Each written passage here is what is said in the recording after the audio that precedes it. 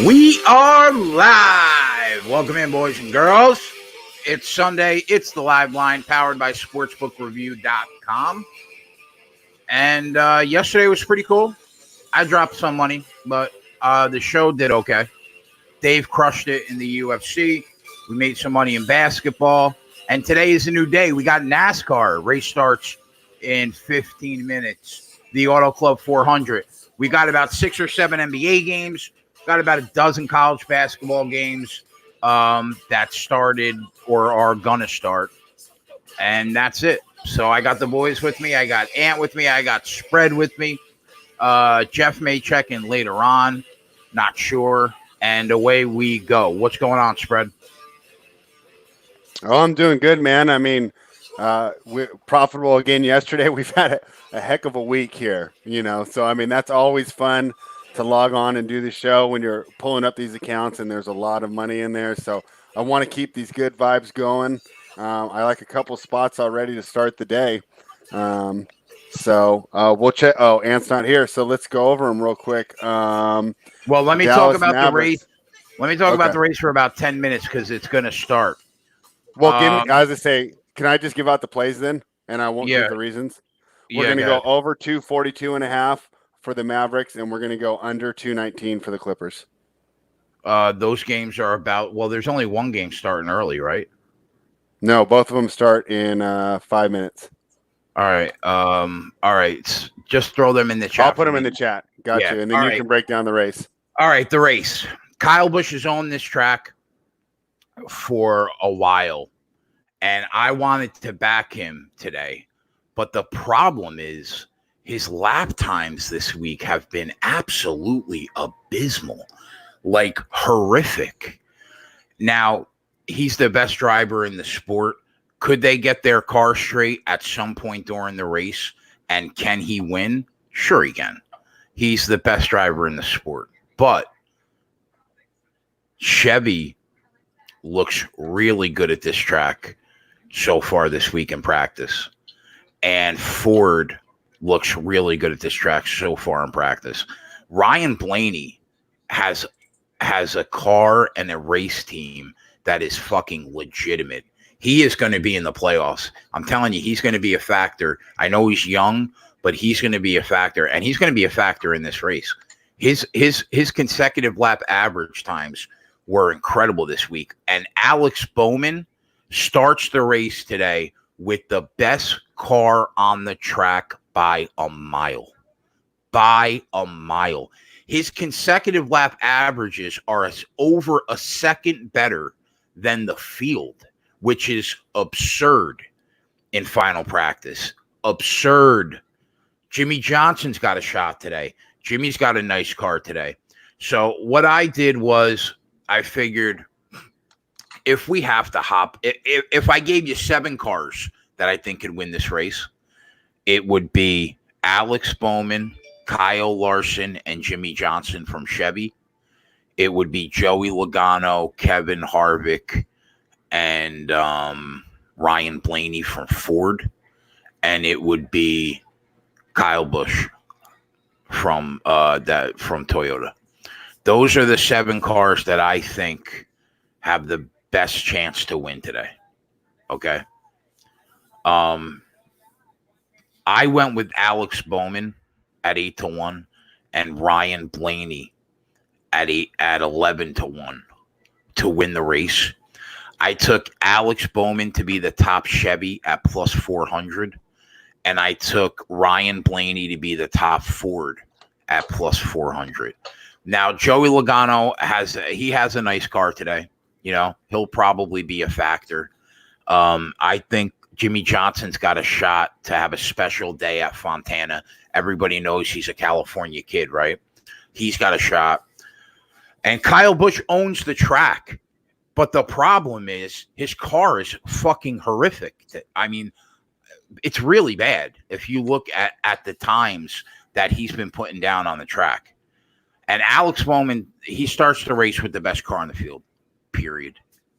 So I went with him at 8-1. I went with Ryan Blaney at 11-1. And I took top Ford and top Chevy Alex Bowman 4-1, Ryan Blaney 4-1. Now, obviously Logano and Harvick have nice cars. Kyle Larson and Jimmy Johnson have nice cars. We'll see how the race plays out. But that's what I went with early. And then you guys know if we have to live bet the race, we'll live bet the race. That's how we do. So those are the cars and the plays that I am on. I'll put them at the bottom. And then spread gave you guys a couple plays in college and the NBA. Jeff said Creighton gets killed and gives up 91. Hate to see that. Yeah, I hope Creighton, the Creighton bus gets the coronavirus on the way home. Y'all need to shut your whore mouths about fuck Creighton. You and fuck your team because they it was cost fixed money today. And you know what? Shame on me. Shame on me. They fixed it. A St. John's boy to fade the fucking team. I get him at match was fixed. Jason. I get him at plus 250 on the money line, and they still fuck me. Okay, 2 for 14 in the first half from 3. Okay, there's no way that happens in the second half, right? Absolutely abysmal performance by Creighton. I messaged Jeff. I said, Jeff, Creighton win this game? He said they're fucking terrible on the road this year. And there it is. So hats off to Ant and his shitbag Creighton. They're fucking terrible on the road this year. Coming off of wins against Marquette on the road, wins against Seton Hall on the road, wins against Villanova on the road. We're going to go down that road. That's well, I mean, if you're going to just make a general statement that they're terrible on the road, why don't your statement actually be accurate when they've literally we're going to defend Creighton today. That's what we're gonna do. You're just crying 14 St. John's team. You're just crying. You're just crying your sad guinea tears because they had one bad shooting performance. I mean, come on, dude. They're still absolutely abysmal performance by Creighton today. It was a bad shooting performance. That is accurate, but nothing else you said has been accurate. Josh CTK says, I started to drink the Creighton Kool-Aid. This team is going nowhere. Any team with a halfway decent three-point defense will easily take them out. What do you say about that, Ant? Lies. I think he makes a good point, though. But I think that's a lot of college teams, right, where a lot of these players can't create their own shot, and they're reliant on dynamic point guards or post play to get the three-point shot open. So I do agree with him there, but I think that actually applies to a lot of college teams. So, you know what I think? I think it was an absolutely abysmal performance by Creighton. That's what I think. Oh yeah, I mean that's not arguable. It's just where we see this team going forward. I think is where we can have a nice little debate. All right, so spread. You gave out a couple totals. Is that what I'm seeing? Yeah. I've been going for the totals market a little bit more as I'm trying to work on this, and probably can still get them live. We're real close to tip, but it's kind of fun. I took the high over and the low under, right? And my idea here is these Timberwolves have been absolutely abysmal on the defensive end, but they're not really too bad at scoring. We thought that without Karl Anthony Towns that they would have problems scoring, but these guys are all NBA players. They can all fill it up, and in fact their pace has increased because they're not running the offense through the post anymore. So we've been seeing huge numbers in these Timberwolves games. Mavericks highest offensive rating in the league. They put the number at 242, but I'm still going over. Other game that I chose is the mainstream marquee game. Did not want to get involved in a side here. Basically because with Embiid and Simmons out, I throw my model out the window because it's just too hard for me to figure out mathematically where to put this. But what I can do is go for the total here because I still think that the totals will be the same. I know that they're going to lack some offensive punch without, their two leaders, and they're a great defensive team. The Clippers are a great defensive team. It's a morning start, early out here on the West Coast. They're starting at 12:30 p.m., a little different for a lot of these guys' bodies. So we're going under here to start. And right, hold on. We're not going to be afraid to middle if we get a chance. I'm putting them at the bottom. So 76ers under. Okay. What was the number? 219. Under 219 at minus 110. Yeah. And then what was the other one? Mavericks over 242. minus 110. Mavs over 242, minus 110. Bada bing, bada boom, betty boop. There you go. Yeah. So, and we're not going to be afraid to go for middles here too, because I think that's a great way to attack totals. And we might have some sides here later on the board because I think my model will be a little more accurate. I just think it was very tough with both these teams missing star players, or both games having star players out. With Timberwolves missing Russell. Russell might be out there. No, I'll he tell is you, out man, there. So, but they're missing Towns, Simmons, and Embiid in Philly. it's been a great week for the show. Up money. Yeah. I dropped a nickel though yesterday, man. That kind of hurt. That sucks. We got the Honda Classic. We got Tommy Fleetwood with a 2-stroke lead the last time I saw. Maybe we'll get into a little golf betting later on, see if we see anything that we like. All right, so let me pull up the SBR odds page, best odds page in the business, and we'll break down the rest of the NBA card.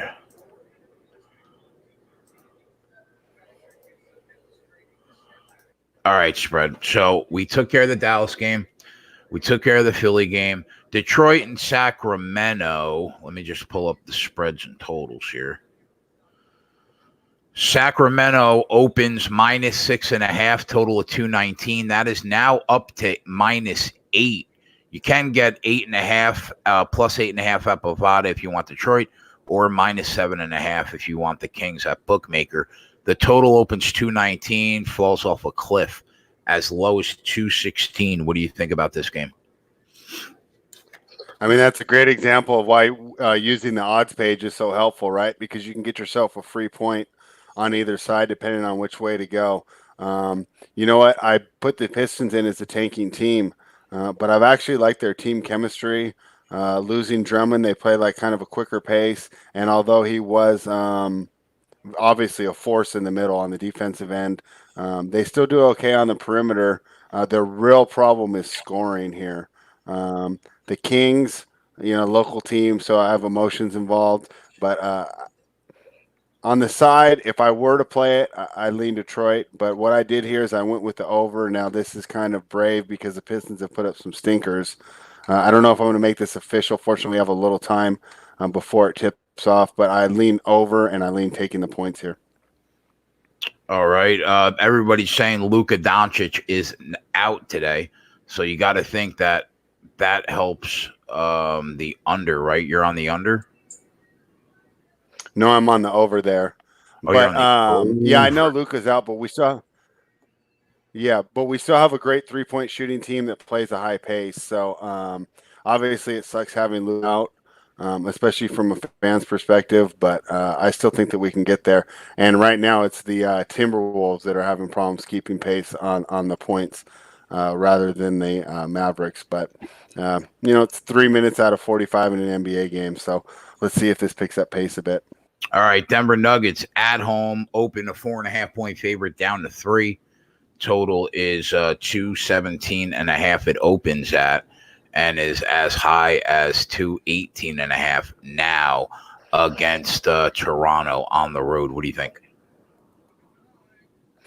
Yeah, I like the Nuggets here. They're a great team at home, and matchup wise, I think they're going to take advantage of the fact that Marc Gasol is still out. That means that Siakam and OG Anunoby have been kind of getting the small ball center role, and I think that's kind of horrible to go against a big guy like Jokic who likes to use his size to get position, which means that Toronto will be left with the unenviable decision of trying whether or not they're going to just let Jokic go one-on-one and make a lot of two-pointers, or if they're going to try and double him. But if they double them, the obvious drawback is that they'll leave themselves open to some three-point shooting. So I really like the matchup here, and I like Denver at home in an afternoon matchup with the altitude. So, it's funny when I stayed up because I didn't want to have to get up early to send the article. So I hit the very, very opener at -5. Money's coming on the Raptors. So if you do like the Nuggets, this is a cool situation where you can get a better price than the one that I gave out in my article, and that's the Nuggets -3.5. Lakers on the road against the Pelicans. Zion and LeBron go at it again. Lakers open up a 2.5-point favorite on the road. That gets bet down. Pelicans now +1 in most spots. The total opens 233.5. It is as high as 235 at Pinnacle. What do you think about this game? Let me see. I got to make sure. I don't know if we're going to get. I got to see the lineups on this game real quick. So I was working on the internet again this morning, so I'm a little behind as far as capping all the games, but I wanted to make sure I had at least the early games covered. Let's go ahead and check out and see if we have a lineup announced there, because that line screams to me that we're not going to get the same lineup. And I'm going to the wrong site here. Yeah, when they played, the first time they played, what was the line? Like 7.5, I think it was, right? No, it was bringing up bad memories here. We got it at +8.5. They're sitting there at 8, right? And who was it that missed the free throw? Pelican player missed the free throw, and there's only 10 seconds left in the game, and they foul. And the foul leads to having no cover, and that was an article play for me, and I was on it heavy, full unit, so I had a nice money, and that was that was one of the pitfalls of the NBA, and it was a game that reminds me of why the NBA will never be bet on like the NFL, because there's so many bad beats like that just stick with you. And I don't see an official lineup for the Lakers. I see that Caruso is questionable, Green is probable, and Davis is questionable. So let's go back to that game when we get an official lineup. I thought the line seemed short. I was surprised. That's what made me think that there's an injury. What's up? Well, you got the 76ers up 11 on the road against the Clippers, and you're still getting +300 on them live. They're an abysmal road team, though. Yeah, a really bad road team. And the other situation we have here is no stars. So I wouldn't even jump in on it. I mean, have to carry the lead for at least another 15 minutes of game time for us to even get plus money on the Clippers if we're going to even try and arb it. So I would leave it alone. Okay. Oh, halftime in El Plastico is 0-0. So let's go one more half like that, and I'll be ecstatic. Golden State at home catching 6.5 against the Washington Wizards. The total 231.5. It opened at 228.5, but the total's up 3 points. The line has stayed the same. What do you think about this game, Fred?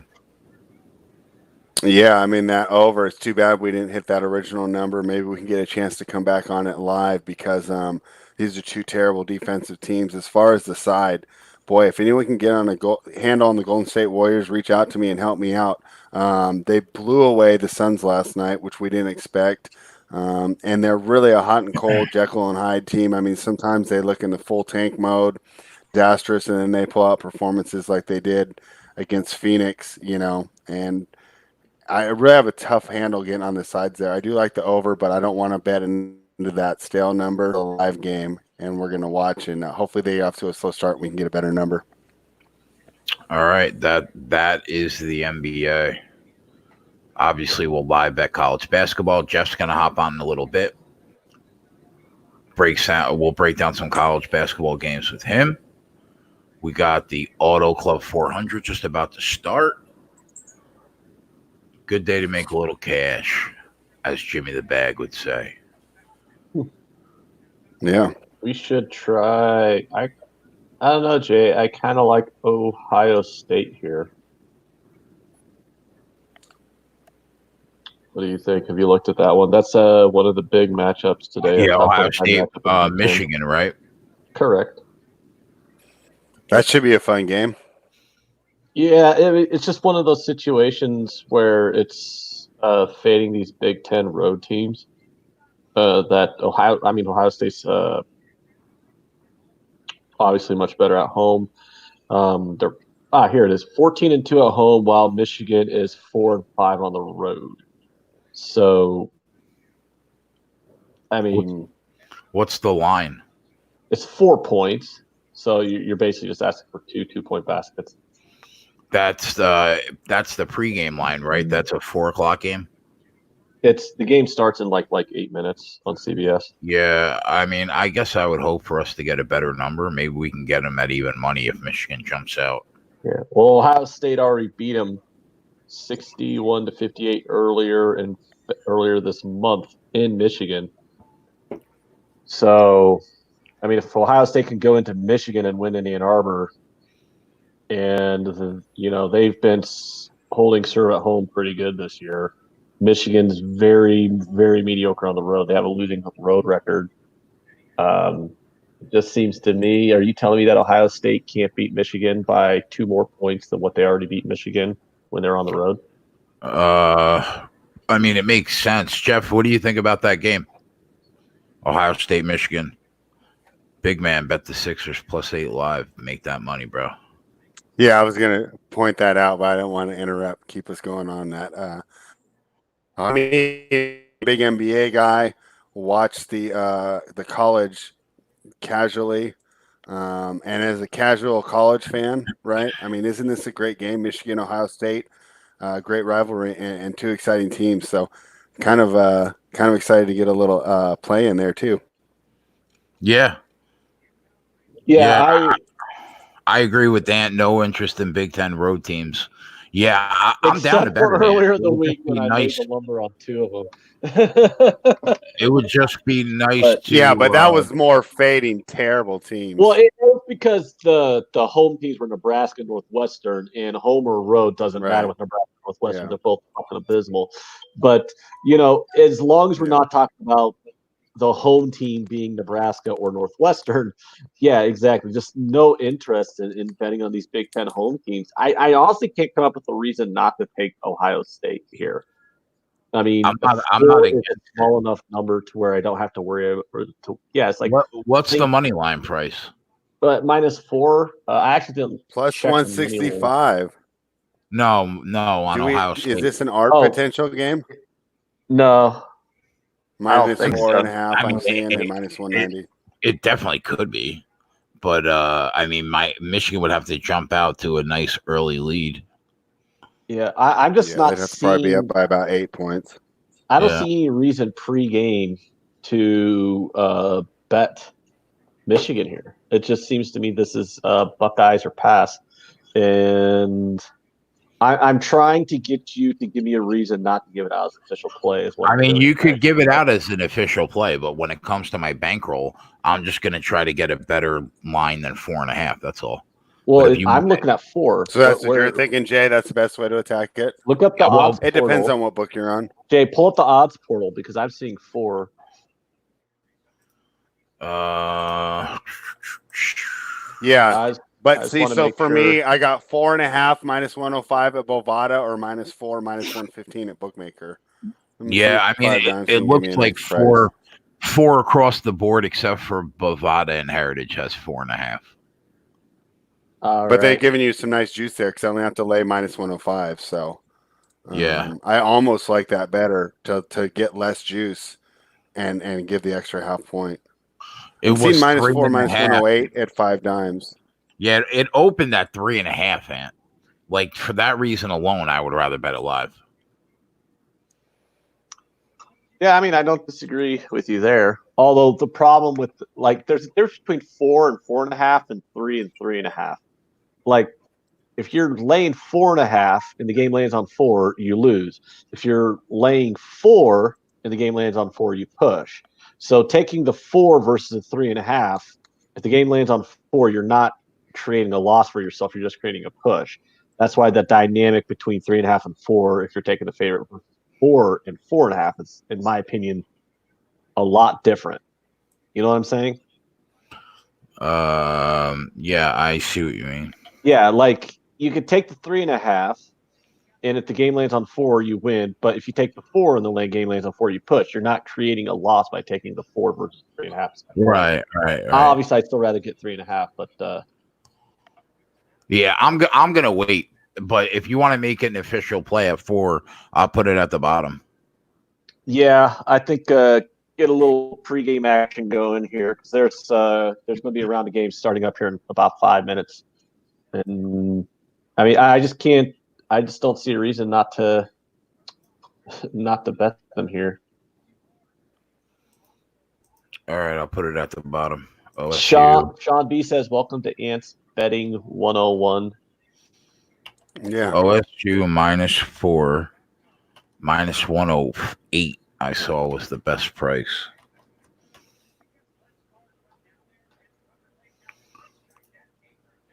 All right.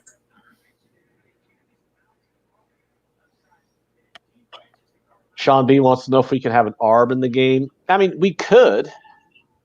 Yeah, that was my question too when I saw it. I love those 4-point spreads now, like from doing this with you guys. A 4-point spread immediately just screams ARB to me because it's perfect because you get that plus 150, plus 160, but then the underdog really only has to be ahead by like 8 or 9 points, or up ahead by 4 or 5, which is an 8 or 9 point swing on the closing line to get the ARB.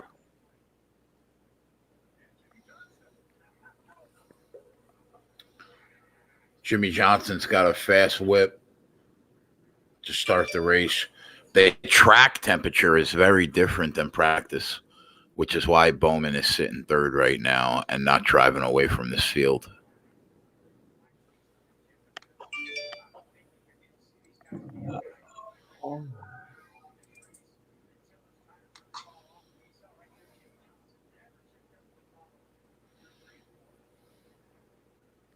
Yeah, so Sixers are off to a hot start. I don't know if this is going to keep up. If you didn't get the game pregame, I don't think I'm still pretty feeling solid though. I think this could be a good spin on the under if you're not already on it. You have Bowman at plus 3,700. Are you missing something? I mean, he was plus 800 this morning on FanDuel. So that number is wrong.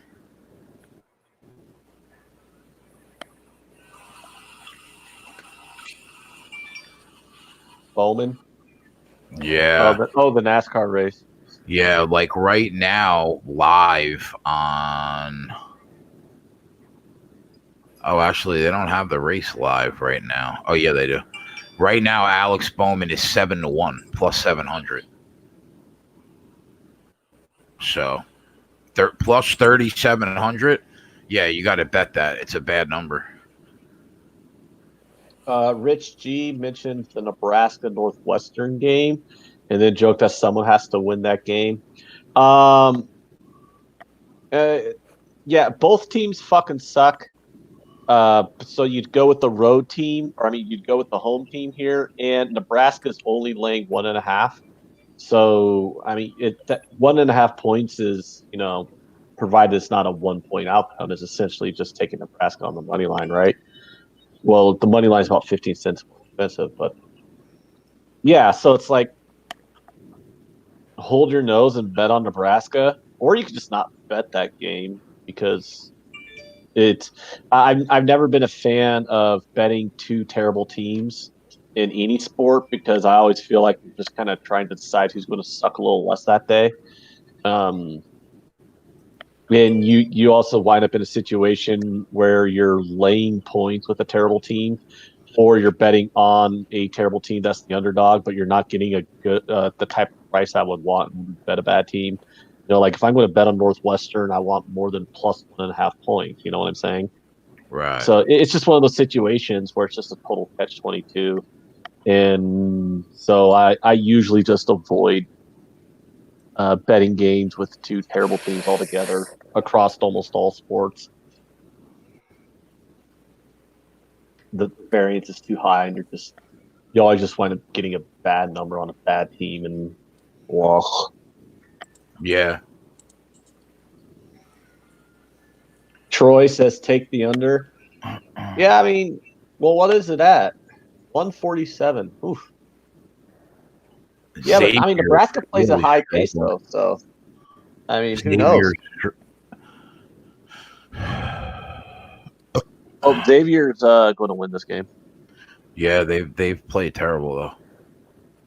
Georgetown's just a shitty team. Yeah, Georgetown's down there with St. John's, and both of them are just above DePaul. Do you think Patrick Ewing's going to get this Georgetown team turned around? I don't know. I have no idea. I mean, don't you think Patrick fucking Ewing should be able to? Oh, Alex Bowman took the lead, and he is out. Second, he's got a second on the field. Aren't we like 20 minutes into this race, Jason?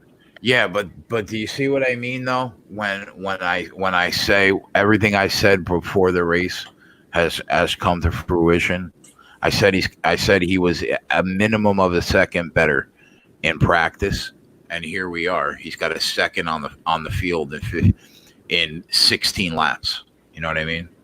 Mm-hmm. But yeah. I mean, he could cut a tire, go into the wall, and it's all for fucking naught. You know? Yeah, I think you bet Alex Bowman to win the championship. I think he was around 40-1 to win the championship, Diego.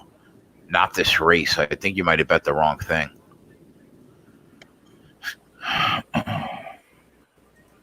Well, now we got to root for him to win the championship, don't we?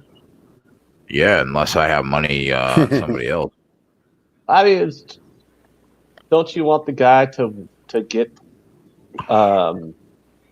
I mean, you know, in his back I pocket? like him. He seems like a nice dude. I like my wallet better though. Jesus. Whatever. Everybody likes their wallet better. I mean, of all people to give me shit about that.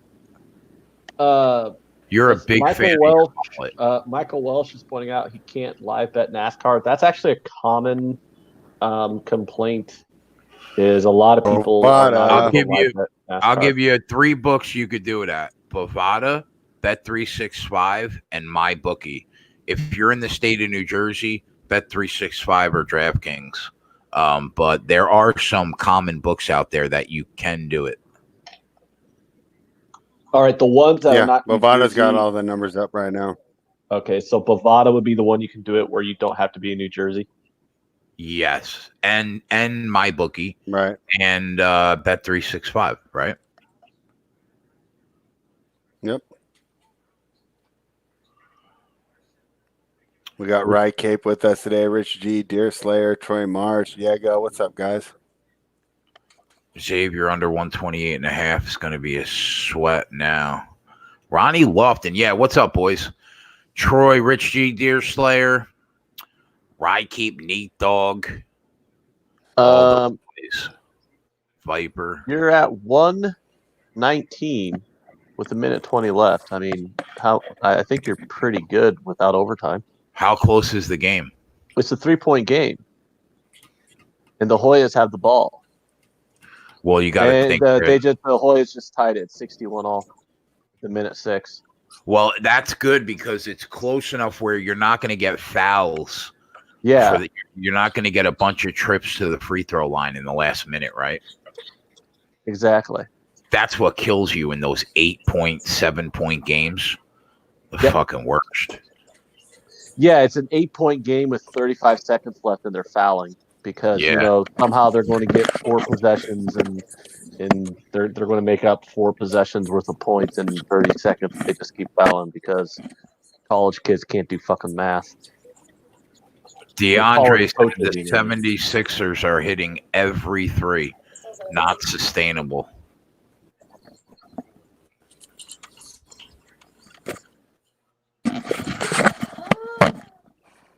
They're up. They're going to finish the first quarter up about 5, it looks like. Yeah, and what are the Clippers still like minus 600? Yeah, I'm seeing minus 800.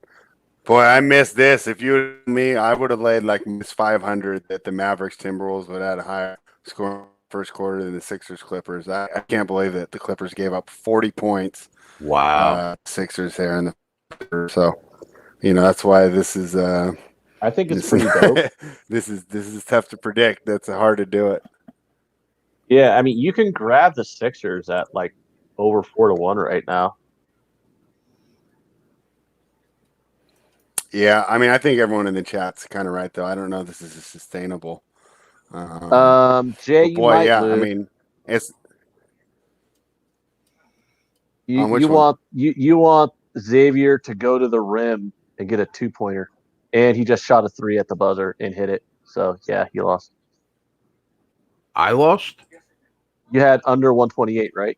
No, I was reading something in the chat. Oh, I thought you had under 128. Oh, why did that guy lose his bet? Yeah, Xavier hit a 3 with 3 seconds left to make it Oh. 69-63. Oh, I thought that was your bet, Jay. I'm watching the game. that blows, man. Sorry, whoever that was.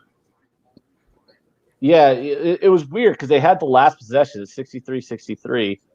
I threw another 100 on Bowman at 7-1. And is that a good one? We're in the 50th minute of El Clasico. in. It's still 0-0. So El Clasico? Can you talk to me in English? I don't even know what sport that is. It is the matchup between footy. Real Madrid and Barcelona in La Liga. Oh, it's 0-0, you said? Yeah, in the 50th minute. I'm on the under 2.5 at plus 130 or plus 125. A lot of books have plus 130. That's got to look strong right now, right? I mean, it is, but, they can also score 3 goals in the last 40 minutes. I mean, for some reason, like the second half in 0-0 matchups, I mean, I've had unders looking like they're cruising before with it being 0-0, and then it's like 3 goals in the 80th after the 80th minute. So you never know. Yeah, we've seen some god awful like extra time beats too. Yeah. Yeah, I'm still a little irritated about some of those extra time. That my last extra time bad beat is still sticking in my craw.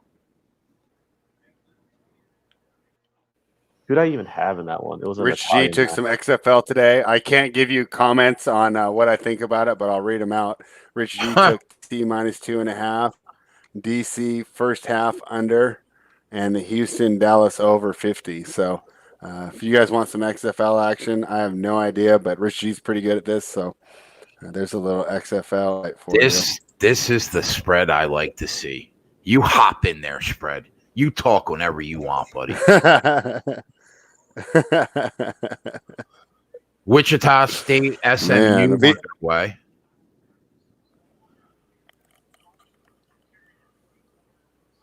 College basketball. Rich is on SMU, Northeastern, OSU. Yeah, I thought SMU was the side in that game too.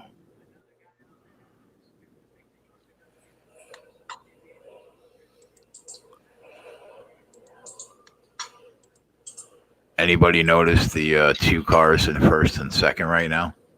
That are they the 2 guys that? Yep. Alex Bowman's got a 3-second lead on the field. Blaney's in second by a second. If only these cars would stay like this the whole race.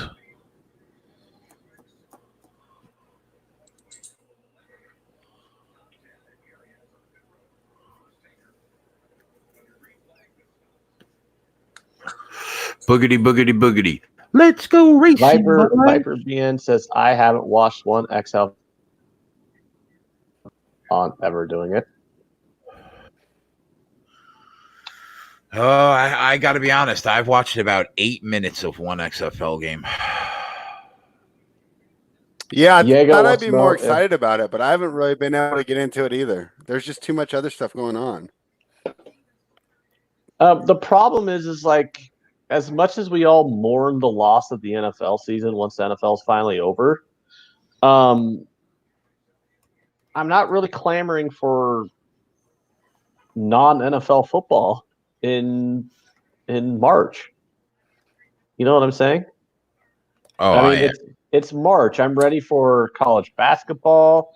I'm ready for the baseball season to start.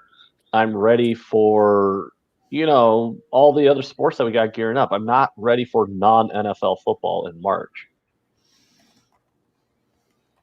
Yeah, and it's funny. I actually ended up watching more AAF, and I actually, from what I've seen of the XFL, it seems like this is better than we saw in the AAF. But maybe because of getting burned, where I kind of got a little bit invested, and then they pulled the plug on us.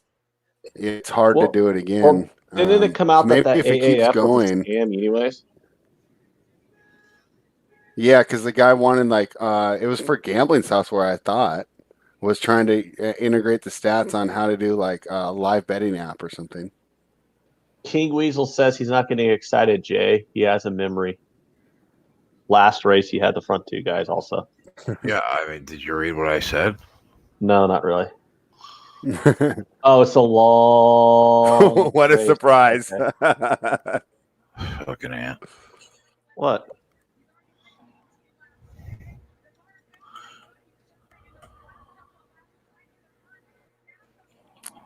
Deer Slayer's giving you a comment you like there, Ant. I won't read it though for Jay. I read it. I enjoyed it. I figured that would put a smile on your face.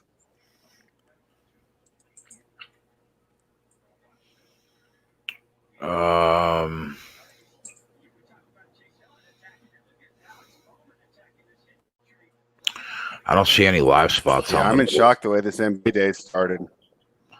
Yeah. Yeah, same here. I'm kind of surprised. I'm almost like shocked at how badly I misread these first two games. They're actually sitting at the even totals right now to bet them live, and they closed 22 points apart. So books are a little bit surprised as well too. So I guess when you're running a model-based system, these things can happen. So NC's actually enjoying the XFL. I mean, that's good. I think it could catch on. I think if it caught a little traction and the players came back for a year or two and we started to get to know the backs and I think it could catch on. I think I just got a little AAF burned me, so I'm a little hesitant to get invested again.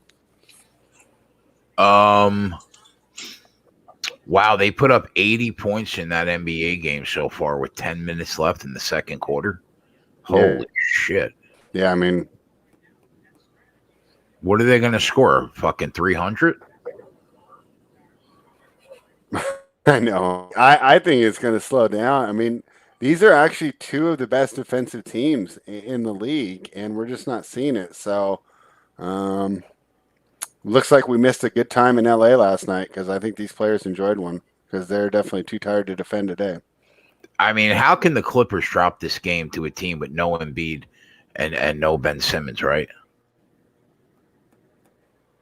And I don't think they will. That's why when they were down, to plus 400 or whatever, ahead by 11 points, it just makes sense. Maybe they will come back to earth. They've been shooting fantastic, so maybe we missed a little bit of an opportunity to lay that 7.5 earlier, what it was down to. We'll keep an eye on this game, and maybe we'll get involved in the side a little later if it keeps to be a close game, because I think you're right, though. I think the Clippers pull this out. I mean, Yeah. well, they already took the lead. What about the other NBA games? Do you see any spots where it'll go back and forth and we may have a shot to grab that plus money on each side? Yes, the two games I'd be looking at for that would be the Raptors, Nuggets, and then the Lakers. Yeah, I was thinking that too. I was thinking the same thing. Ohio State, Michigan started. Oh, yeah. Yeah, if Michigan gets a bucket here, Jay, you should be able to get -3 on Ohio State.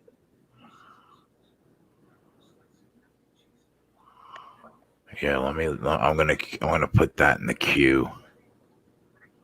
No, they didn't get it. Coming back the other way. Wow, they're shooting 70% combined.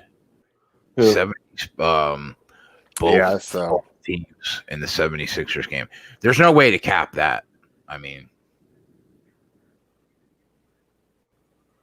Yeah, now I'm watching him hit a contested 3 from 3 feet behind the arc. So, the fans are getting a show today, and I thought these two guys out. I even sent a little tweet out about it. This is the marquee matchup, and I'm sure they didn't want it. Well, these guys can't miss. I'm sure they didn't want it to be a game with a 14-point closing line. I'm sure, when they made the schedule, this was going to be, a potential finals preview. And with those two players missing, I thought that we might have a stinker. Boy, the Sixers are playing pretty well, especially for being such a bad road team too.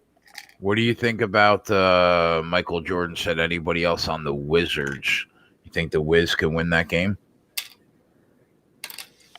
Yeah, I do. But like I said, like this Warriors team is of banking teams, I think the most Jekyll and Hyde out of all of them. I mean, they looked pretty good against Phoenix in their last game, and then but I've seen that before, and I start to believe in them, and okay, they're a good young scrappy team, this and All that, and then right. they just laying eggs. So I'm afraid to get involved in it. Definitely not laying six and There a you go, half Jay. with a Wizards team that can't defend. What'd you get, Ant? I was able to grab Ohio State -3.5, -105 live after Michigan just hit that 3. But didn't you bet it when Okay, we there made you go. it official at 4? I forgot to bet it because I was watching the Xavier game. Oh, Right. I was watching the Xavier. I mean, I was actually looking at it. I'm like, oh, I haven't bet it yet. I'm like, wow. okay. But I got an extra half point in lower juice. Yeah, they're -2 now. Yeah, I should have waited again. Yeah, because Michigan went back down the court and got a basket, so 7-3 Michigan. They opened +163 and they're +105 now.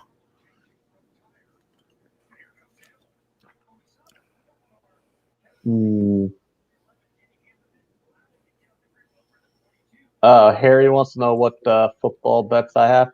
I'm on the under in the Madrid Barca game.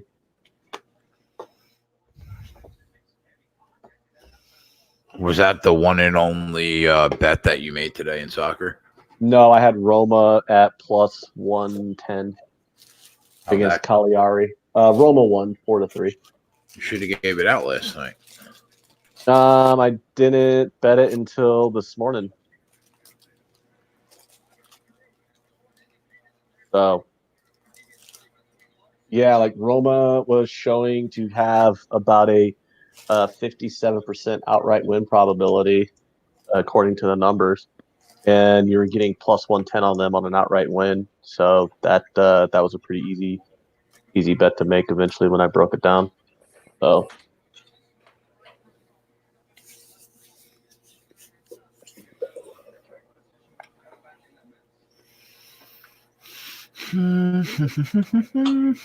All right, we're in the 62nd minute. It's still 0-0, so let's go. Let's go. Do you ever bet soccer live, Ant? No, I actually can't bet it live on the book I use on my computer. I have bet it live though at the casino because the casino kiosks allow you to bet it live. So I have done it a couple times at the casino, but it's interesting. Ant, when you join us in the offshore world, you'll be able to.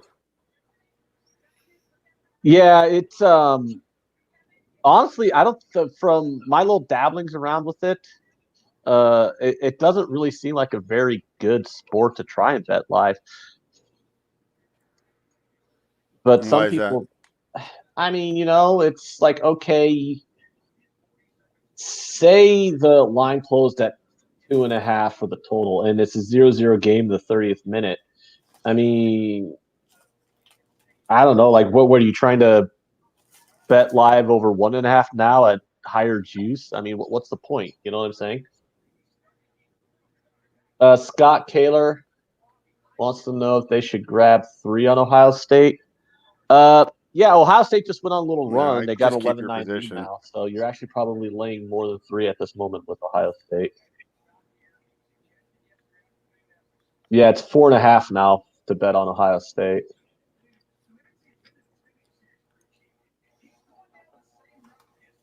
The Clippers have had the lead the entire first half, and they've never fallen below plus 270 on the money line. You mean the Sixers? You mean the Sixers? Isn't that what I said, Yeah. the Sixers? No. Oh. I don't know. You know what I mean. The 76ers. The 76ers have never fallen below plus 270 on the money line.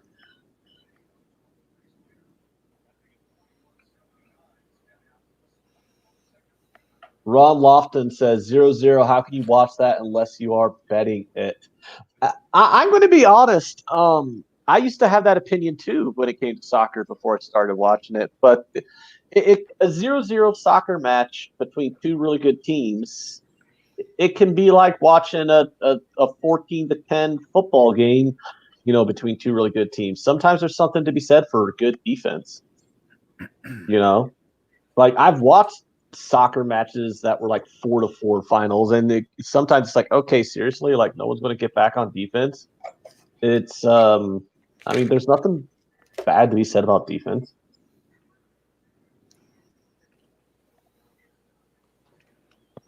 UTSA is up 2 with 11 and a half minutes to play on UAB. Harry Doherty says bet the under a half goal right now, worth a shot. Depends on the number, but I wouldn't be against it at the moment. Right now, the draw live is showing a 44% probability. Real Madrid, 33% probability. Barca, 22% draw probability. So if you can still get good plus money on the draw, that might be worth grabbing. Because the draw is close to 50% probability at the moment, with it being 0-0. I feel like this Wichita SMU game might be the best game on the board today in college to grab both sides.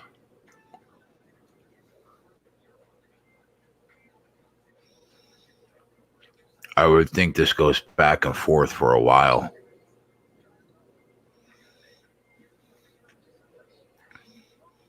How's the race doing?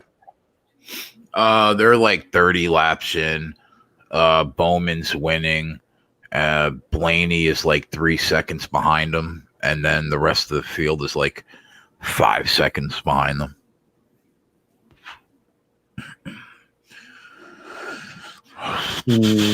Northwestern and Nebraska is probably a good game too. Two fucking god awful teams that probably go back and forth on each other all game, right?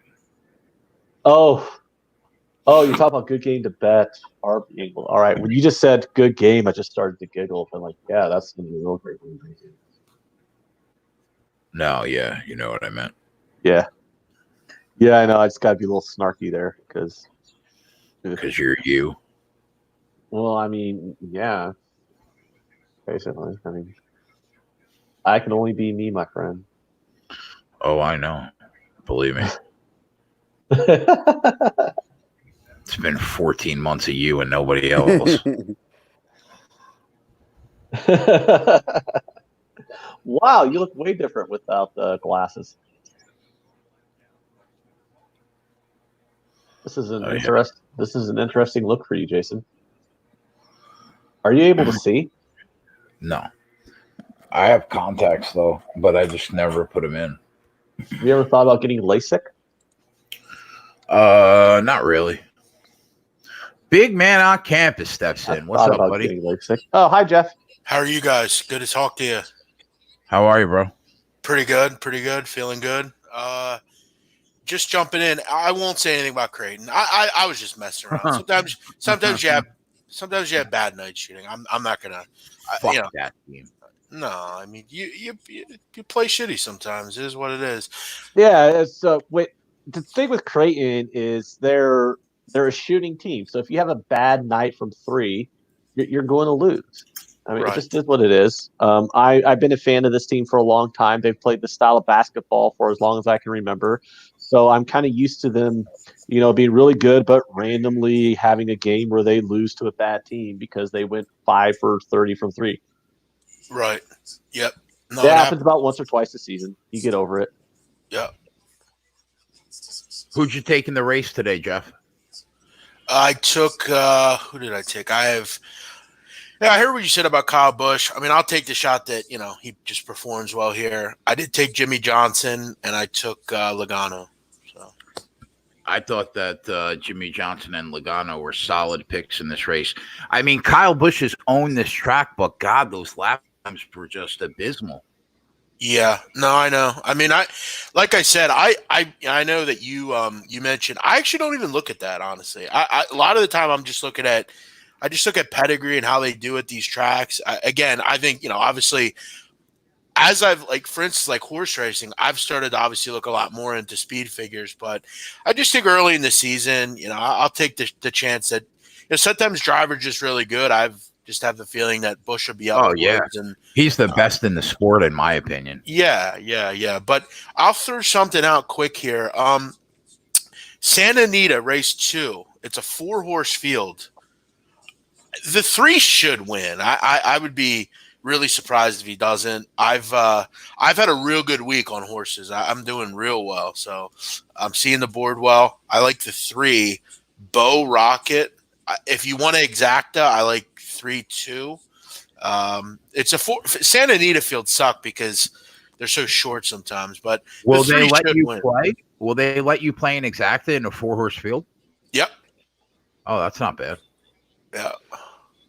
I'm Yeah. not boxing it either. I'm just You killed it today again, man. That's fucking awesome. Yeah, I just hit a pick 5 at Aqueduct. I have a pending pick 4 at Gulfstream. I'm only 1 race in, but I did hit it. So yeah, I'm just trying to. You want to make that an official play? I'll go grab a little horse icon. I mean, the horse is 6-5. I mean, I would like to give you guys some better prices. So I don't want to. I guess if you want, you can, but I just don't want to feel like I'm only giving out favorites. But the horse should win. I mean, he's better than this field. Anything in college basketball that's going on right now or hasn't started yet that you think is a look? Well, I will tell you. I mean, last time I came on this show, last Sunday, I think all you guys were on. We bet on Stanford. We bet did a couple different times. I got to be honest. I like them again tonight, first half and full game. I think the money line's possible first, for the full game. That way you don't have to screw around with the points. But Stanford is really good at home against the spread in the first half. They've been really good. They've been coming out with leads. They're generally up in those games. So another conference game. Oh yeah. You got conference game here. Colorado. The last time they played, Stanford lost, but they were without one of their starting players. So I kind of take that one and put it in the back pocket. I think they're the better team tonight. Defensively, they're really good. I think they have some good matchups here. So that's going to be something I'm gonna definitely play tonight. I heard quickly Santa Anita. What was it? The 3. In what race? Santa Anita race 2. It's about to start. So I mean, if you want to get your I got it. I got it. I put it. What was your pregame thought on the Ohio State Michigan game? Did you think Ohio State was the right side? I agreed with Anthony on his comments. I believe he said he didn't like road team. Look, I like Michigan with Livers back. I think they're a Final Four caliber team if they can get all those guys playing at a high level. I think they're really good on defense. But again, you're not going to find me betting a lot of road teams in a Big Ten, no matter what the spot is. Ohio State's just seemingly been a bull at home, and I don't know. I kind of like the under, frankly. I probably would have, if I had to bet anything, I'd probably bet that just because this game seems like, a low scoring, slobber fest, knockdown, drag out game. But I didn't wager on this game. Comments in the chat. Do you like anything in the Louisville game, BMOC? Do I like anything in Louisville? Let me get my number up. Yeah, Louisville's weird. I mean, you're not going to find me laying double digits with that group. I think, if you've watched them this year, it's just been so much inconsistency. Yeah, they've basically been off a week after that horrible loss. You have to figure, I would imagine Chris Mack really took it to them in practice. I feel like if they're going to figure it out, it's tonight. Virginia Tech is very 3-point reliant. I talked about them early in the season. I don't know if there's many teams that are more one-dimensional than they are. I mean, you look at I don't know if you guys follow like point distribution metrics, but I mean, basically teams are ranked on 3-pointers, 2-pointers, and free throws, obviously, and how they score points. I mean, Virginia Tech is 7th in the country as far as point distribution from the 3-point line. They're in the 330s and 340s in the rest of the metrics. They're very reliant on the 3-point shot. They're on the road tonight. I get a feeling this one gets ugly tonight. So basically, if they are not making their 3-point shots, they are in trouble deep. Correct. And, you look at Louisville's numbers defensively, they're quite good against the three. I mean, all season they're, I think, top 35 in the country. So, yeah, I mean, and generally, Jay, I will make this clear. I mean, I'm not trying to be rudimentary or basic, but teams generally don't shoot well on the road. So right. I'll bank on that. So, there you go. Cool. See, this is why I don't want to bet these fucking 6-5 favorites. Fucking clown horse. Fucking horse can't even – he's going to finish last. Fuck, man. Hate these shitty fucking 4-horse fields, man. But, yeah, to basically point out, I think Louisville could be a little pissed off tonight, to be frank. Yeah, I like that. I mean, you have to figure they would be after that collapse about a week ago. Yeah. Ohio State, Michigan's been a pretty good game so far, 15-14, halfway through the first half. I mean, you got to be a totally gutless horse to finish last as a one. I mean, seriously, how does that even happen? In a 4-horse field, you finish last as the fucking odds-on favorite by a one. I honestly, bro, I love the emotion, bro. I really do. And I mean, there were 4 horses in the field. One of them was 8-1 in a 4-horse field. I mean, in a regular field, he'd be 99-1. I mean, what the fuck, man? Yeah. It's pathetic. I mean, what a joke. But you got like $1,000 on that race? No, I bet decently big on it though. It's like, fuck, man. Come on, Anthony. It's the point. I'm losing money on a fucking favorite, a lukewarm 1-1 favorite. Fuck. Yeah, man. and even money favorite in a fucking 4-horse field. And I'll tell you, this is why I don't I very rarely bet them anymore. Like give me at least 3-1. Like I'm done with these fucking. And I always notice like when you don't tell anybody, like when you don't give it out, I win. You're fucking no, gold. I know. That's the thing. On these streams, it's literally no, I'm not kidding. Like I've had 2 pick 5s this week that I went on Periscope and I signed off. I sign off and win. Like I'm seriously sick of like giving these because it seems like everyone bets it and the fucking line just plummets. Yeah, I'm getting acid fucking feels on some of these giving these out. I'm not giving any more out. Fuck it. Yeah, that's fair. Yeah, tell people to get off your lawn. Yeah, get off my lawn. The handle on these races is so small that if you give it out, people coming in is going to move the line. Well, Santa Elite is decently big, but I hear your point. Like if I give out a race right now at Golden Gate Fields, like.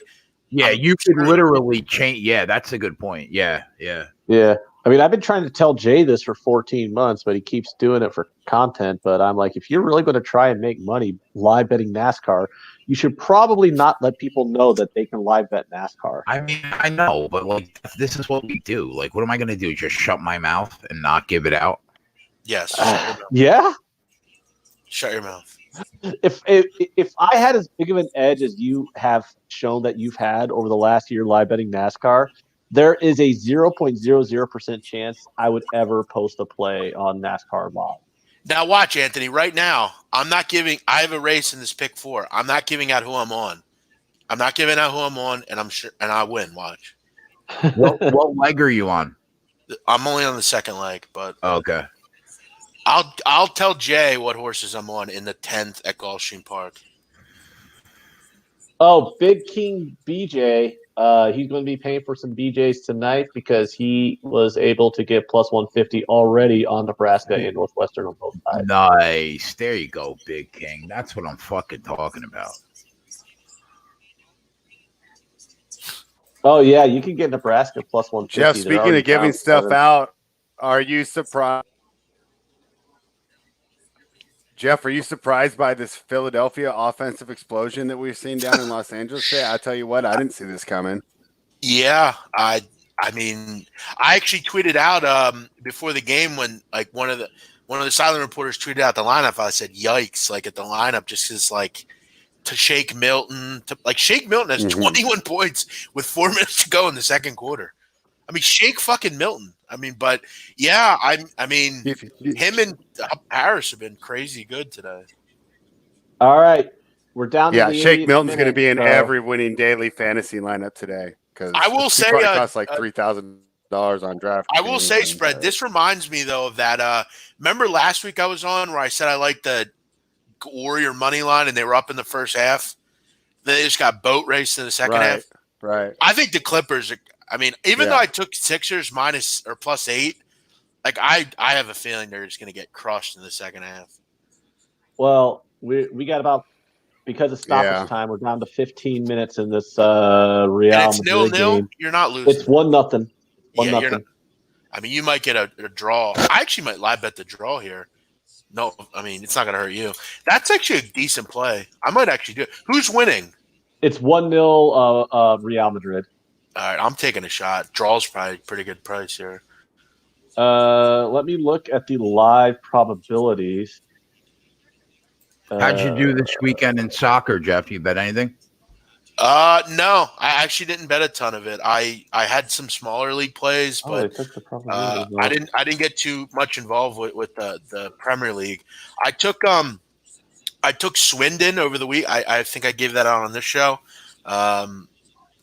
But it got postponed, so that sucked. Occasionally you'll get postponements in some of these small leagues because of the inability to handle some of the weather and shit like that. Well, you're getting postponements now because people are all getting that beer virus. Well, I think in England, sometimes they like in these like League 2 matches, which is like 4th level, they have like these pitches that are just like kind of, I mean, they're really understaffed and small, so. Yeah, they're like little fields in a park, probably. Correct. All right, I can get plus 428 on a draw here. I'm taking a shot with that. Wow, that's pretty good. How much time's left in the match? It's 81st minute, I think. Yeah, it's in the 82nd minute plus stoppage time. I mean, so we've seen about like 12 minutes. So basically, it's plus 4 something that Barca gets a goal. Yeah, we've seen crazy shit go on. Yeah, we've seen crazy shit go on in these Clásicos. So I'll take a shot here. Maybe someone comes on and hey, I got Barcelona. I got fucking some of the greatest players in the world. So I'll take a shot. Yeah. Yeah, I think I went against the market here by taking that under. Like I could have gotten under 2.75 at minus at about even money, and I'm like, no, I'm going to take 2.5 at plus 125 ish. I mean, I'm going to get Messi and Griezmann. I'll take a shot. Wait, did Griezmann come off or? Yeah, but Barcelona, though, we talk about Big Ten teams on the road. Barcelona is not Barcelona when they're on the road. Yeah, hopefully get lucky here. Sixers are hanging fucking tough here. Jesus Christ. Yeah, what'd you get? Yeah. Grab the +8? +8, yeah. Yeah, what's going on in the Sixers game? They're up by 1. Okay, they're up by 1. Good, because I had them when Spread told me not to, but I did it anyways. I wound up grabbing them at like plus 400, but I only threw $20 on it, so it's not like I care if it loses. But I threw like $20 on that plus 400. You know what's crazy, guys? Real quick on you were just mentioning that coronavirus.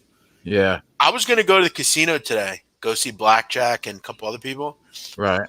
I didn't go. Like I was like, I'm not gonna go if I don't have to. Like. Plus, if I'd go up there, I'm sure I'd fucking get crushed. So it's like getting fucking scary out there, Joe. Come on, Ohio State. Yeah, like they're up 7. The less time I have to be out, like I will. Like I'm not gonna. Plus, like I don't know if they do it in Jersey, but like I don't think they do it in Atlantic City. I know they don't. But like Hollywood Casino, like their sports book is just like literally every fucking person smokes, and they just sit there and fucking. Somebody said that from the point that we ended our show last night to the point that we came on today, 5 more confirmed cases in Toronto. Yeah, I mean, look, 5. I mean, we have to remember there's like how many people live in Canada? Like, yeah, well, there's like 330 million half in the United Canada's States. Population is yeah, but when you go 5 confirmed cases in Toronto, you got to remember Toronto's like one of the 10 largest cities in North America. So like, oh my god, 38 5 million people in Canada. Yeah, 5 people in a city of 5 million. I mean, yeah, I get it, but it sucks. It's like if you hit the coronavirus lottery, but Jay, you're more likely, like, the flu is like the flu happens every year, and we don't get this mad about that. Yeah. Yeah, like, yeah. I mean, I see your and Ant's point. Anthony holds the same opinion on it. I'm not saying like I'm not worried about it. I'm just saying, like, how many times in our lifetime have we seen, yeah, all this different shit? And I was watching that thing today that, like, I don't know, like that doctor. It's been going around. He like explained in like 2 minutes what it is and how it's transmitted. And it's like, you don't, like, you see all these people wearing like masks and shit. It's like, just you're wash not your hands. Yeah, it doesn't just go Wash through your the air and fucking you just get, like, just wash your fucking hands. I mean, when people talk to you about like, ooh, how do you not get the flu? I don't know. Wash your fucking hands. Kevin Taylor says, don't touch your face with dirty hands. Kevin Taylor don't says, have children. That's a good one.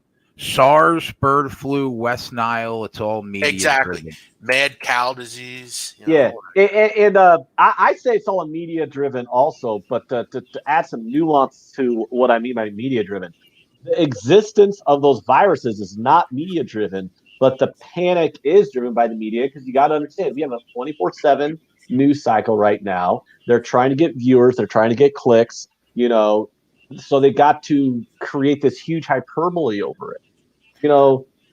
They're talking about like, oh, it's going to be a pandemic, and 70% of the world's population could at some point get it. And then if you like do the math of 70% of the world's population got it, you're going to have like 60 million people dead. I feel bad for the older people. Like, my mom's all nervous about it. Like, you know what I mean? But Big King says 100,000 people die each year from the common cold. God, this fucking stream is mush acid. Fuck, man. Oh, yeah. I lost. But, I was, like, he was saying about washing hands. Like if you're in Penn Station, Jay, and, like, you're walking around and, like, you haven't washed your hands in a while, and you're, like, touching your face and nose. Yeah. Like, then maybe, but it's like. Yeah, it's just, like, everyone goes into panic. And I'm not saying a lot of people aren't going to get you, and then you're going to have, a decent amount of people are going to die from it, but you got to put it into perspective. There's over 7 billion people on this planet. Even if the worst case scenario happens of 50 million people dying, which they say is the worst case scenario, and I will go out there, even my assholeness is going to say, hey, 50 million people dying is a terrible tragedy. It's still like 1% of the entire population or less, and that's their worst case scenario. So can we stop with the panic? Spread is all right, come on, we're down to the wire. 89th minute. Is a 76ers team that's horrific on the road without Embiid and Simmons going to beat the best team in the West today? I don't think so. I kind of think what Big Man said earlier. I was even looking at the Clippers -7.5 for the second half.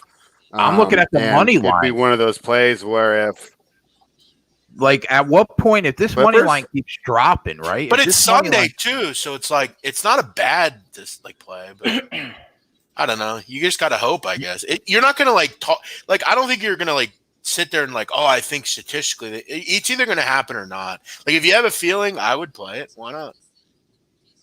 Yeah, they're plus 330. The things that they continue to shoot like this, I'll lose the bet, right? But I mean, yeah, exactly. What are you seeing on the money line, Jay? Right now, 76ers are plus 330. I'm looking at, and the Clippers are minus 455. Yeah, I got plus 400. Yeah, like if the money line keeps that's not dropping. bad. I'm seeing minus 700. Yeah. Oh wow! Now but that's what I mean. Like if this is a close game at the start of the now, so we fourth, have halftime lines on the game. at the start of the fourth quarter, if it's close, Yeah. like I don't know, is it worth a shot to lay it at a really reduced price? Yo, Anthony. Here's a question that I had because I'm looking at the halftime lines. Are they going to score 109 points in the second half? You got 100 in what? 100. You got 142 points in the so first far. half. Wow. Yeah, you got 142 points in the first half. Yeah. Are they going to have that big of a drop to where they only score 109? Is the pace going to slow down that much? I mean, obviously they're not going to have another 100. I mean, they're 30 points off the closing line right now. 30 points higher than the closing line. So I actually don't have an opinion on the total anymore. The good thing is I don't have to worry about a bad beat. That one's already out of mind. So, right, I'm not going to be sweating. It's not going to be like that Pelicans-Lakers disaster a week ago. But I'm not getting involved in the total here. I think that if I'm going to reattack this game, I'm going to look at the side. And maybe even if the Sixers, because now into the third quarter, it'll be the time the spread much more correlated to the actual score, not the closing line. The Sixers get up to a 6-point run to start the third, and you might be able to just get the Clippers at like minus 3.5. And I think that would be the best way to attack this game. Yo, Anthony. Yes, sir. All right, I only want a one-word answer. Don't no diatribe. Just tell me. I just had a quick question. No diatribe. Okay, who do you think is going to win the Democratic nomination? One word. Oh, Bernie. There's no way he wins. He can't. He would have no shot against Trump. If the It's got to be Biden. Biden's the safest guy. You're saying to get the nomination though, not the How's election. Biden not the safest guy though? Seriously. How the fuck is Biden safe? He can't even form a coherent sentence. I don't know about that. I mean, but what I'm saying, like policy-wise, he's the safest. No, he's Jeff, also not. Biden is the status quo guy. I bet Anthony $100. Everyone being on status quo is the reason why we got Trump in the first place.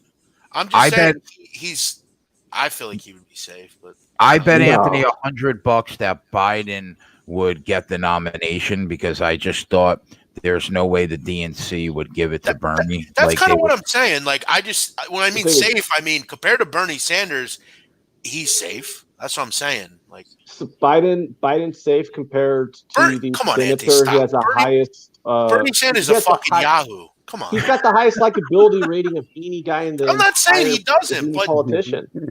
I'm not saying he doesn't. I'm just saying like his policies are fairly wild. Fairly moderate on the worldwide stage, yes. Policies are fairly moderate on the worldwide stage. Yeah, if you're poor, he wants to, everybody should love him. But if you have money, he wants to fuck you. Yeah, the problem is like less than 1% of the people in this country have money.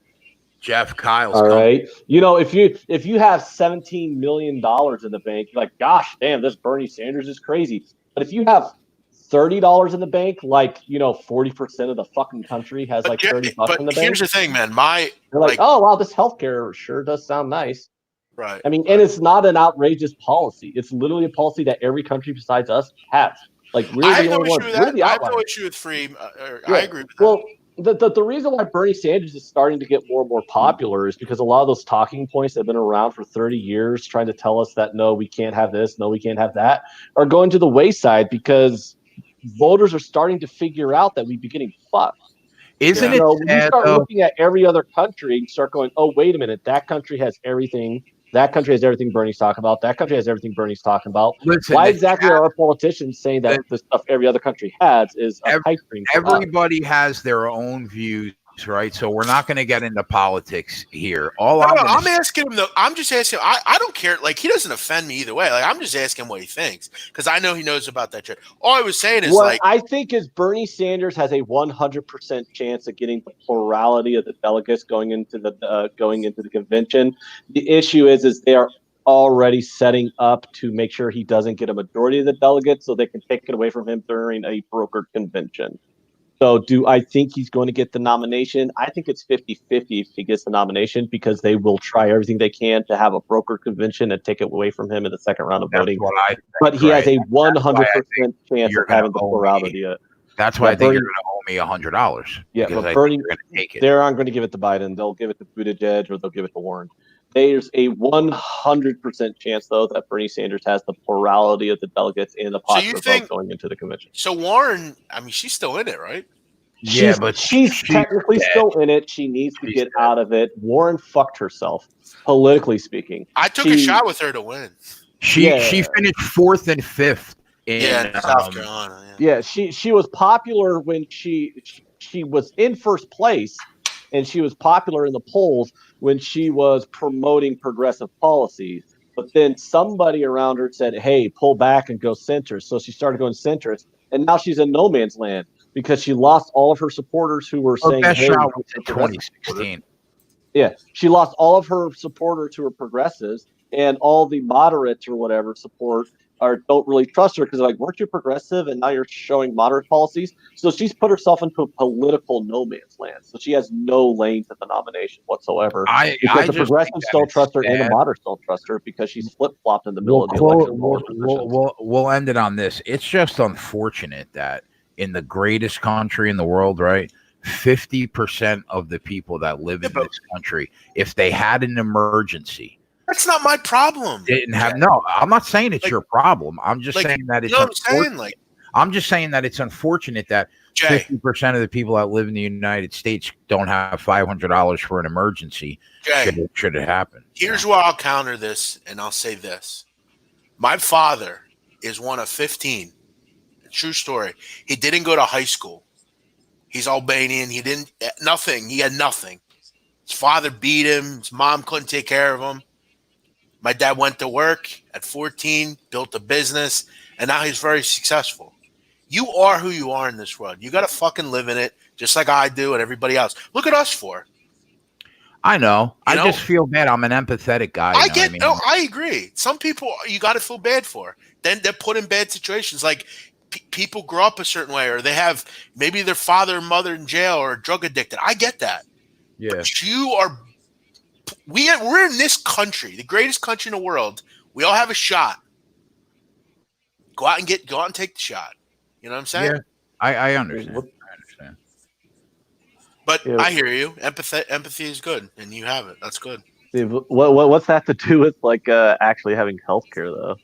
No, it doesn't. I agree with you. I agree with the healthcare thing, 100%. We shouldn't have to. I shouldn't have to go to the doctor and have to, Well, yeah, that's the nuance of the policies. It's like you got these people act like these are. He wants to destroy the pillars of capitalism, and all he's saying is, "Hey, how about we have some fucking healthcare?" His ideas are like some of them are interesting. Like I saw him talk on Joe Rogan about if someone can feel happy and positive in their life, they can wake up and like they could. Did you hear that interview or no? Yeah, it was back in August. Like it's quite interesting. Like his ideas are like utopic and like it would be great, but I just think I feel like he lives in a world that it's like I don't really think it's utopic though to have just healthcare. Because the deal is when it comes to healthcare, what the problem that you run into a lot with this country is like how much freedom do you really have if you're worried about losing your job because now you won't have health insurance, or you're worried about losing jobs because you'll have like a 1 month staying period where it's like, oh, because I ran into this issue. I stayed in a job I hated and it completely ruined everything about my happiness in my life. But I had to stay in the job because of healthcare. Oh, I'm actually much. But Anthony, not for nothing. I mean, healthcare. I mean, I gotta be real. I don't have healthcare. I don't think do any of you have healthcare? Jay, do you? Yeah, I have healthcare. Yeah, you do. It's expensive. I pay a lot of money for it though. I pay $700 a month for healthcare. Like I don't have it, but maybe I should. I'm not in the greatest shape, but yeah, I mean, it's the thing. It's like I'm just one of those people. It's like because my great point is like it's hard to do something entrepreneurial or to take those shots. It's harder to take those shots when you know that crap, if I try and go take this shot, I'm going to have to quit this job. But if I quit this job, now I lose my health insurance. When I first I need to have it for my kids, or I need to have it for me, or if I if I get rid of this job and I go on the private market, it's going to be $900 a month, and I'm going to have these co-pays and blah blah blah. It's absolutely absurd. When I And first it started baffles doing me this, when it just completely baffles me that there's people out there in this country who actually defend our current healthcare system when Yeah. it's the most backwards healthcare system in the world. that was one thing when I was first started doing this. That was kept me at my like I had a regular job and I was going in every day and I fucking hated it. I'm like, why am I here? Like I don't need the money. I'm literally just here because they give me health care. Like, and I just kind of I got to the point where I'm just like, fuck this. But I shouldn't have to do that. I shouldn't have to say I'm gonna be unhappy and shit like that just to. What are the halftime lines in the Ohio State Michigan game, man? They haven't dropped quite yet. It's still looking like a live line. Yes, and Barcelona didn't score. Yeah. Real Madrid won 2-0. They got a stoppage time goal. How sick would you have been if like Barcelona did score like in the 95th minute? I would have been. I actually would have been mad too because it wouldn't help me. So yeah, it would have been irritated. I would have been highly irritated by that. But I am excited. I am excited because that's like one of only like 4 times this year I've tweeted out a soccer play, and I finally got a soccer play that I tweeted to win. Jay, keep your hands out of your mouth, man. Come on. Yeah. You're going to get coronavirus, Jason. Look at Jay. He has an Alabama hat and a Utah shirt on. I know, dude. I know. I gotta up my hat game. Like I gotta get more New Era hats. He's got a Nebraska Cornhuskers hat in the background. He's got the other. I got a Boston Red Sox hat and a New York Titans hat. Is that a Carolina Panther logo next to the keg, left of the keg? Yes, it is. Yeah, it's because it's for Dave. Dave, he's a Carolina Panthers Jesus fan, Christ, so. you got Syracuse, Michigan, and the Niners. Bro, it's a sports show. I'm all over the place. Hey, but you know what, Jeff, though? The set is not bad, bro. Go out and look on the internet of what people have. Like, you know what I mean? It's not it's a terrible set. That was one thing about, like, when I was at SPR, like, they were always bitching about everyone's back, which is fine. Then I looked at it and I was like, I used to look at videos when I was younger and stuff. I'm like, Jesus Christ, my background was horrific. Like, I just had like a random little picture or something. Yeah. But now I don't really care. I just fucking put whatever up. The halftime, the live betting line right now on the Ohio State Michigan game is exactly what it was basically pre-game for. Yeah, because it was a 4-point spread pre-game. Yeah. And it's a 3-point game at the half, so it's really not going to alter the line. What has changed, though, is the money lines. Michigan's full game money lines now at plus 185 when pregame it was plus 165. And if you wanted to bet the Ohio State money line, you're laying an extra 55 cents at minus 245 versus. I see plus $2 I can get on Michigan right now. That might be worth a taste, but I don't think they're going to win the game. Yeah. Ohio State's had a couple of moments in this game. They've opened up an 8-point lead and a 7-point lead at 1 point and a half. Michigan actually had to close it at halftime to make it 32-29. So I'm still feeling pretty good about my minus 3.5 live and my official play of minus. Hey, Spread is there. Spread, where's it go, buddy? Under 250.5. I'm here. Sixers Clippers. I mean, that seems high. That jumped out to me, but then it's only 110. But it's only 110 points for the second half. Yeah, true. I just have a feeling like one of these teams is gonna. I stayed over mid. I mean, look at the Sixers box score. It's literally Shake Milton and Harris. That's it, pretty much. They have 41 points. Yeah. Jeff, did you have any thoughts on the NBA games that hadn't started yet? Yeah, I was going to ask you guys about that. I'll tell you, man. You know what I was thinking about? I thought about earlier taking fucking. Everybody was betting the Bucks team total over, and then that late info came in about Middleton. I saw it had already started. Mm-hmm. I was fuck, man. I wish I would have taken that, but I don't know. I'm looking right now.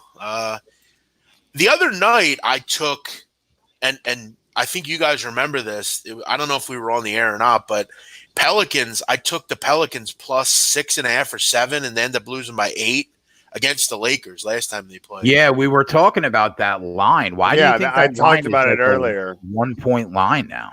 Yeah, I think this is a stone cold trap. I'm taking the Pelicans here. Like this is the situation in the NBA that Really? I fiend for these spots because if you like the public, the NBA is a public league. Like literally everyone and their mother bet the NBA. You know, Right. parlay bet, all that kind of thing. And people think they know the NBA. Like you go to your local casino, everybody knows the NBA. But in these kind of spots, I know that we could say, wow, we're getting the Lakers at like a pick 'em basically, but I just know what the whole world's going to be on the Lakers. Yet the line has, in some spots, this line's went down to 1. Yeah, I mean, that's what I'm seeing. I'm telling you, I'm taking the Pelicans. Fuck yes.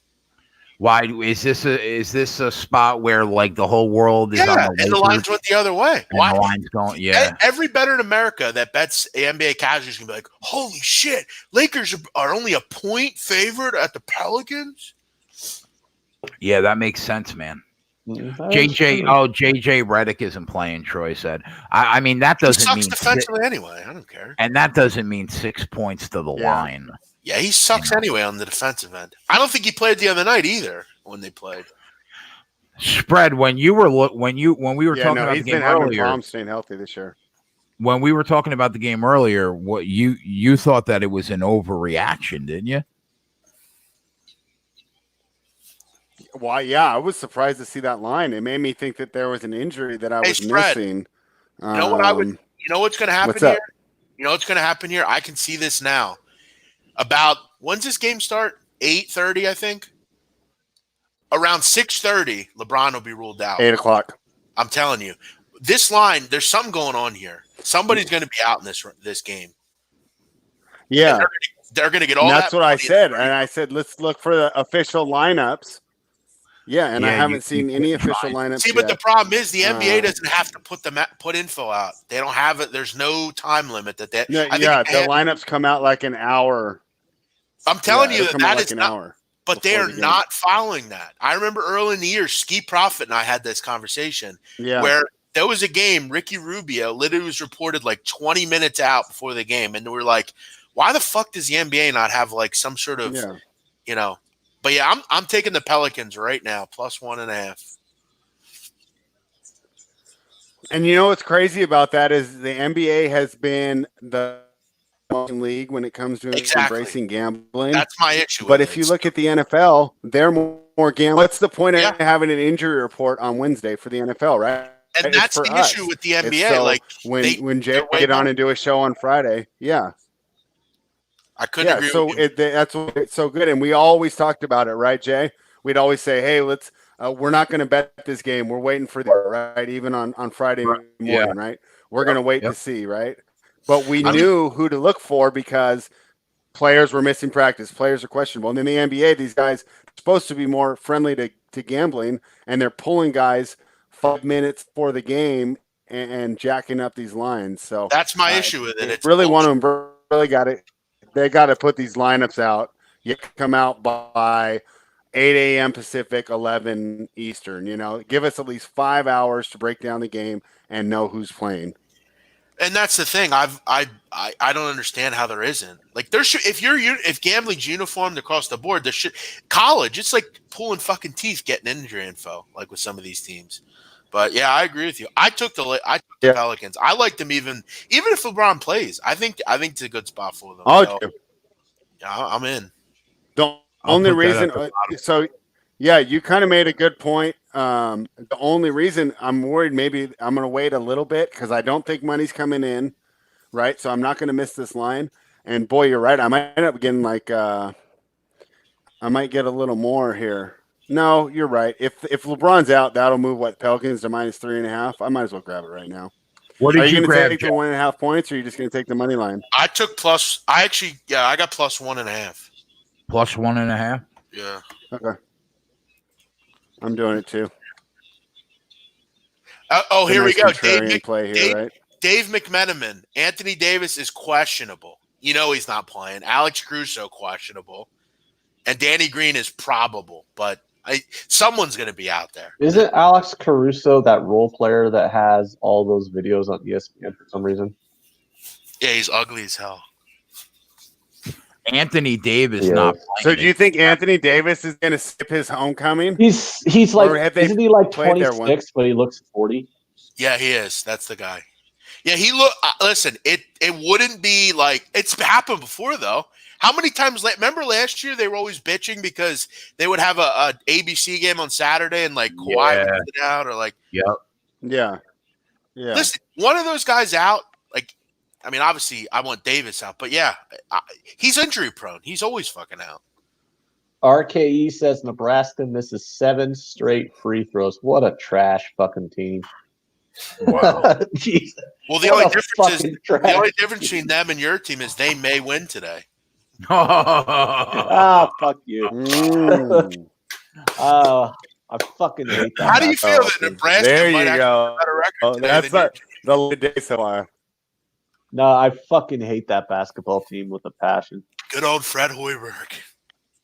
God. I hated Tim Miles. I will admit, I hated him. I didn't understand how he was there for so long. Because he had a 20-win season one year, and then he had another year where he made the tournament. I mean, you got to remember, the Nebraska basketball a big program deal. is It was Yeah, 7 or 8 years of. yeah, but the Nebraska basketball program is so fucking terrible that if you go to the NIT a couple times, and the fact that he did make one NCAA tournament appearance, they're like, "Oh wow, this guy's the savior." Mediocrity is accepted there. Yeah. Yeah. Hey, it's Ant, been never been what Corey H says? good. Go St. John's. That's what he said. Fuck St. John's. Hey, you can revel in your St. John's victory, St. John sucks. Oh my. but yeah, like God damn it, Jeff. Creighton's still let me probably going to enjoy win the the Big East No, tournament. I bet Creighton too. That's like right in my ass. That's a team that I root for. I mean, Jay, you got to admit. I mean, I'm just saying that was a pretty bad bet by you. But to bet Creighton, I got him at plus 250 on the money line. Yeah, but as I said, and this is just how I'm like what I'm saying. It's so and I didn't mean to say earlier you got mad because I said Creighton's a bad road team. I'm not necessarily saying they are legitimately a bad road team. I just don't want to bet them on the road. And that spot, it's like a sleepy spot. It's St. John's. You're laying 4 or 5. It's just a weird spot. Come on, Jay. I thought you were better than I took a shot at plus 250, and then and it was like a 4-point game with like 8 minutes to play. And I was like, all right, if Alexander can kind of take this game over and they could just hit a couple threes. They took the lead 56-55. I know. And then they got fucking rolled. As soon as I hit the button on plus 250, bro, they got outscored like 25-8. I got crushed. But I only bet it for 100. So, I mean, it's not the end of the world. Okay, I'm putting out one more horse race. I don't fucking care. don't, I'm taking the 9 at Gulfstream 11. The 9. I'm taking the 9. King of Ranch. Mike Maker, Tyler Gaffleone. It's one of the great combos in horse racing. Fuck it. I'm taking the 9. Fuck it. I don't care. I don't give a shit. If you don't want to bet it, don't. Fuck you. I don't care. I don't know you shit. Just if you want to play it, play it. You're betting it, and you're acting like you're pained to actually put the bet in. I am. It's painful, but I'm playing it. King of Ranch. Well, sounds like a great name for a horse. King of the Ranch. 76ers are all the way down to plus 165, which is the best number. They're really going to win this fucking game. Holy shit! They have Holy not shit. been. They've had the lead at some points, double digits In the whole game. entire game, and this is the lowest their number's been is plus 165. And you know what Philadelphia will do tomorrow? It'll be back to Sixers are winning the title. They're winning the title. They're 8-60 on the road, but they're going to win the title. I'm not in Philadelphia, so I can't talk about how their fans are acting. But talk I about could them. definitely. They're delusional idiots. You can say it. It's okay. No, I don't know. Oh, I do understand though the concept of the hometown fans being delusional idiots because you got to understand. I live in a state where like the King program was like they were a monster program in the mid '90s, and then they haven't been shit for 25 years. They still think they're good, right? But the entire population of this state still thinks that they're a marquee college football program. I got into it with a couple people on Twitter this fall because I attack certain fan bases, and I attacked that fan base, and I had a couple people. They were so salty about. He said, "I attack certain fan bases." Yeah, well, I remember. I remember. I think I did see something of some. I think I was scrolling through Twitter. I do believe I vaguely remember you saying something about that. But you're not wrong. Nebraska football fan base is remarkably delusional.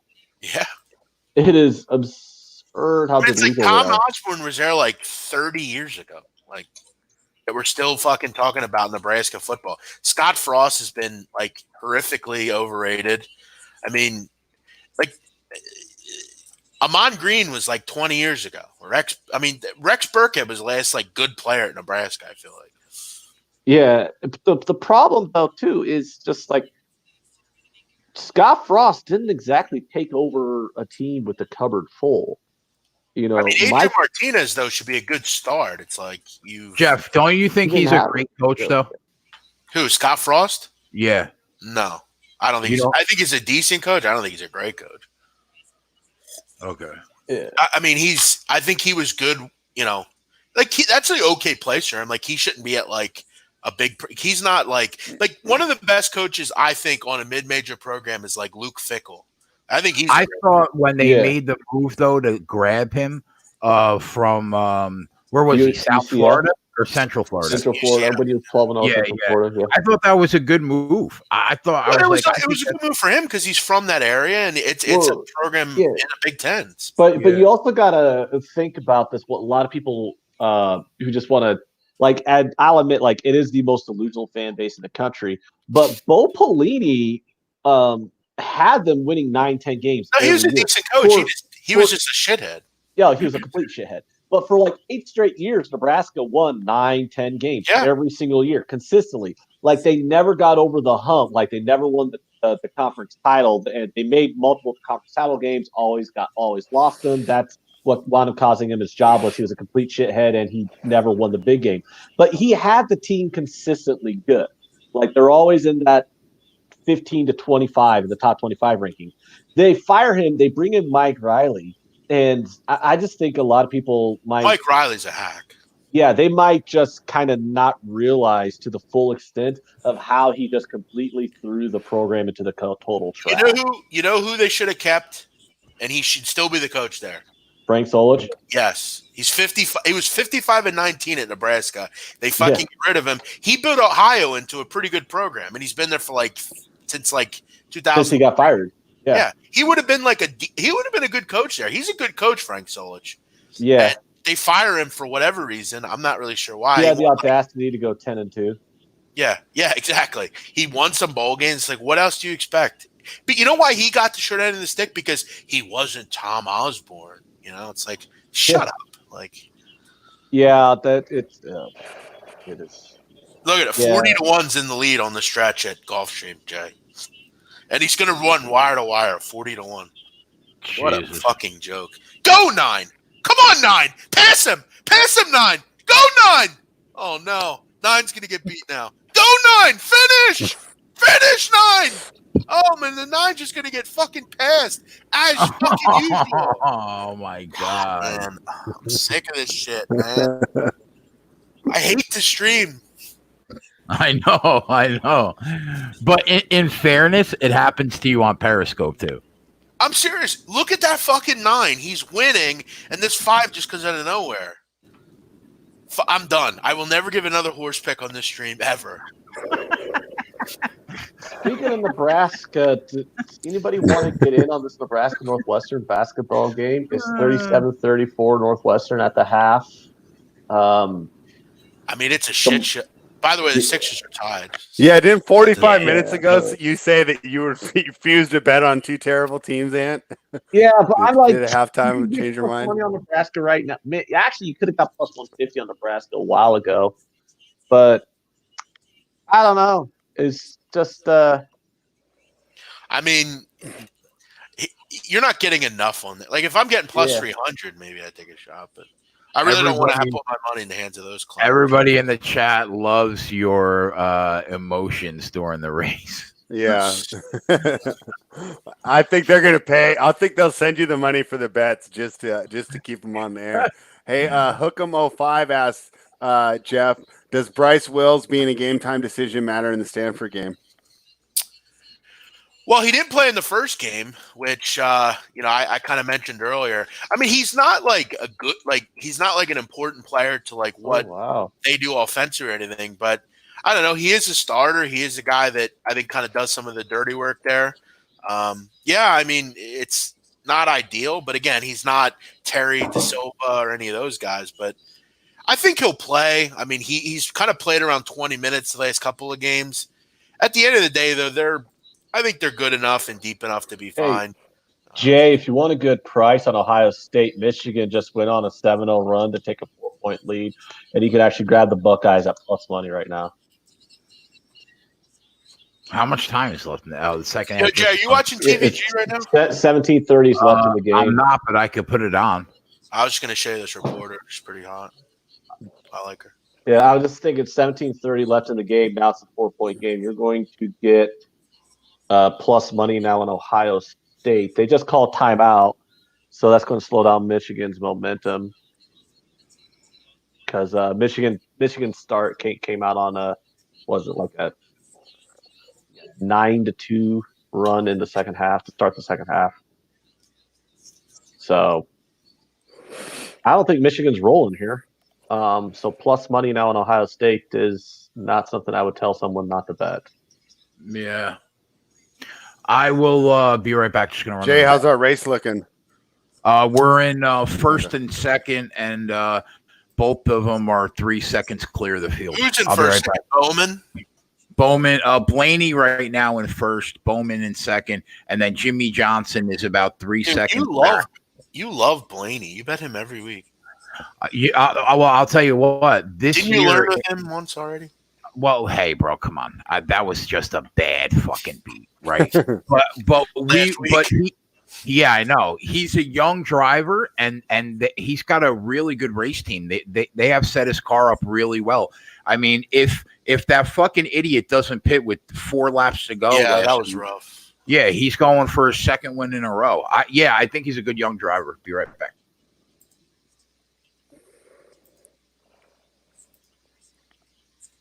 The live total is 251.5, Fred, on this Clippers game. Don't you think it goes over totals anymore? Oh, you're not touching totals? No, I think that I fuck it all. No, I mean just in this game, right? I mean it's like I gave up the home run. I watched it sail out of the stadium, and you bet a live under, and you're like, again. what? Well, I mean, yeah, sometimes that shit happens, right? Are you thinking about getting in on Ohio State? Yeah, I mean, I still can't believe Ohio State's plus money now. Yeah, they're down 38-34. I just flipped to it because I realized my mornings, I mean, they're just terrible. So this has been, it's crazy because I've been winning money tailing the show, but I'm on a little bad streak with my NBA picks, which is kind of disappointing. Wow, they're down by 4, huh? Plus 110. What do you think? I just flipped over that game, but honestly, I'm just kind of cheering it on. I don't really analyze it like I do. Yeah. I still think they win. They just got a basket now too, and it's an and one, so that number's going to drop. Yeah. King Weasel pointed out my problem. He says my name is Spread, not. So that should clear up where we're going wrong here. So yeah, we'll stick to sides for the rest of the day until I get back on the horses. To kind of mix metaphors between the sports we've been losing on so far. King BJ has to wait for the Nebraska game to end because he's got his bankroll tied up on it. That is a tough thing to tie your bankroll up on a game between these two shit-ass teams. But he did get plus money on both ends, so he's free-rolling it. So that is the worst, though, isn't it? Well, then that's it. Yeah. No, but if you've arbed and it's like, it's not like you're like sitting there I hate sweating it your when I bankroll arb out. a You're game. just waiting. I hate it when an Arba game and then I gotta wait like 2 hours for the game to be over for me to see the money in my account. Like, why can't they just go, "Oh, you Arb, here's your money"? Because they don't know who to give it to. They don't know to give you the plus 160 or the plus 180. Yeah, I can't believe this. I can't believe it. I would have laid minus 800 that this total would have gone over 220 in the Mavericks Timberwolves game. The Timberwolves have scored 65 points in 3 quarters. Well, the Total's at Clippers 203 have right scored now. 94, and the third quarter's not even over. Yeah, I mean, I'm not touching either of those. I missed those games. You know, that's like 2 units down. Terrible way. And I was so excited for today because we've been doing so good. I mean, I think that's what it would have correlated to, right? I would be getting 22 points off the closing line. Right? I mean, it would be a 22-point tease. I mean, that's in that move out minus 800. I mean, yeah. So Ohio State. Let's see Ohio State come back here. I want Ohio State to come back here, dominate Michigan. Fuck these Michigan fools. Well, I do too, because boy, I need some way to get some of these units back here. What did you wind up taking when you Ohio said State? official play? I bet it, and it turns out you're busy sweating out some Wichita State game and not even betting it with me. I'm the only one betting the official play. Well, I bet it at 3.5 live. I mean, so yeah, I know, but it was just that you gave it out as an official play and then you hit it lose. live. I mean, we're both basing it's already an official play. Thing. Ohio State to win by a bare minimum of 4 points, right? Yeah. So how's it looking? Are they going to come back? I'm not. I'm not sure what I should be looking for here. It's 38-37, and it looks like they just got fouled. They had the ball. I can't tell if they called an offensive foul or not because I got the game muted. So I'm just watching it. No, it looks like it's a defensive foul. Okay, good. Yeah, so they still got the ball.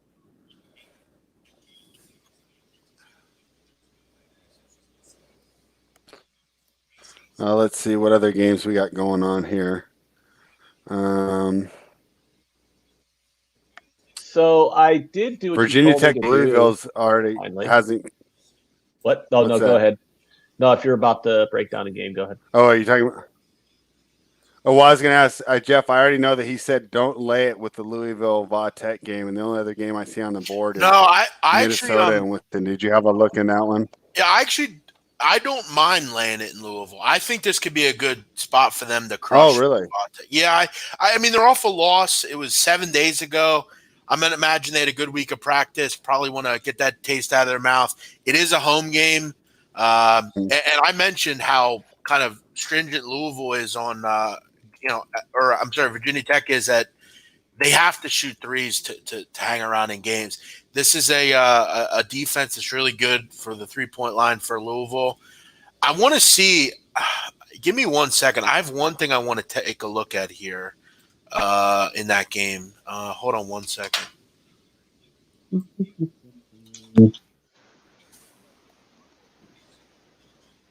The Nebraska game is back underway.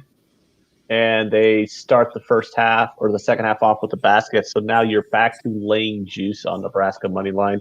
They're down 37-36. I mean, I think it's – go ahead. The Clips have opened up a 7-point lead.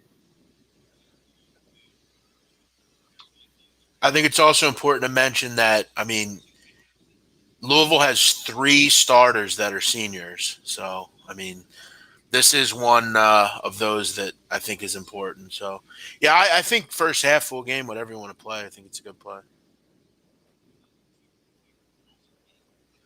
And how about Minnesota, Wisconsin?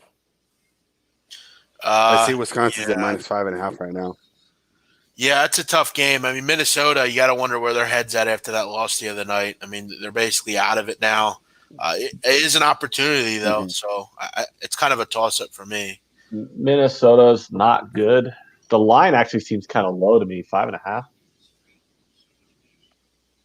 Like Minnesota's only getting 5.5 points on the road against a much better Wisconsin team. That seems a little low to me. Yeah, that's a good point.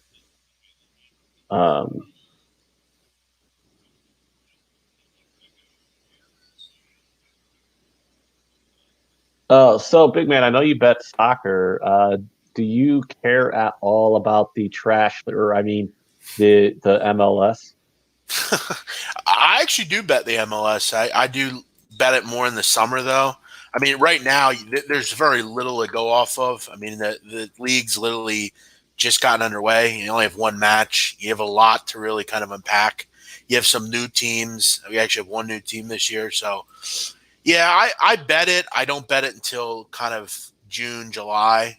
It just there's other leagues going on. It's not really of interest to me right now. But I just think it's funny. You can tell the teams that have been in the Liga for a while and the teams that have come up in like the last 5 years, because all the older teams are named like a normal American sports team. yeah, And then like all the newer teams they're like pretending that they're some European soccer club, like LAFC, New York FC, Inter Miami, Atlanta United. Yeah, Inter Miami's a new team, so they Minnesota United. I mean, come the fuck on, quit. just you're an American team. Call yourself the Miami Fishermen. Well, I'm not going to say this. I'm going to say this: like LAFC should crush Inter Miami, to be honest. But I mean, LAFC is a pretty good team. I mean, they have some really good players up front. So yeah, I just think it's funny. I just like to make fun of how they're trying to copy the naming patterns of European teams. It's dumb. The names suck for sure. Yeah, you're an American sports league. Just fucking name your teams American. Like the Kansas City Wizards. They used to be the Kansas City Wizards. Now they're Sporting KC. So what? Come the fuck on. I guess you're just trying to, be like every other soccer league. I don't know. I don't know.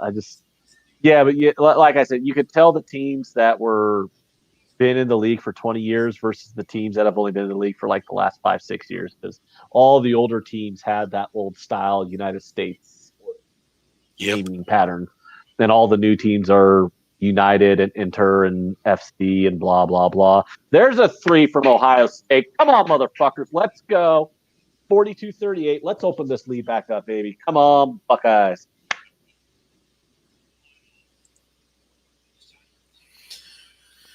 Rich G says Harry Doherty's betting on yellow cards. Yeah, Rich G, though, says this MLS team naming discussion is riveting. Point taken, Rich G. Point taken. Yeah, that's sarcasm. Yeah. Typical SMU just fucking collapsing naturally. Fuck, man. Harry Doherty says good thing to bet on is yellow cards. I've never bet on yellow cards or corners, but I know some people who do, so I'm not really sure how to handicap that. I've only been like handicapping soccer for about 14 months now, so I haven't gotten into trying to cap cards and corners and stuff. You want to bet corners when there's like Champions League, you should bet corners over every time.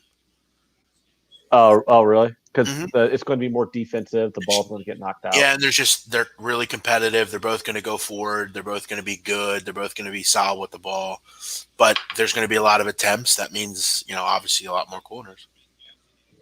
That's actually pretty good. When you have a team like... But once you think, though, that the books adjust to that, so instead of, like, say if a normal corner line is 9.5, now it's like 11.5. Oh, yeah, sure. I mean, they're definitely going to adjust to it. But I think if soccer is such a big sport, there's so many leagues and so many different things. Yeah, you're right. I mean, obviously Champions League is yeah, like everybody says Bundesliga and MLS, you bet overs because there's more scoring. But if you actually look at the totals in Bundesliga and MLS, it's like 3.5, 3.75, 4, 4.25 are the totals in these leagues. Yep. So, I mean, you're not getting over 2.5 at minus 110 like you are in like Premier League or La Liga or so. I don't mean to interrupt your point here, but like this is guys, I just need to fucking scream right now. This fucking SMU team, it was 50-26. It's now 56-53. Are you fucking kidding me with this bullshit? What a fucking joke, man. I'm sick of this bullshit. What the fuck, man? I mean, What do 6 you- points in 10 minutes. You fucking serious? At home? Fuck, man. What are you laying with them? I have the money line. I mean, this is laughable. I mean, they're just up 24 like 5 minutes ago. Now it's a 3-point game. 58-53 SMU. I don't want to hear any more updates. I want to just go into a fucking hole and curl up.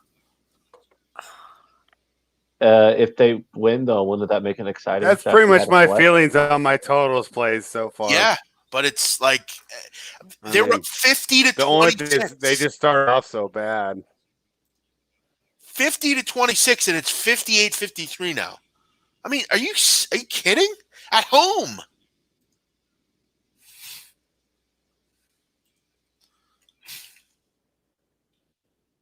That is pretty. Yeah, I mean, can't really argue with that.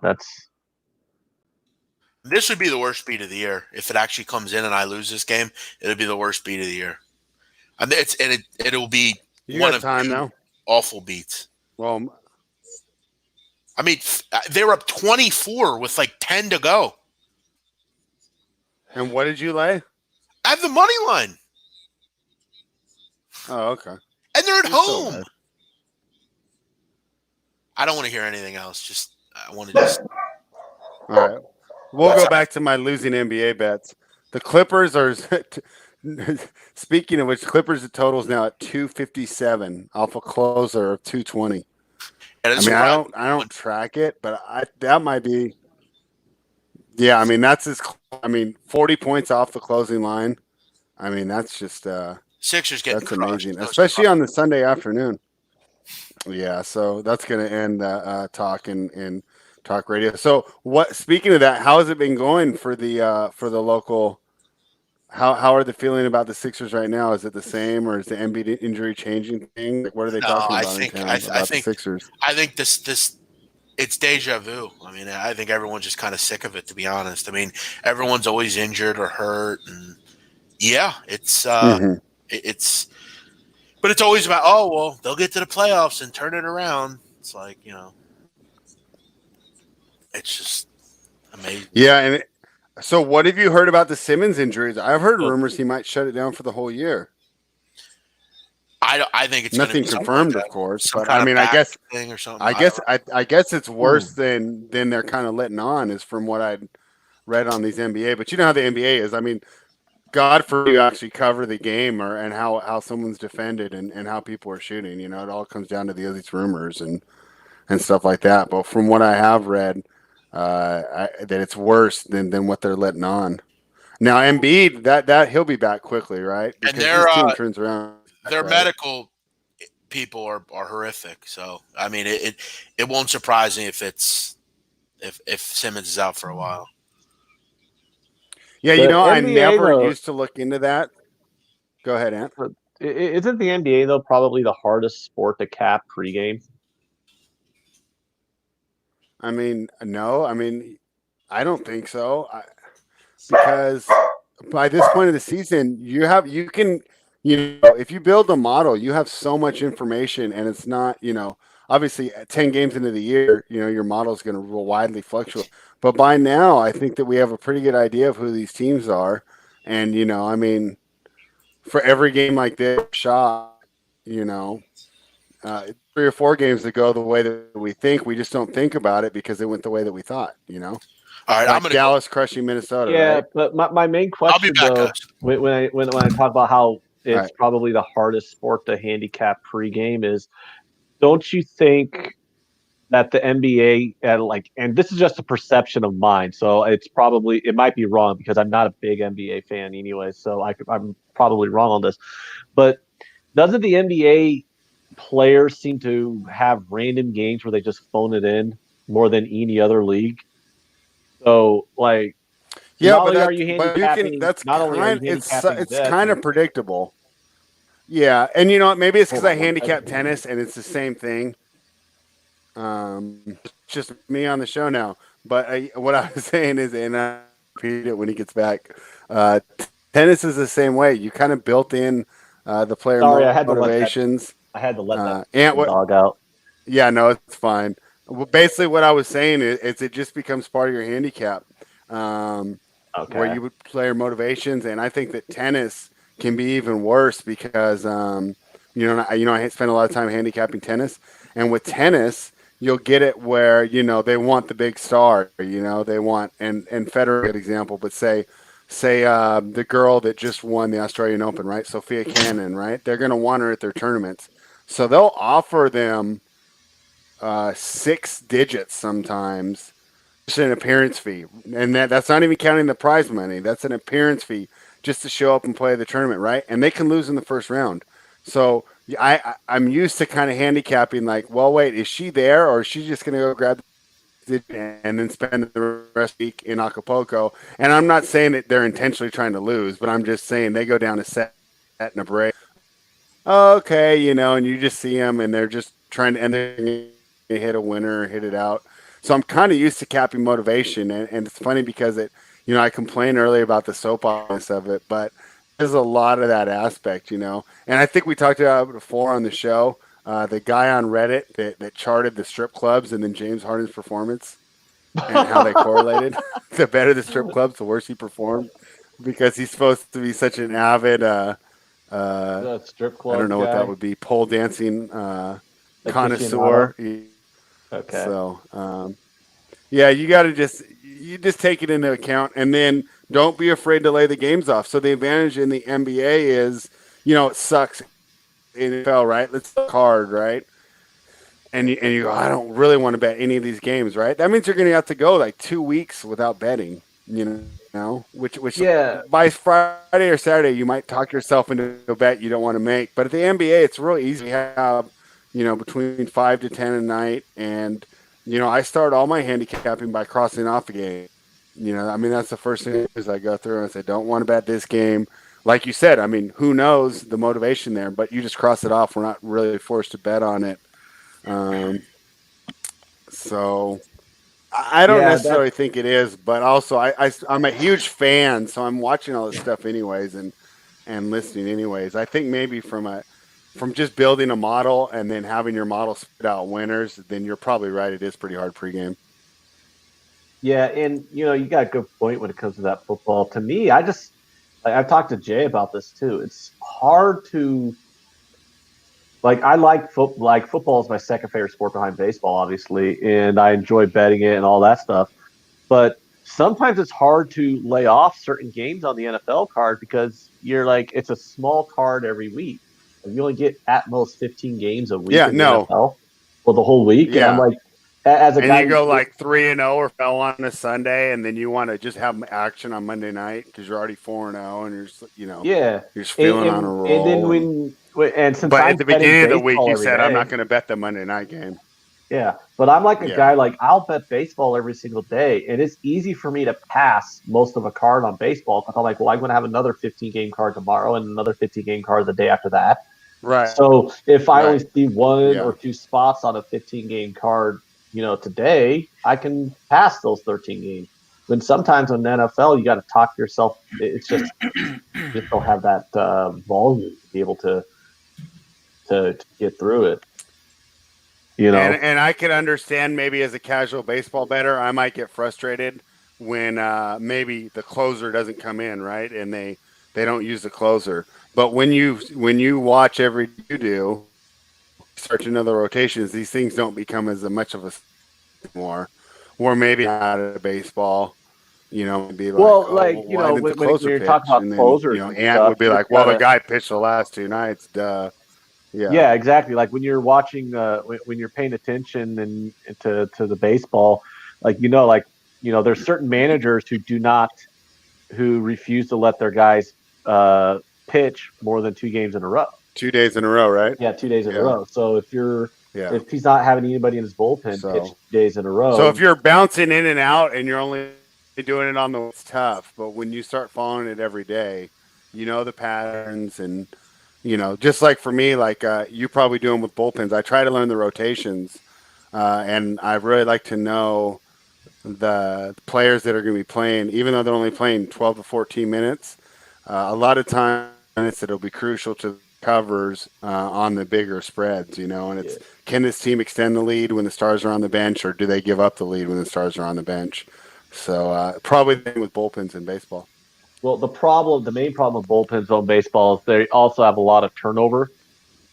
Because I mean, you got like 8 guys in your bullpen. If a couple of them come out the gate shitty, Michigan just hit 2 threes in a row to tie the game back up at 52. Fuck me, this team won't go away. Kind of annoying. But anywho's, if a couple of guys in the bullpen come out the year looking shitty, they go down to AAA if they have options still available, and then they get 2 more guys from AAA up. So, or you'll with 8, 9 guys in the bullpen. I mean, 2 weeks into the season, one of those guys is like, "Oh my god, my arm's so sore." Turns out he's got some tendon or some bullshit that snapped, and he's out for 4 months, and blah blah blah. That happens on every team. So, sometimes it's difficult to deal with bullpens that way because there's just so much turnover on them. Your opening day bullpen roster, 4 of those guys cannot even be playing, by the end of April. You could have 4 new guys in the bullpen. And if you're not paying attention to that, you might not know. It's one of the reasons, when I cap baseball, when I'm handicapping baseball, I'm handicapping bullpens. I only go off of last 14 of last 30 days. I don't care about the season-long bullpen stats because, if it's June, I don't care what the bullpen – I don't want bullpen stats from mid-April being put into my model because that's including guys who aren't even who are on the fucking injury list and in AAA right now too. So, anywho. You finding anything, Jay, to bet on? I'm looking, buddy. Yeah, Ohio State. Every time Ohio State looks like they're going to run away with it, Michigan comes back with a couple threes and makes it a 1-point game or ties it again. So that's kind of frustrating. They're plus 160 on the money line down 2. If they have a 3-point lead in this game, 4-point lead, you probably see that same price on Ohio State. Yeah, another thing too, we've already missed the opportunity a couple different times. But if anybody besides Big King BJ, I know he got on it, but the Nebraska-Ohio or the Nebraska-Northwestern game was a perfect ARB spot. Yeah, that was a great call by him. 11 minutes left. Again, Northwestern plus 160 in a 2-point spread. Yeah, I would take Northwestern at plus 160. The only thing that's concerning is there's 12 minutes left in the game, and there's 7 minutes left in the game in the Ohio State game. Yeah. It's been a good game. Here.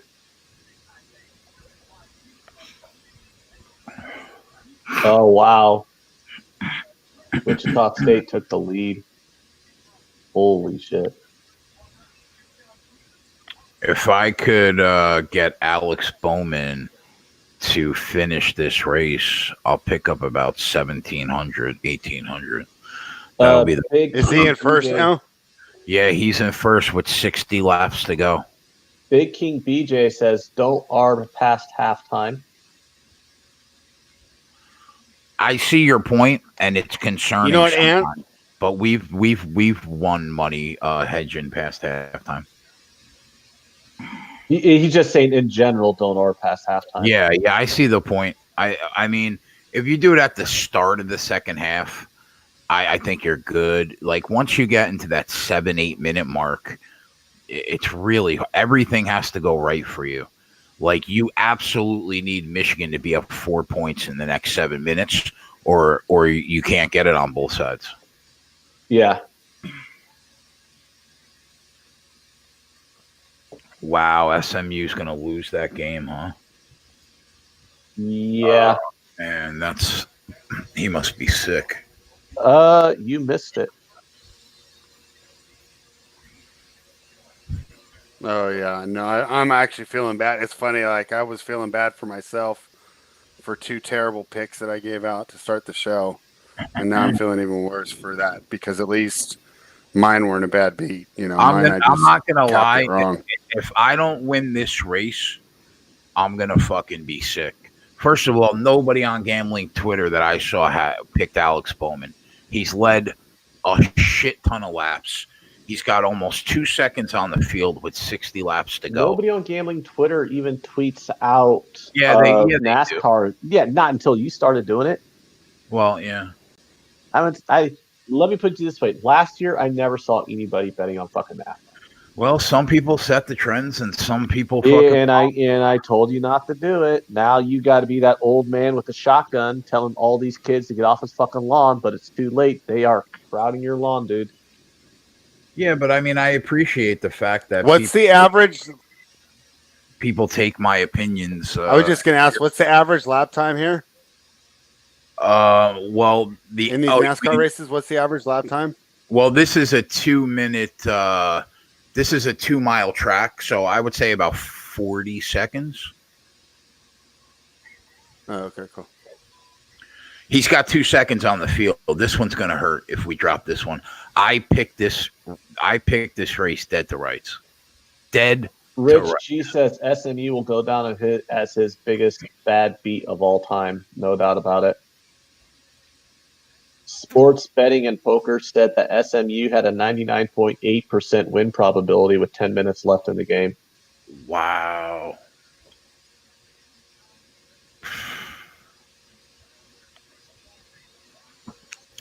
Would I be a little pissed? Less pissed if Jimmy Johnson wins. I mean, I identified him at the start of the show as one of the really good cars. I didn't bet him though, so you can't bet 5 fucking unless it's Daytona or Talladega. You take 5 shots because who the fuck knows what's going to happen in those races. But I mean, we got a 2-second lead on the field, and our other car is in 4th. Truex and Jimmy Johnson are 2 seconds and 3 seconds back in 2nd and 3rd. I mean, I don't know, man. This would be unfortunate, but I know that we picked the right car. Sometimes it doesn't matter if you pick the right car. Like last week, we were on Ryan Blaney, and with 5 laps to go, his crew chief decided to pit and cost us the race. And did you bet Bowman? Get that rebound. What? Did you tell me you bet Bowman? I didn't bet any NASCAR. Why are you shaking your head, dude? I'm with you on Bowman, Jay. I didn't prove to you. I'm with you on Bowman. I thought just. Jay, let me put it to you like this, okay? You proved to me last year. Okay, I won like 1 race all year because the only thing I can tell was the pregame races. I can't tell any of your live bets because I don't have outs on any of the books that I can bet live. I didn't make any live bets. I only bet. Well, no, the one live bet that I made was I just bet another 100 on one of the. Yeah, but I say like so until I get an account opened up and start using a book that I can live bet, which I'm in the process of doing. I'm not following any NASCAR. What book are you going with? I'm going to activate my 5 Dimes account and then also find out that I'm not sure. I'm going to open up like 3. I know I'm going to go with 5 Dimes because they have the pretty good. They have those dime lines in baseball. I don't think you could live bet NASCAR. Can you spread on 5 Dimes? But Bovada.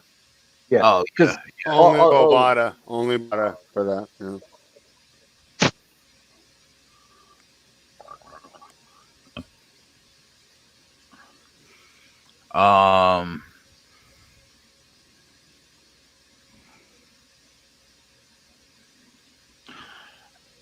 There is no real Maxwell Smart story, boys. We had an argument and it's over. Me and him we talked today. Everything's all good. He won't be on. He probably won't be on our shows moving forward. But everything's all good with Max and I. That's good to hear. Yeah.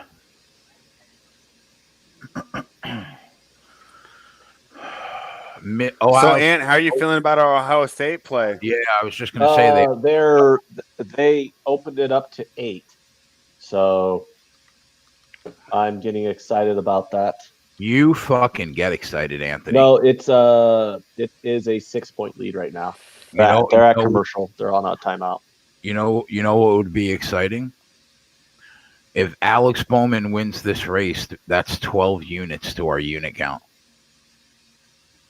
Now Okay. you're gonna see the unit count start to fly, man.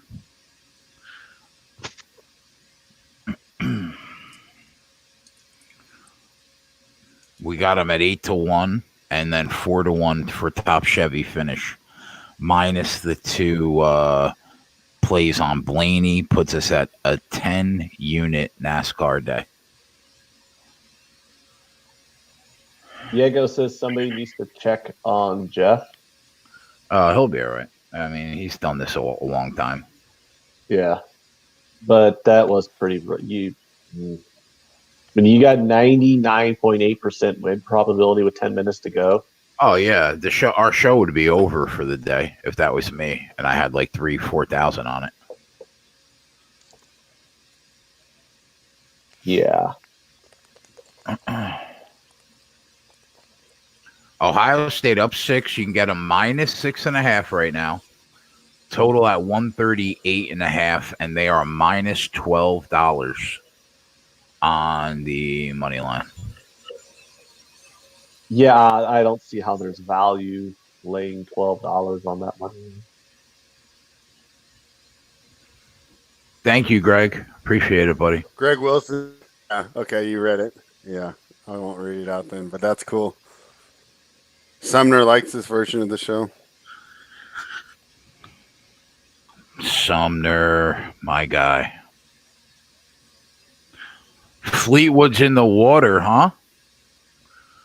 Corey, what's going on? I haven't paid attention to that. Viper BN says he can't wait for the channel because where you are dozing off after 10 hours. How dare you? How dare you bring up my snoozing? How fucking dare you, Viper? All right? The funny thing is like Jay denied that happened for so long until he literally had every single one. Until he literally had to have every single one of us who've done these shows with him explain to him, like, no, dude, there's been more than one occasion where you fell asleep and you're like snoring, like you're literally snoring for 30 minutes. And he's like, that's never happened. We're like, check the tapes, dude.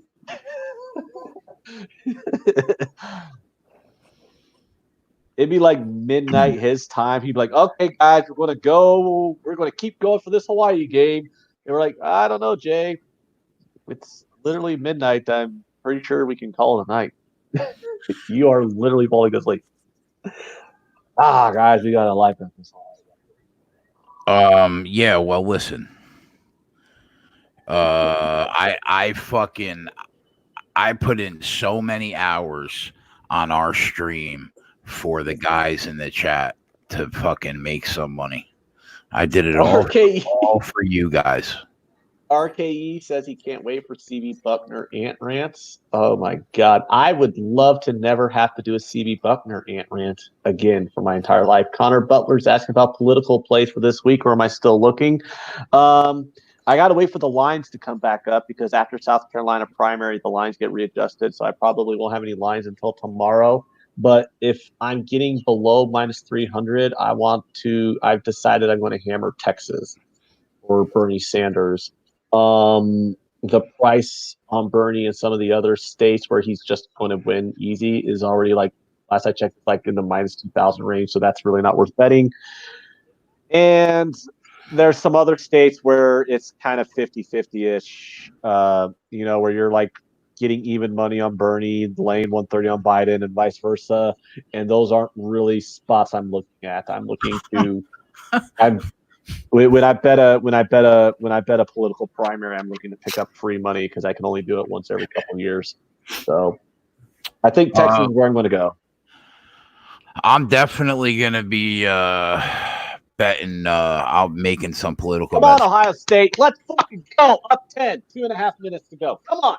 Alex Bowman has a 4-second lead on the field. Nice.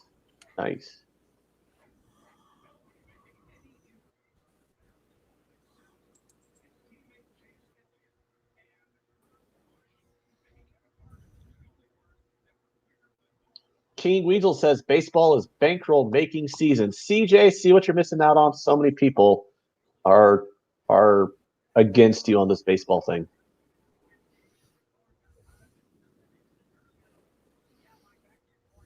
Is Jay frozen or is he just not moving?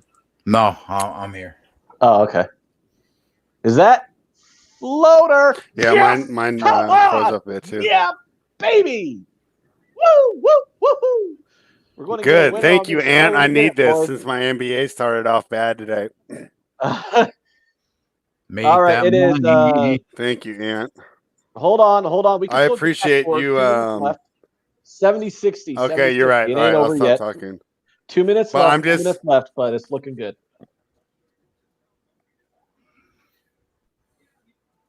What was that spread? You can keep talking. I was just saying, I'm the only one who played your official play. Well, it's funny. Ant's official play, and I'm the only one who bet it on the show. No, I was going to bet it. I had every intention of betting it, but I got distracted watching the What got game. what you distracted you? To the Xavier Georgetown game. I'm okay. like, oh, this is a good All game. right, so remember, to everyone in the chat, remember, if Xavier's on TV, beware of Ant's official plays because he's when I went to go bet, by the time I'm like, oh, the game's about to start, so I go bet it, and the game had already just started, so I had to wait for the first live line to come up, and then I got it at like 3.5. I got like 3.5 1 minute into the game or whatever it was. So, Rich G was on OSU this morning. Oh, the Sixers. Are the Sixers making a run? Untouchable J says the Sixers are making a run. That'd be kind of cool. Oh, they are making a run. Because I threw $20 on them and like plus 300 when they're up by double digits. They're down 4, and you can get them at yeah, they've cut it to 4. Plus 850, bro. Down 4. Yeah, I can only bet the spread. They don't have money lines up for me right now. I mean, spread. Did we take a shot on plus 850? Down 4. Jay, you throw $20 on it, it pays you back almost 200, and if it loses, you lose $20. Yeah, that might be the fucking case. Yeah. Clutch 3. Come on, Buckeyes. All right, this is exciting, guys. Clutch 3. They're up 10 with a minute to go, bro. Yeah, it's clutch in the sense that it might ensure my cover. No backdoor possibility now. Oh, that's right. The 4. Oh, actually, you laid 3, but for the official play. 3.5. Spreads got 4, but yeah. So that's and Michigan's not fouling. Michigan's not fouling. Put it on the board, Jay. Just give me my put it on the board. Michigan's not fouling. They're letting them dribble. Put it on the board. Yeah. No, now they fucking foul. Oh, God damn it, Anthony. Why the hell did they wait 15 seconds on the – why the hell did they wait 15 seconds of game time to decide that they wanted to foul? See what You're you do to down me, bro? 13 points, you fucking cunts. See what you do to me? Well, now, now I put it on the board. That might have just been the ultimate fucking mush job. They weren't fouling, and then as soon as they go, oh, good, they're not fouling. It looked like they're going to let him dribble out the shot clock, and then they foul him. So I swear to God, I hope he just makes both free throws. Michigan goes down, misses a shot. Ohio State gets the ball back, and then I don't know. But I mean, basically, yeah, it's going to be really, really, really, really, really difficult to backdoor this game right now, though, Jay. I mean, they're now up. Now they're up 14 with 57 seconds left. Let's go. All right. Max is in the chat. Max, did you by any chance bet Alex Bowman today? Hi, Max. I hope you did, bud. Yeah, I know Max.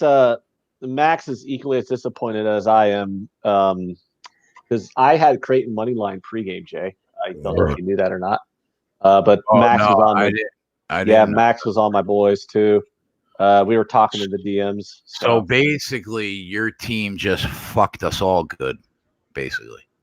Yeah, basically. All right. Good shit. I lost 200 on the money line, but I won it back with Real Madrid game going under and Roma because I had Roma against Cagliari and I had Roma at plus 110. All right, they're in the pits, Ant. This is big. Got to get out of the pits here with a nice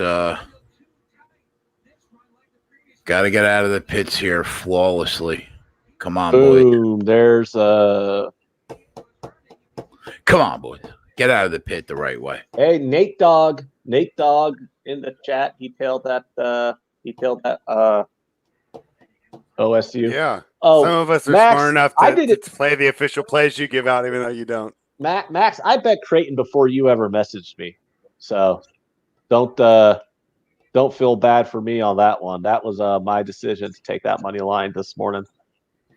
I saw Max was on it, that he tweeted it out. And then I was like, yeah, I gotta jump on that at plus 250. Well, like I said before, though, like Creighton does this about once or twice a year, where they lose to an inferior team because they are a 3-point heavy shooting team. So if they every now and again they randomly have a bad shooting night and they'll lose to a team that they shouldn't lose to because it's hard to win. You go 5 for 30 from 3. It's hard to win a game like that. So. Come on, get out of the pits good, boys. Get out of the pits the right way. Let's fucking go. Zoop, zoop, zoop. That air gun. Zoop, zoop. Let's go. You crack boys. me up. I know. I'm such a redneck, bro. I'm so into NASCAR. I can't tell you how much I enjoy it. I really can't. The guy, yeah, you would fit in really well around my parts. I know, right? Are you like the only dude in New Jersey who likes NASCAR? Probably.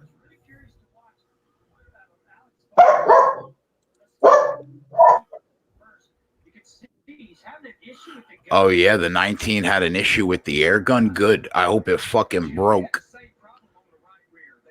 Good. Fuck you. Let's go.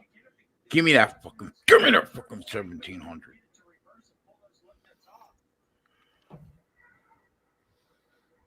Where are we at?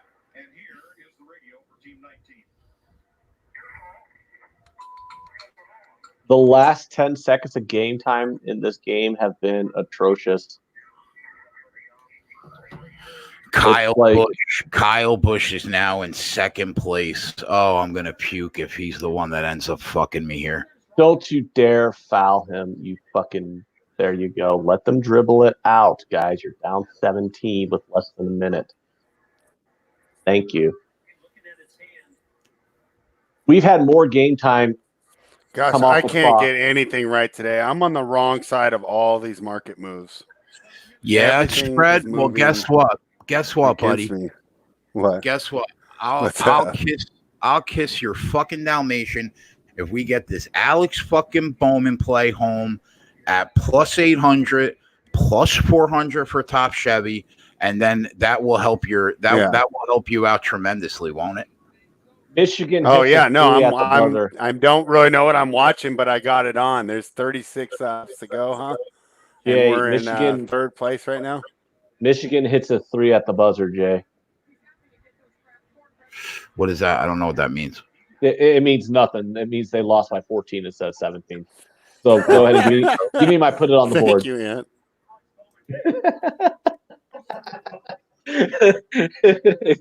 Give me my put it on the board. Klimt, why is Klimt? Hold on.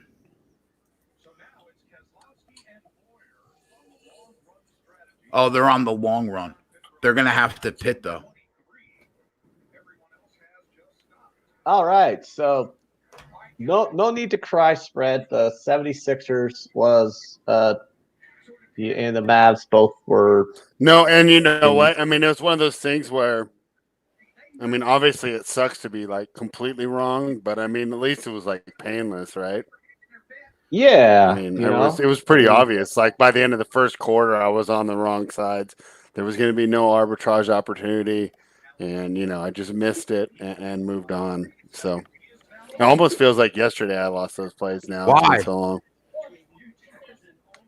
No, I kind of want to move on, and I just really think. I mean, I want somebody to tell me why we shouldn't take Wisconsin here minus the 5.5. Well, there's a guy in the chat who might be able to help you out with that. Yeah, I mean, I need a reason why we shouldn't take Wisconsin at home against a very mediocre Minnesota team, only laying 5.5. I mean,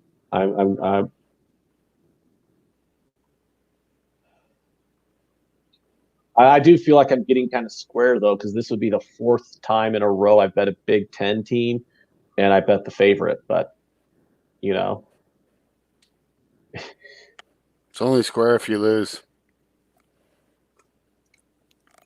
oh, Maxwell's on the Badgers. I mean, well, then there you go.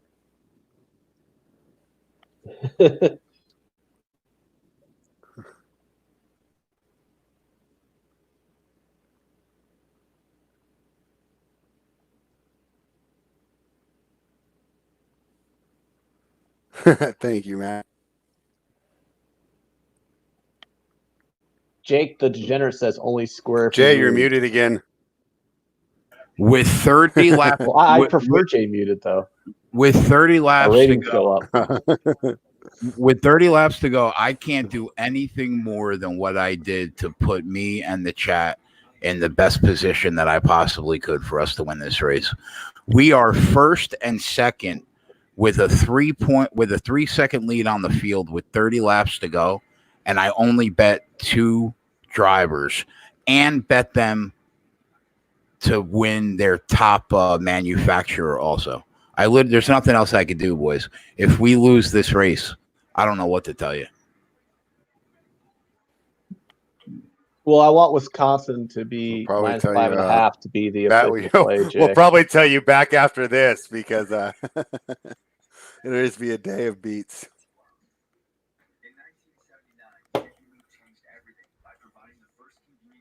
Oh yeah, that's 266 points in this Clippers game. Yeah, Corey, on a total.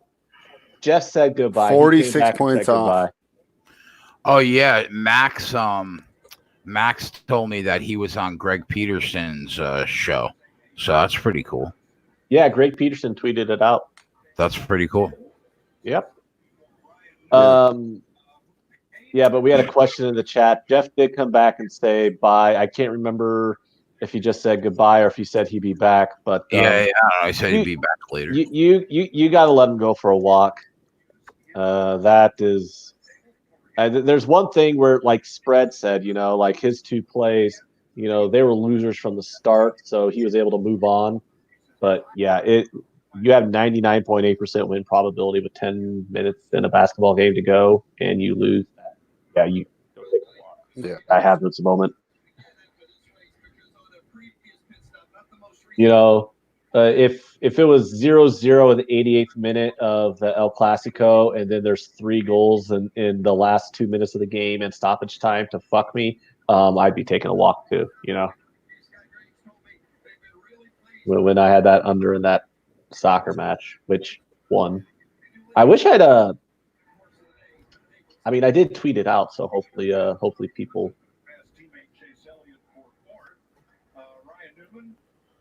Hopefully people tailed it. The problem is it was an under, so like not a lot of people like to bet unders in soccer.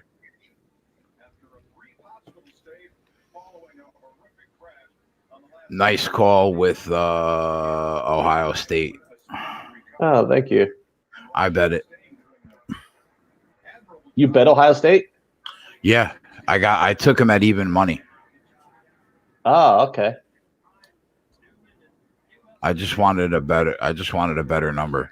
But I mean, it wasn't official because we already had the -4 that you had originally given out. You want to get on Wisconsin, because I want that to be an official play too. I don't know. I don't know what to think about.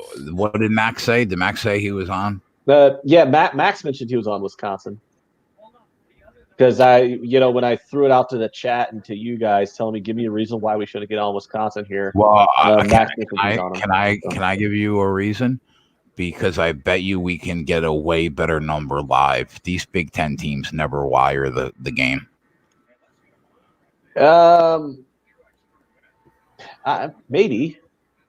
Ooh, Nebraska's only down 1. All right, let's go Huskers. Ugh, I feel dirty rooting for this fucking team because I hate them. But Who'd you take? Well, I low-key bet Nebraska in the second half at a plus money number. I didn't make it an official play or anything like that. That's why I didn't talk about it. But I thought I'd take a stab at them at plus money. So I'm rooting for them to come back and win.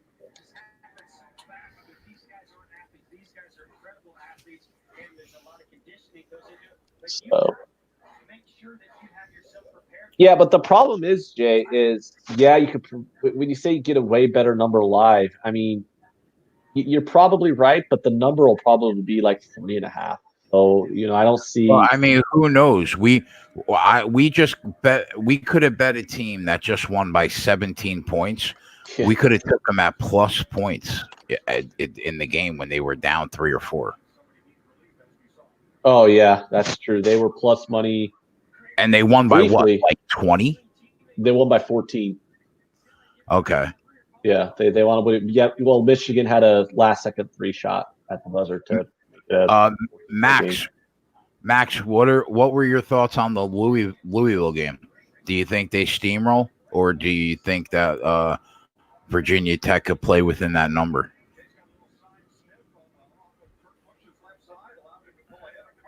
Max says Minnesota's inconsistent, so they could easily get out to a 7-point lead, but they'll still lose.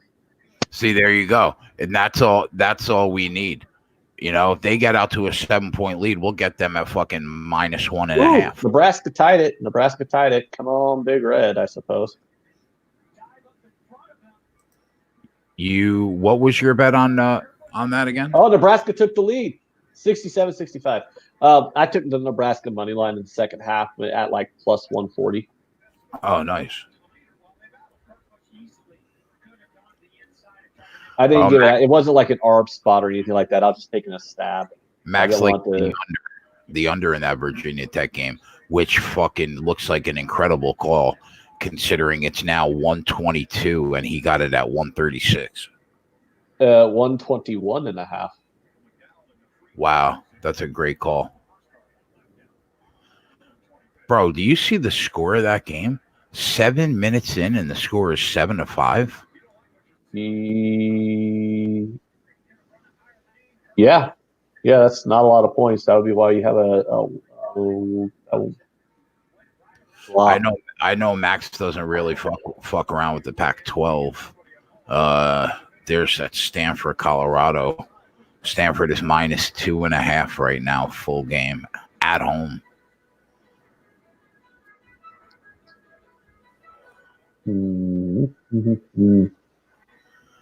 Oh my God, Pete Buttigieg just dropped out, they said. That's surprising. Ooh. Isn't that surprising? No. Not really. If you lose your donor, well, I told you, what did I tell you at the very beginning when you're like, oh, this Pete Buttigieg has got, what did we both say? Wait till people who aren't white start voting. Jersey Jinx said, I need a caution. I will throw my fucking computer out the window if there's a caution right now. Okay. So a caution is not what we need. I deserve this race.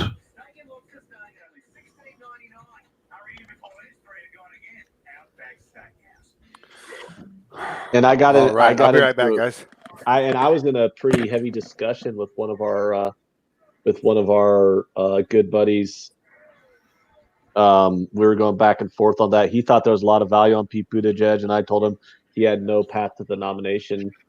But it was Eric, and he said Pete Buttigieg is, the whole it doesn't matter.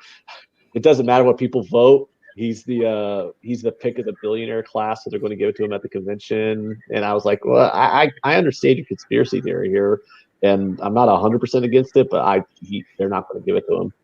So now that he's dropped out there, he's definitely not going to get it. Yeah, but why the fuck was the mayor, a very average mayor at best, of South Bend, Indiana, this far in a presidential campaign? Can you explain that to me? The dude's not even 40 yet. We haven't heard the last one.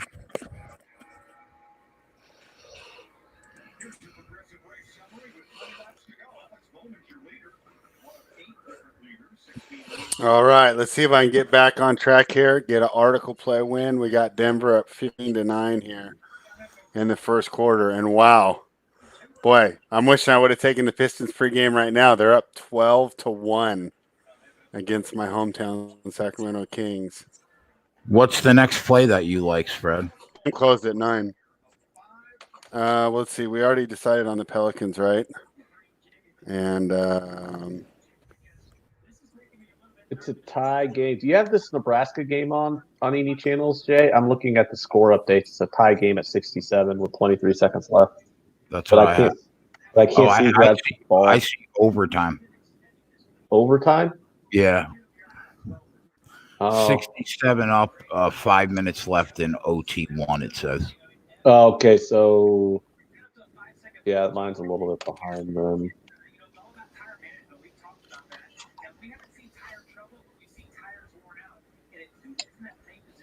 My score updater's behind then on my app. so Jay is like a 5-second lead. Is that like a big lead or is that like close? Like A 5-second lead is incredible. Okay. A 5-second lead is huge, and then he's 10 seconds back in front of the racers in third. I mean, it's incredible. Just an incredible. But are we gonna see some asshole with 17 laps to go, fucking cause a 7-person wreck? Yeah, cause a 7-person wreck because they want to finish 13th instead of 14th. You know what I mean? Mm-hmm. So, I mean, that's what it's going to come down to. Just don't give me a caution, and we will pick up 8 units on the Bowman win, 4 units on the Bowman top Chevy, and 4 units on Blaney top Ford. So that none would be none of that matters, units. Jay. What matters is the unit we picked up on Ohio State. Yeah, you're right. Definitely. Yeah. Those 16 units that we would pick up don't matter. And then, well, we would lose. We would lose. That is so deadpan too. We would lose 1 unit on Blaney not winning the race. So exactly. So I mean, you're going to have a 15-unit show, but I'm going to have a 1-unit show. So obviously, I'm the MVP of the day.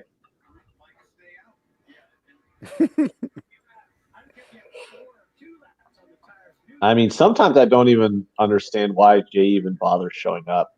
You know, it's like, bro, really? 15 units? Get the fuck out of here with that nonsense. No one's fucking tailing you for that. I'm glad we transitioned to the comedy portion of the show today. Yeah, it's like we're all here because we're basically just all here to watch Ant give out gold on Big Ten basketball. No one fucking gives a shit about hitting any goddamn plus 800s in NASCAR. Like, oh, plus 800, how much does that win you? How much is a unit? It all depends on the sport. Like a unit for me in football is about $450. A unit for me in college basketball is about and the NBA is about $250. So like when I do the arbitrage thing, it's like 2 or 3 units on each side. In NASCAR, it's 200. So I bet 200 on Blaney, 200 on Bowman, and then 200 on them for top Ford and Chevy, and then I threw an extra 100 on Bowman. So that would be 816 2 G's plus 800 plus 800. That would be $3,300 if it ends just like Holy this. Shit. With 13 laps. The Pistons are up 18-1. Hold on. I know, and I'm sitting there thinking to myself, I'm like, I wish Tyler was here because I'm hovering over that Fred? money line for the Kings right now that you can get it pretty even money. Yeah. I was about to say, I'm looking at the Kings. It's still like minus a lot, like minus $1.50. I got almost. minus 110. Jeez, Yeah, that's stupid. gosh, should I jump in or not? Oh my gosh. Yeah, I'm gonna take the plunge. You going to bet the Kings? Yep. I mean, okay. I'll be I back. really wish I would have taken the plus. I really wish I would have taken the +9 pregame, and I would be so happy with the 9-point middle there. Oh man, that's a missed opportunity. Oh, Rich G said big man left because he's on his way to Cleveland to pick him up so they can travel down and beat the shit out of that SMU team together. Yeah, I mean that was a tough. That's Yeah, a really tough loss there. Yeah, Rich G was on that also. So This NASCAR loss would be worse.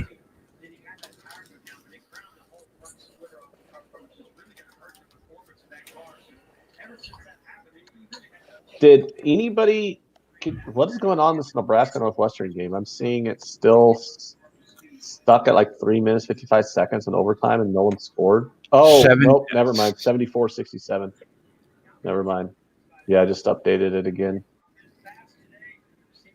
So what the fuck did Nebraska? Corey H is asking, how's the score 18-1 and it's even money? Well, first of all, it's the end of a run, so they're assuming that the Kings make a little comeback here, and then it's correlated off the 9-point closing line. So I actually makes sense. I think it's actually about right. I would say it's a coin flip at this point, but that's how much I don't believe in this Detroit team.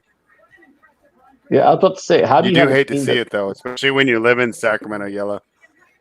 Yeah, how do you say a team that is up by 17 points is only even money to win the game? Because it's 7 minutes into the game. I mean, a 17-point run. I mean, it's not that crazy, right? I mean, the Clippers went on a 25-4 run. It's just because now it's 18-1. We saw a 25-4 run in that Clippers game earlier, so it's just because it's happening at the beginning. So that's why I didn't give it out as official play, King Weasel, because I don't really trust it that much. But boy, I just think that we're getting some value there with a little bit of correlation. I'm seeing 8 laps to go. Come on, guys. This Nebraska team is going to lose at home to the worst team in the Big Ten. That's how bad they are.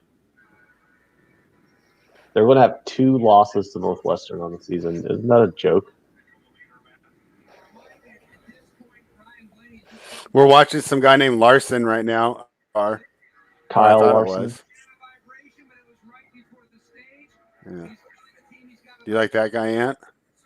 I could care less about anybody in NASCAR, to be honest with you. I don't pay attention to the sport. I occasionally tail Jay's plays on it. That's about it. Sounds like you should. Kenneth Hees is asking about the Pelicans game. Well, basically, it's just, if you watch, they played the Lakers really close in the last game. Now they go back home. They are a good team with Zion. I expect to see a nice marquee matchup there.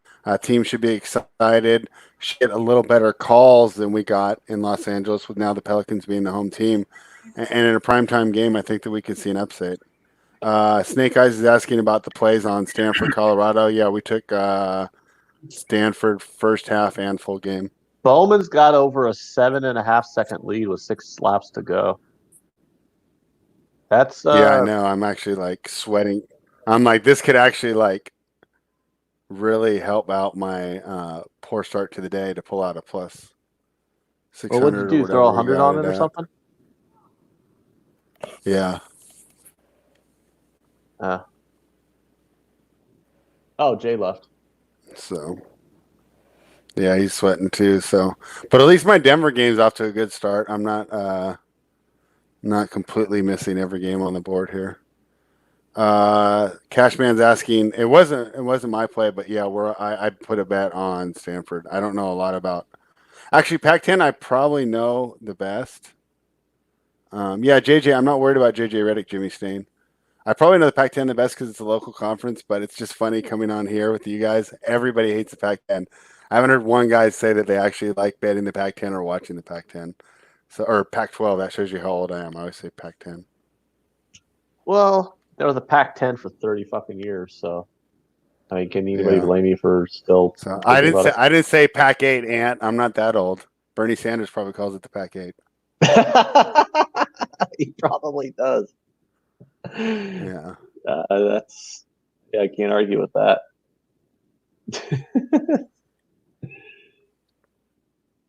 Big King BJ. You know, I was thinking about this earlier. Now that we have like kind of a lull in the show, we can talk about this. I was thinking about this, Ant. If I could go back in time, or someone could go tell 8-year-old me that I'd be talking on a video style like Star Trek, where you talk on the camera to each other. Yeah. And then we'd be talking. I'd be on one of those talking about a guy named Big King BJ. I wonder what 8-year-old me would think. What would 20-year-old you be thinking? Well, see, by then the internet actually existed. Oh, okay.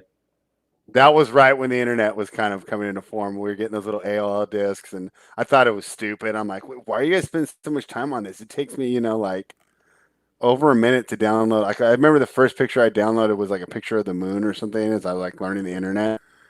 And I was like all excited. And then like 15 minutes later, I'm like, this is stupid, And then little did I know. We got Tyler in the chat with us. Tyler, am I stupid for taking the Kings?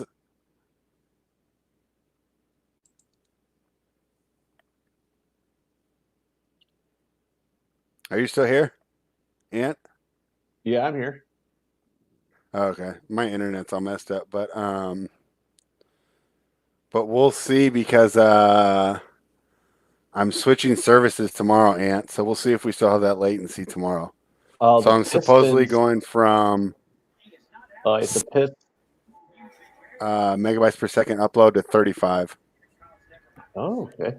Oh, wait a minute. Nebraska just almost made a run of it. It's now 78-76 with 22 seconds left. That's interesting.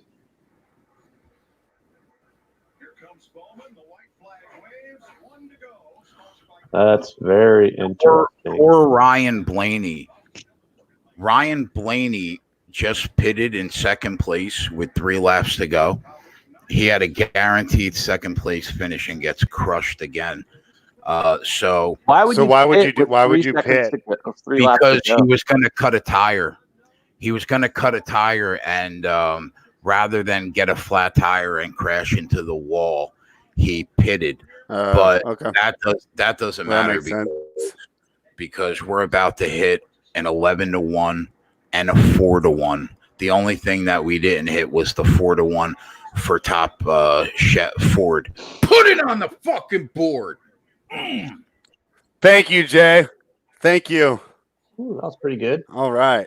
Thank you very much. My bankroll appreciates that. That's how you come back from a bad morning of NBA picks. Wonderful. Thank you, Jay. You're welcome, buddy. Now I see why you guys are excited about this NASCAR season starting. That's 2 out of the first 3 races that we won, and the only reason why we didn't win last week is because he with 3 laps to go. Insane.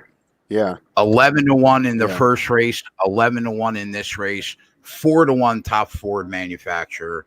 So I mean, top Chevy. Oh man. So Nebraska cuts it to 78-76, and then they miss 2 foul shots. They're at the line with 21 seconds left, 78-76, and they miss both free throws. And then they don't get the rebound. And then, of course, Northwestern, they foul, and Northwestern comes back and hits a free throw. What a fucking joke of a team. What a fucking joke. I'll be right back, guys.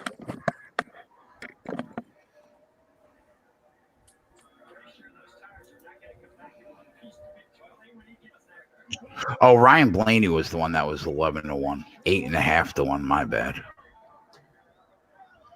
You have him down at the bottom at 8-1. Bowman.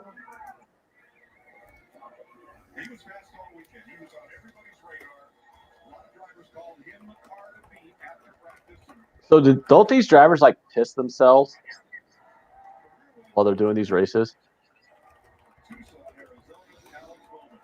I've heard that. I heard they just like pee in their suits. I never understood the I don't know what they do with their pee. I really I don't. No, I heard that they just pee in their suits. Which kind of, I mean, I don't know. I don't know if I want to be sitting there in my own urine for like 2 hours.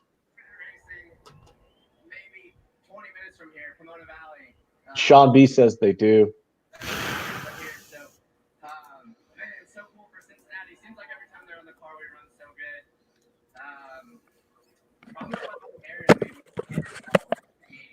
So why do you like Alex Bowman so much in this race? It's his second career win too, like ever. He had the best car all week in practice. Like Kyle Busch owns that track, but he just didn't have the car today. And I mean, he beat the field by 9 seconds, 10 seconds. He killed it, absolutely killed it. Well, that's good. I think like NASCAR, because I noticed with NASCAR with you, it's really easy to cap, but then you just basically got to it leads itself to the worst beats because you'll cap it perfectly and then 10 laps to go. Oh, look at that! A 15-car pileup knocks both the drivers out. That happened last week. An unforeseen pit with 3 laps to go, and it cost us a 20-1 shot. Or no, I bet him live. I still think it's the worst bad beat I ever saw for you taking NASCAR is when you live bet a guy who was ahead and you're getting plus money on him, and then like literally 3 seconds after you submitted the bet, a trash bag got into his radiator. Yeah, bro. That was the funniest fucking thing. That was just a absolutely horrific beat. Yeah, it was a horrific beat, but it's still going to go down as the funniest of every horrific beat that we've ever had on the show. Like 3 seconds after you click the submit button on the live bet, a Walmart plastic bag blows onto the track and goes into the guy's fucking radiator. That was bad. I don't know. I just thought that was insane. All right, that's a good way to start the day. Corey 8 says, "Why you got to bring up that plastic bag after a big win?" Because that's Anthony, Corey. That's what he does.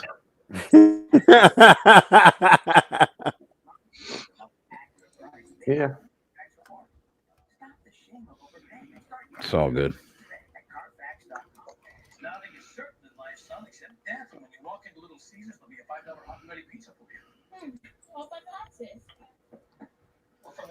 We'll take that. That ends up being 10 units profit for the show. We'll take it. Yay.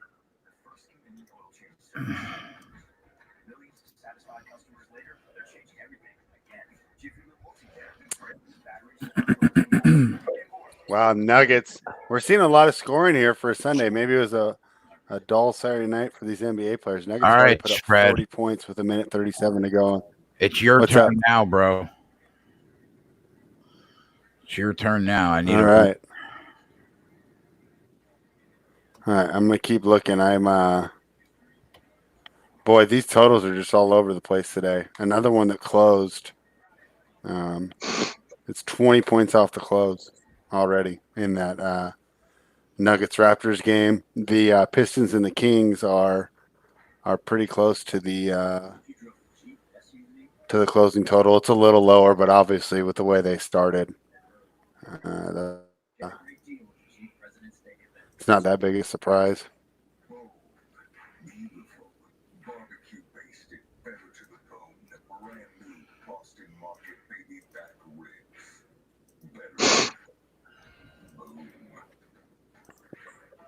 Wow, what's crazy is we should have won. If he doesn't pit with 3 laps to go, we would have hit all 4. Wow, Wow. that's crazy.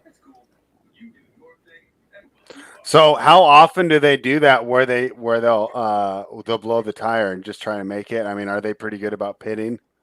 Or do you see it a lot of times where they're real close to the end, blow the tire out? Well, they had to weigh, is it worth us cutting a tire and wrecking right now and finishing dead last, or Oh, do you yeah. know what I mean? Yeah. And how long are they usually in the pit for? 12 seconds, but you end up being down a lap, you know what I mean? Right.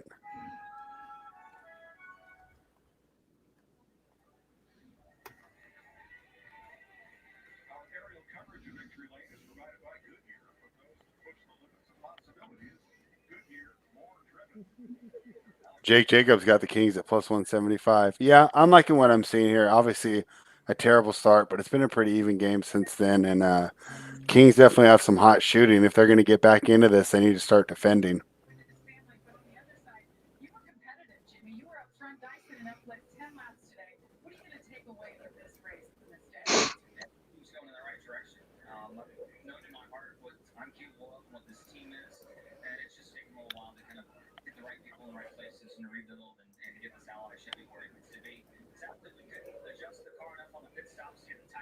All right.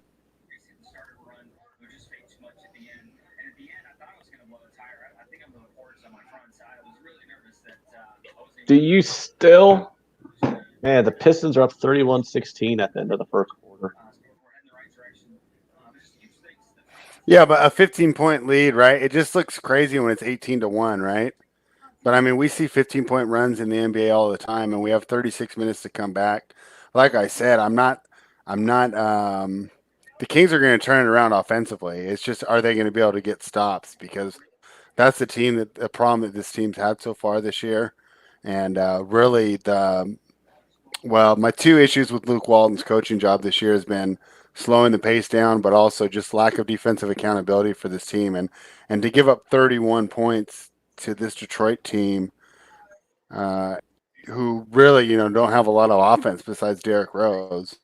Don't have a lot. I would consider all their other players that start to be below average offensive players. To give up 31 just shows that it's a lack of effort and a lack of focus, and it's really been a criticism of a lot of the Walton team so far this year.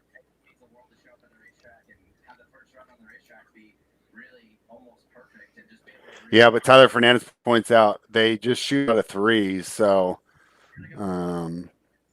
get back into games quickly.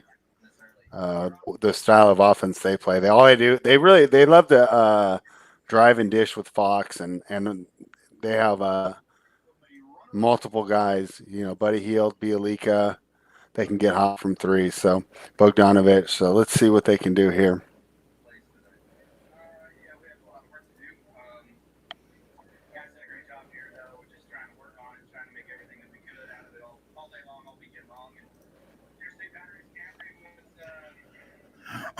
All right, man. Let's make some more money. Minnesota's up 8-3 in the first few minutes of this game. So you're There you go. What's the So line? is that? Are we doing it? I see minus 2.5. Let's do it. you can get minus 135 on the money line on Wisconsin. I'll just play the 2.5. Or minus 120 now. Because they're up 10-3 now. So Minnesota's come out hot. Wisconsin's come out slow. Oh, I can get -1.5.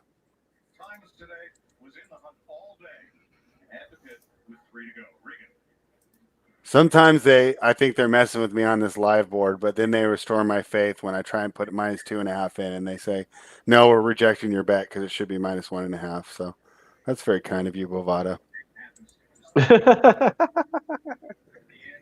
Well, yeah, because you went to go put in at 2.5, and then Minnesota scored. Yeah. And then there's a couple times where it was rejected them, and then it's turns out, and then I missed the number, and then it turns out that I was going to lose anyways. Like, what was the game last night? I tried to get in at 212, and then it rejected it, and then was up for a while, and then I ended up finishing at 199. Is Zion? Oh, Jeff's back. Is Zion getting a double-double? I don't know. Is Anthony Davis completely ruled out, spread? No, he's still questionable. Let me see if they've got a lineup yet. Last thing I saw was he's questionable. What a surprise. He's questionable every day of his career. Caruso's playing. Dane is playing. Anthony Davis. That's from 8 minutes ago. I mean,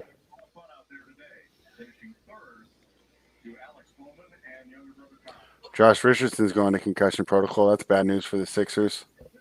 Louisville is down to -6.5. Half that spread was just cut in half. Is that a good spot to jump in? I don't know. Jeff, I know that Jeff liked Louisville. Yeah, he liked him pregame. Yeah. Seems like a nice discount right there, huh?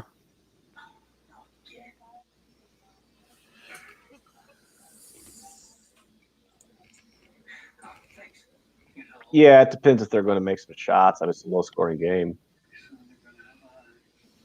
Wow, 124.5 that total is. It can go under. What's going on, Jeff? What's up, man? Yeah, I don't know in that game. That's just seems like no one's really making any shots. Stanford gets out to a 13-point lead right from the door, bro. Good call. Thank you. Yeah, it's looking good so far. Someone's saying what's wrong with big man? Well, look, I mean, I'm not going to keep talking about it. I mean, you guys got to understand, I don't just bet my own money. I have 200 people that follow me as well. So, I mean, again, it's not just like I'm losing a game. And yeah, I mean, it was pretty pathetic, really. I mean, but what are you going to do, I guess? So I'm torturing myself right now by turning on this LAFC Inter Miami game. Should have bet that, of course, and they're up. It's only 1-0 though. It's not like a. Yeah, but Inter's not going to score. They're a brand new team. They suck.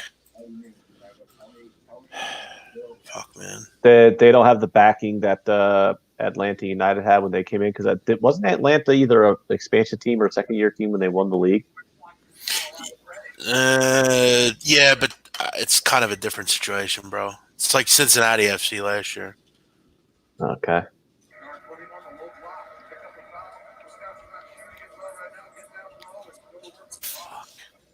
Wisconsin opens the game, I think, 1 for 6 from 3.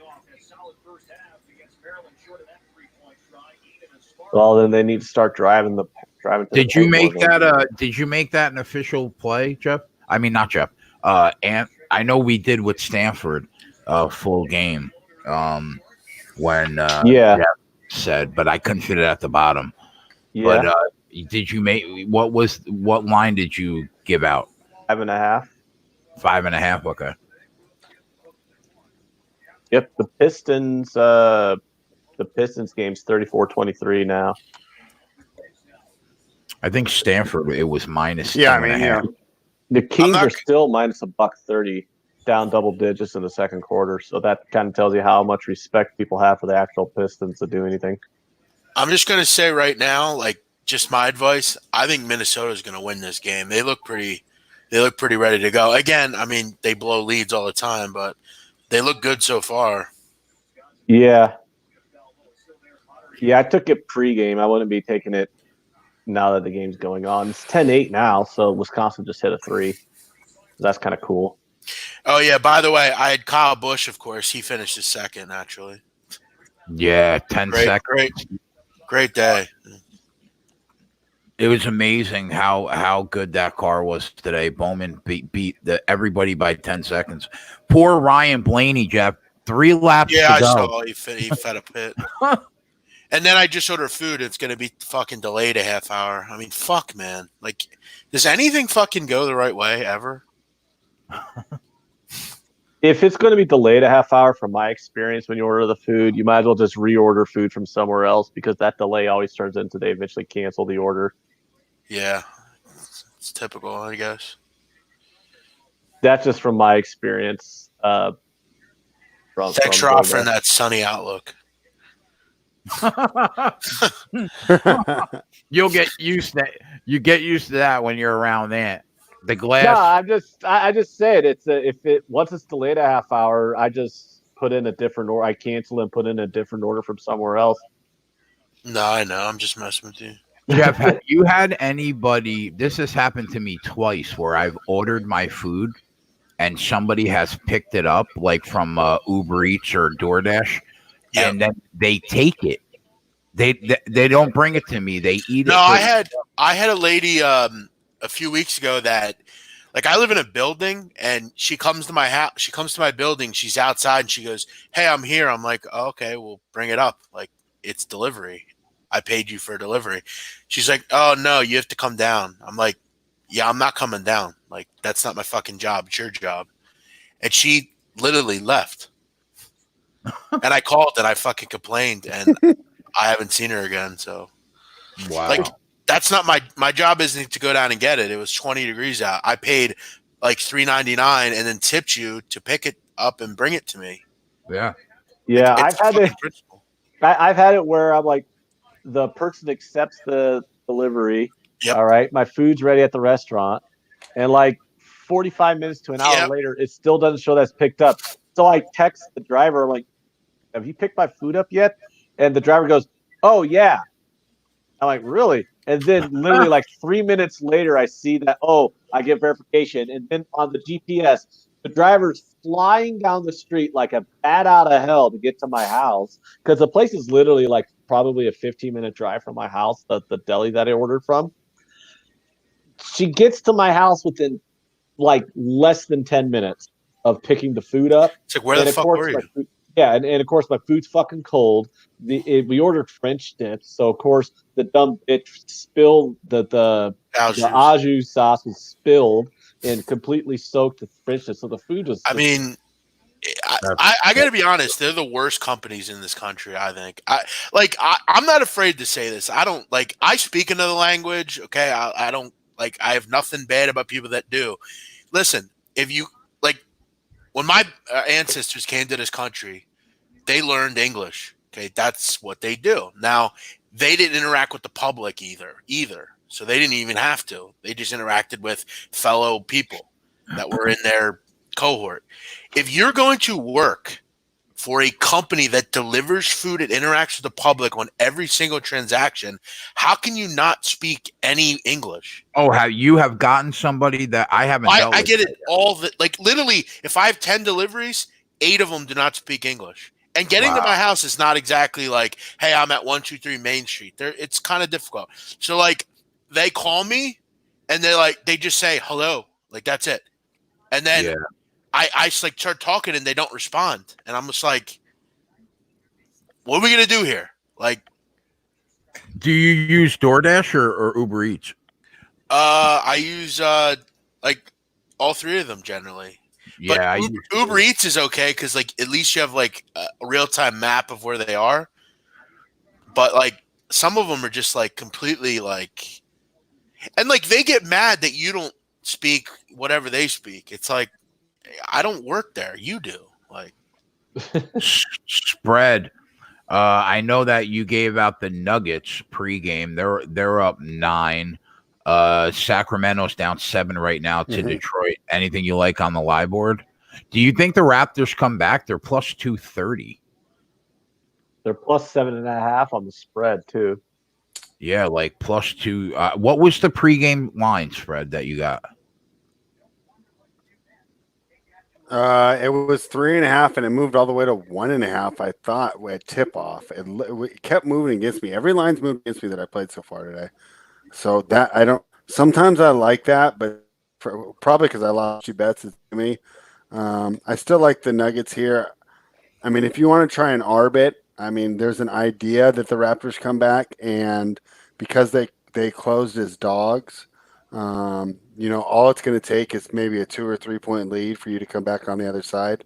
But if you're just playing the plus 210 with not thinking about arbing, I wouldn't do it. I think the back here, if we watching the game right, this lead just got cut. The Raptors are on a little run, so I think the Denver's going to follow back with another run right now. But if you want to arb, I definitely think this is a nice little spot because there's a good possibility and they might have a lead. Nuggets could go wire to wire though. I don't know. Honestly, if you were to jump in on anything right now, I would just take the Kings minus 1.5. You like? I was just going to ask you about that game. That's what you like right now in that game? Yeah, Derrick Rose went to the locker room. Who knows when he's going to be back? This team is going to have problems scoring. Even with the Kings' bad defense, they're going to have problems scoring. And the Kings are going to start to heat up, I think, from shooting. So I will grab – I see it move to 2.5 right now as Bogdanovic. But, yeah, I think the Kings pull this out. If Rose was still in there, I'd be worried. But I think this team's really going to have a lot of problems scoring second half if he doesn't come back in the game. And with a team like Detroit that – no playoff hopes, nothing like that. They're not going to rush Rose back out there. So I like the Kings minus 1.5. We can go ahead and make that an official play. Okay. Isla Summer telling me to have some respect. Listen, Isla Summer, if I go to Albania and deliver food and I don't speak Albanian, they'll tar and fucking feather me in the town square and then they'll fucking banish me from the country. Give me a fucking break. It's not the point, man. Learn 5 words and say, I come here or there. Like, it's not that difficult, bro. You got that at minus. It lost in all this, though. Yeah. Viper lost says, in all this, Jeff. You did cash a play. Our Stanford good. first half got home.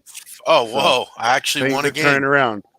Nice. Yeah, so we're winning. They tried fucking around and losing.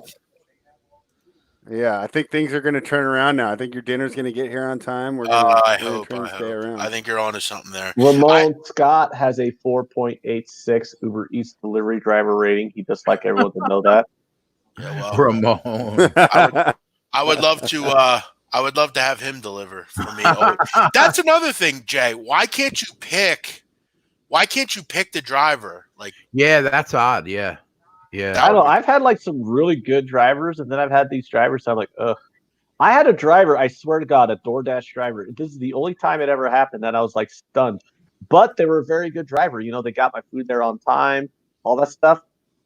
Driving a Mercedes, and he was still wearing, like slacks and it looked like a collared shirt underneath a sweater, and he looked like he was maybe like 40. Had night. He still looked like he was in his office job clothes, driving a Mercedes, and Robbie. And I'm not talking like a 2008 Mercedes or that you can pick up on like on a used car dealership for like $10,000. I'm talking like a 2018, 2019, a new Mercedes, and he's driving DoorDash. I'm like, the thing is, Anthony, think about this. Maybe they just bored at night. He wants something to do. Maybe. I don't know. If I didn't do this, I'd probably DoorDash in my Mercedes. Why not? If like you got nothing to do, and like let's say you don't have like a hobby. Like think if you didn't do this, like what would you do at night? Like seriously, you could only watch so many. Well, I would. I wouldn't drive for Uber or Lyft in my Mercedes, but I'd probably DoorDash in it. Yeah. Make some money. Yeah. Probably wouldn't drive the Mercedes. I'd probably drive the other car. Tevin Lashley's saying, why he's really saying that? Motherfucker, I speak another language. What are you talking about? Don't try to pull that shit that I'm racist. Fuck are you talking about? I'm seriously, that's where I draw the line here. You're way out of fucking bounds, cuz. It's the fucking point. I don't care what you speak. If you're going to work with the public and to be fishing at your job, you should learn something. It's simple. I will say Viper that BN says there's many anybody- schemes you can run on DoorDash and Uber Eats to make money, but I'll keep it on the low. Anybody What schemes that are you talking about? anybody that watches Jeff's Twitter feed knows that man. he goes to bat for every ethnicity. Come on, man. I go to bat for everybody. I treat everybody with respect. Come on, man. I don't even. But that's the thing on the internet. People don't know people. They just act like they do. They hear one thing. Come on, man. I got my lifelong friends are come on, man. I don't gotta explain shit to you. I have a hood pass in every fucking hood I go to, man. Fuck out of here. Fucking guy. I don't mean to be rude, but you're out of line with that, brother. Yeah, that's fair. That's fair. Isla Katz had a chick in a Tesla drop him off his Uber Eats one time. Jesus Christ. Hey, just making some cash at night, I guess. Yeah. But, But that's a good point. Like if you're just like if you don't have a family, right? If you're not married and you're just sitting home, I would make a little fucking extra cash by going to deliver. I'll tell you where you live too. You probably have surge pricing all the time. You'd probably make cash driving Uber or something. Yeah, they do well. They do well here. Like, the just problem is you'd have to, going into the city could probably suck, Yeah, definitely. Oh, yeah. Spread. The Kings made a little run down by 4 now. Yeah, I'm liking our spot here. So The down by 4. They're down by 3. let's hope they keep it up. Yeah, down by 3. Here come the Raptors. Now only down 3 and plus 170. They could definitely grab a lead in this game, man. Yo, Jay, you got to be At this point, it's definitely possible. You got to be a real gutless piece of shit to come on these chats and be like, "Oh, I love getting a guy going who's down money." You got to be a real gutless fucking hack to do that. What a loser! What a loser! Like Anthony and I talk about all the time. Like Davis out tonight. I called that motherfucker. He's out. Anthony Davis is out. Yeah. Yeah. What were you like saying, Jay? Sorry. Ant and I were talking about just like people that troll people in general, like on the internet, and how it could get annoying. Like I totally understand where you're coming from now, and Ant too, from like a couple years ago before we ever turned the camera on for the first time. Some people. The thing is, I don't care if you talk about me personally. You want to call me fat? I don't give a shit. I don't care, but don't make it a point to be a complete fucking prick to me. I don't know you. I don't fucking want shit like that guy just said. Just trolling people just to do it. Calling people. I have people that have made Twitter accounts about my family, my sister. Like just going to like levels of just like complete it's just and for what? Like just for what? Because the main thing that I've never understood about those internet troll guys who do things like that is how do you have enough time in your life to make up a bunch of dummy accounts specifically to troll somebody? Why is a guy who talks sports on YouTube so important to you that you got to make up fake Twitter accounts to mock them? I never got that. I think a lot of people I think a lot of it is jealousy. Like they see guys like you guys, you're doing something, you have a following, you have something that people want. I'm sure there's people that wake up and say, Jesus Christ, how the fuck's that guy doing shit? Like this new opportunity I have. I have people all the time that reach out and they're like, you suck, you're going to do shit there. Like they're so jealous that it's not them doing it as they wake up and they're probably unhappy with their own lives. And, a lot of these guys have tons of time on their hands and they're so hateful that they need to do it, I never understood that, like the animosity between handicappers and between the people when everybody has a common goal to just beat the book. The book is the enemy. I mean, some of these people though are just they don't You know, like I've often said, like if you go back and look at any fight I've ever gotten in, it's because of like I don't start anything. I finish it. I don't start anything. But it's like, some of these guys, you've got to stick up for yourself, and I'm not going to allow another man to come on here and talk stupid to me. It's not going to happen. And, some guys, in certain parts of the country, they just let it roll off. But you're not going to come on and say something to me or disrespect me and not get something in return. I don't know who you think you are, but, as you said, most of the people on here are super nice. It's just like, this guy comes on here and it's like I don't need you telling me. I've already lost one of the worst beats I've had today. I don't need you going and telling me about it. Right. Like, fuck yourself. All right, Fred, I'm jumping in, bro.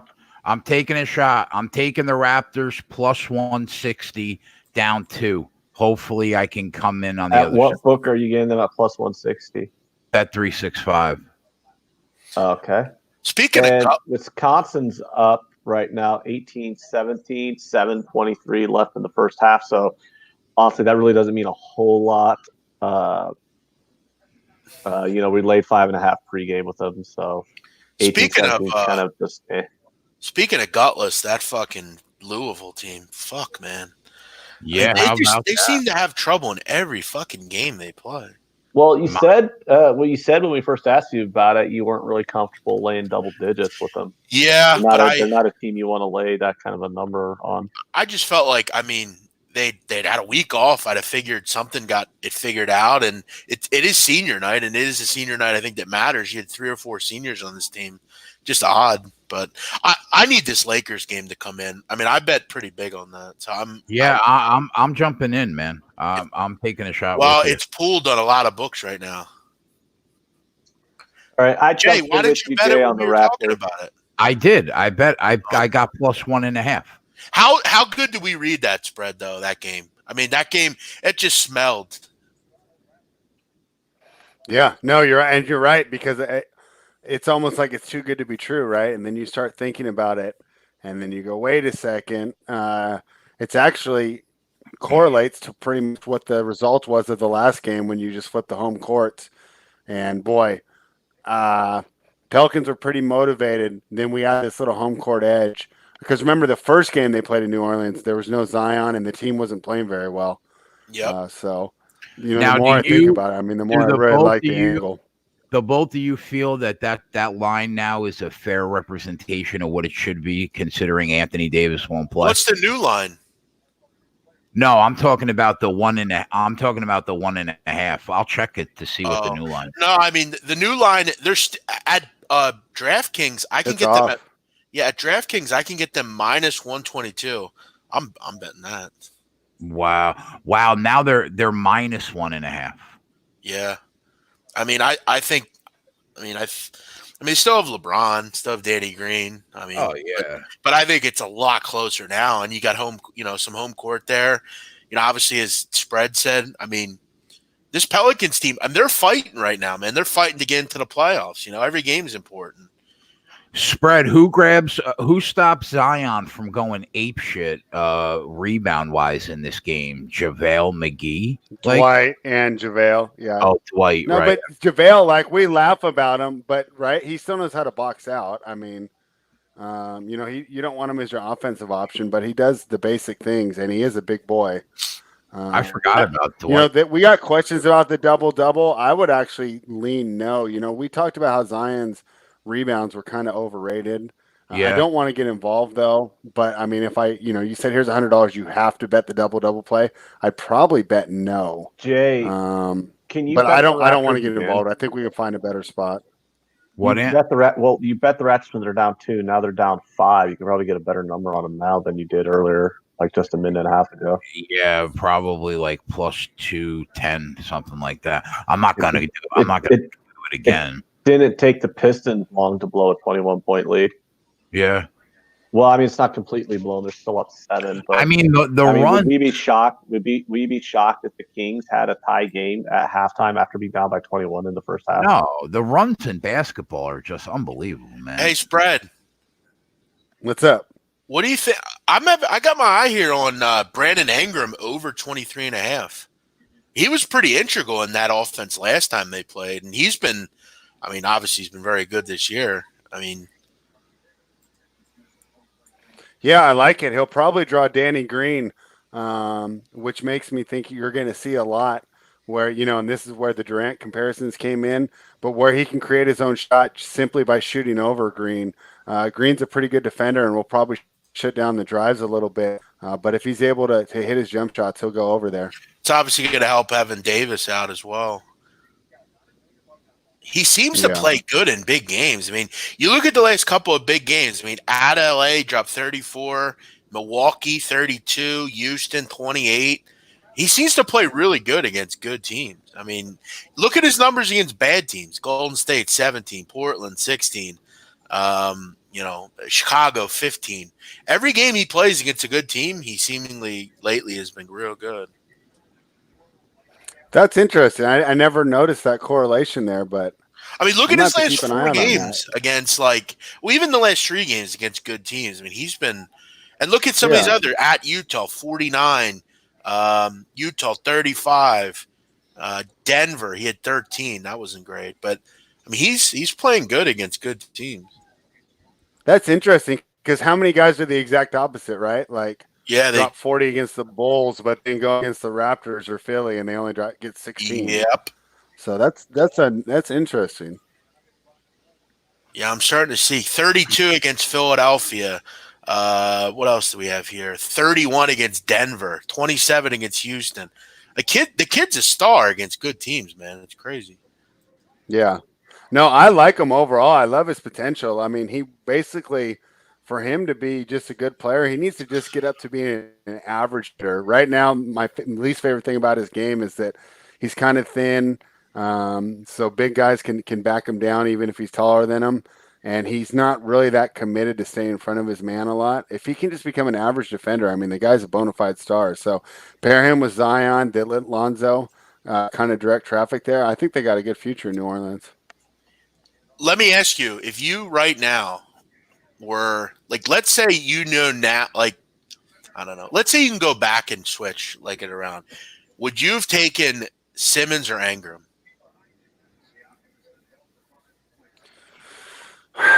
Probably Simmons. That's a good question. Really? But I think that Ingram would fit with Embiid 10 times better. Yeah, exactly. You see where that question comes in? But I mean, if I had Ben Simmons, I would build the team like Milwaukee. I'd get 4 shooters around him, and I'd let him drive to the hoop on almost every play. With 2 guys in the corner and 2 guys kind of at that high 3 area.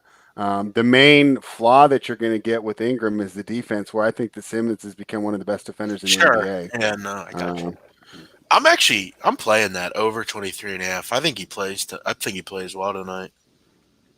I'll jump in with you. I think I like the angle because I never would have thought to look at the quality of competition. I mean, we basically just need inverse to what we'd expect. We basically just need him to get to his average. I mean, his average is 24.8. That's pretty interesting. Yeah.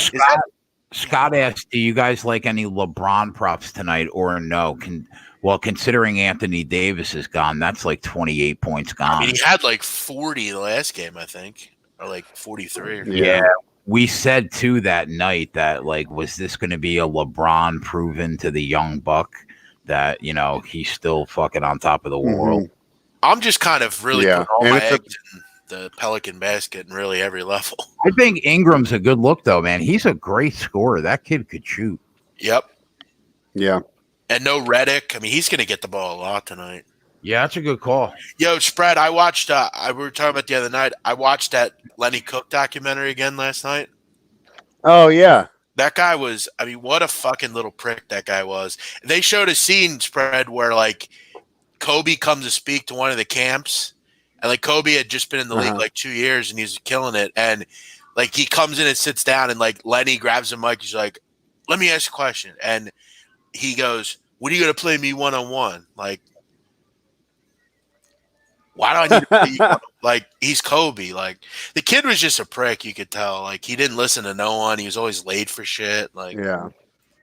I don't know. It's kind of sad. Well, I think when he had everybody on him telling how great he was, and nobody ever checking him or holding him accountable Yeah. for Well, see, first the 17 thing years is, of his life, that's what happens. a lot of people forget too, when he was like the summer before his senior year, he was at that ABCD camp and played LeBron's team. And LeBron like took his fucking cookies. Like he had a terrible game. LeBron hit the game Right. winner. Like I think that kind of just ruined him, to be honest. Well, they talk about in the documentary, right, that it messed with him mentally because he had Yeah. never not been the best player on the floor. Yeah, he had to kind of And he started finally to be doubt like, himself. yeah, exactly.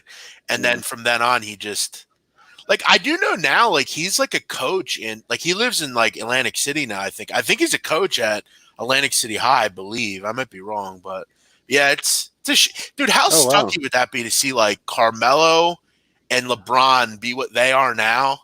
It's like in Breaking Bad Yeah. when Walter White like sold his company with that guy, and the guy became like a billionaire.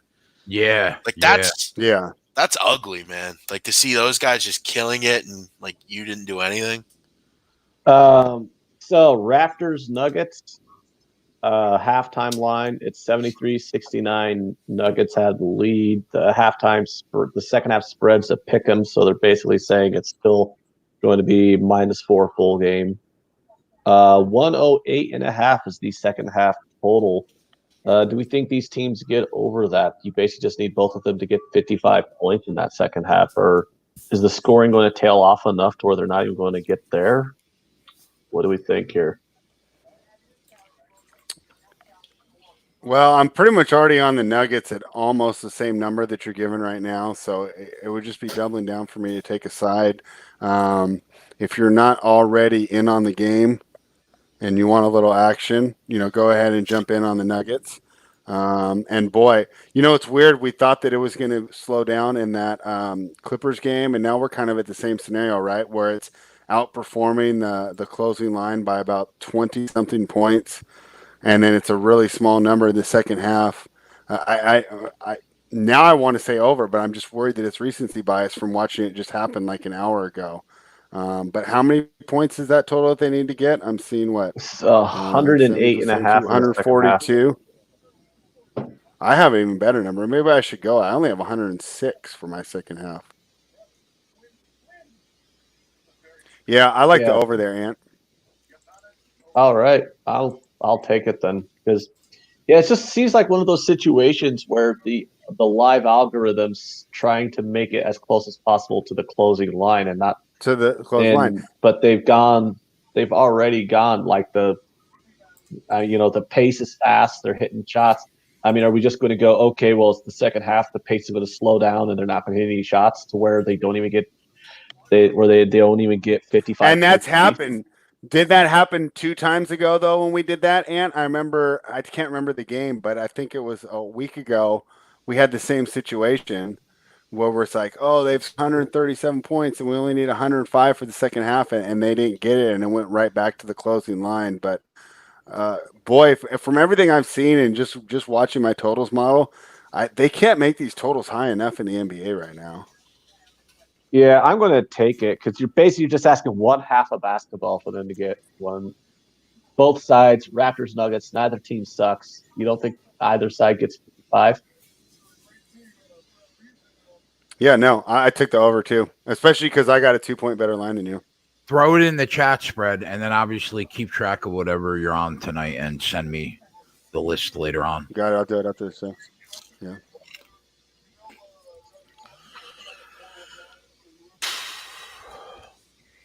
Your Grubhub driver will arrive with your order soon. Yeah, I'm sure that won't happen. Sure they'll get lost. I think I'm going to order some DoorDash. I've only used DoorDash. I haven't used any of the others.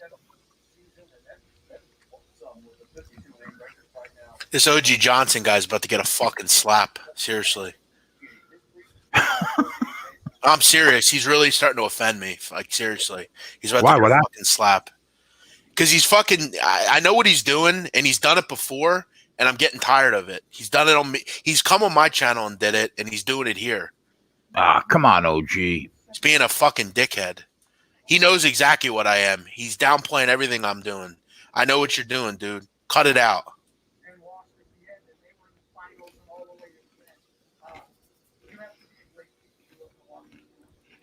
This Wisconsin game's a little closer than I want it to be.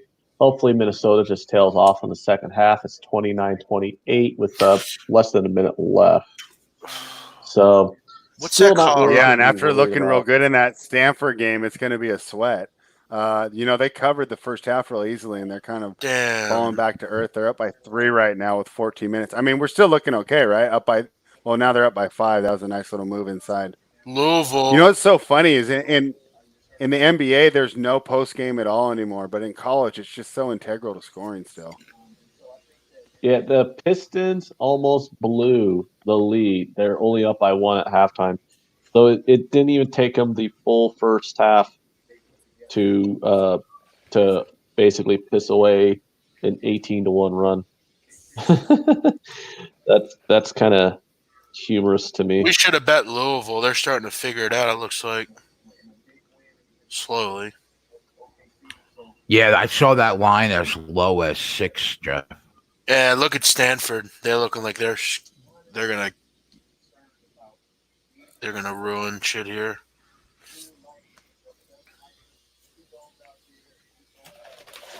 Jesse Daly says Toronto wins this game, no doubt. Well, let's go. I got him at plus 170.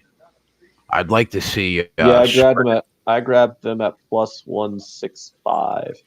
I'd like us to cash and then let spread hit that Denver full game. That's a good comparison, RKE. He's a lot like. That's a good comparison.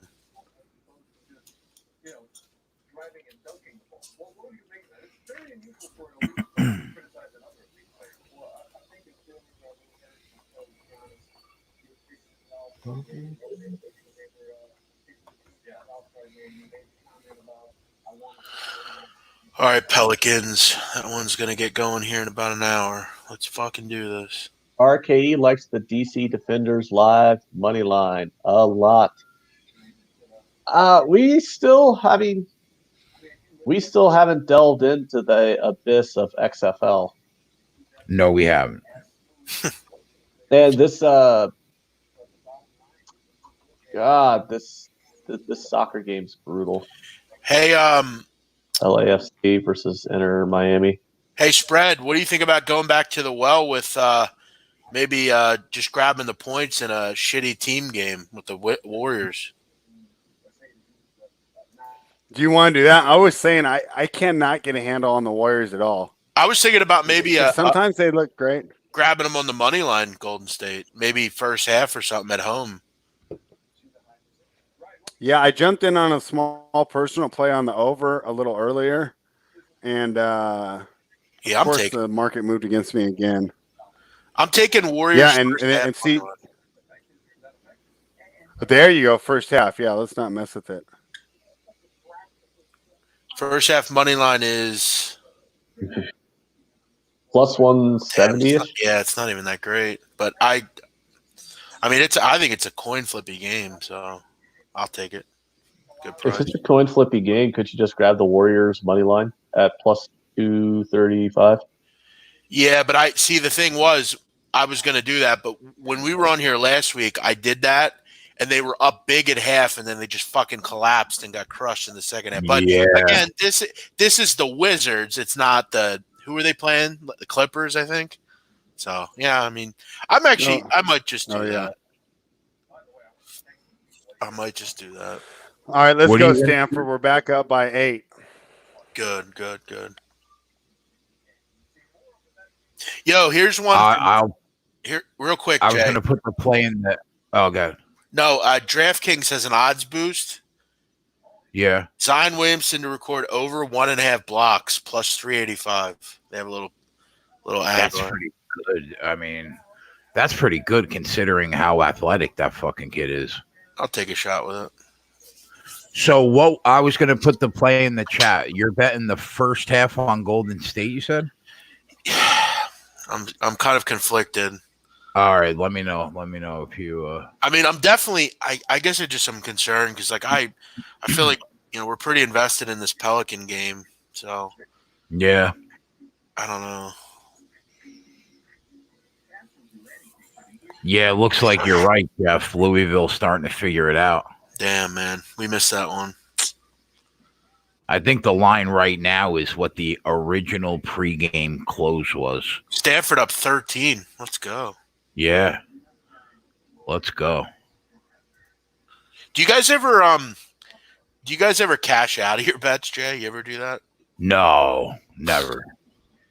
Never. Yeah, and then same. It either wins or it loses. I agree. Hold on a second.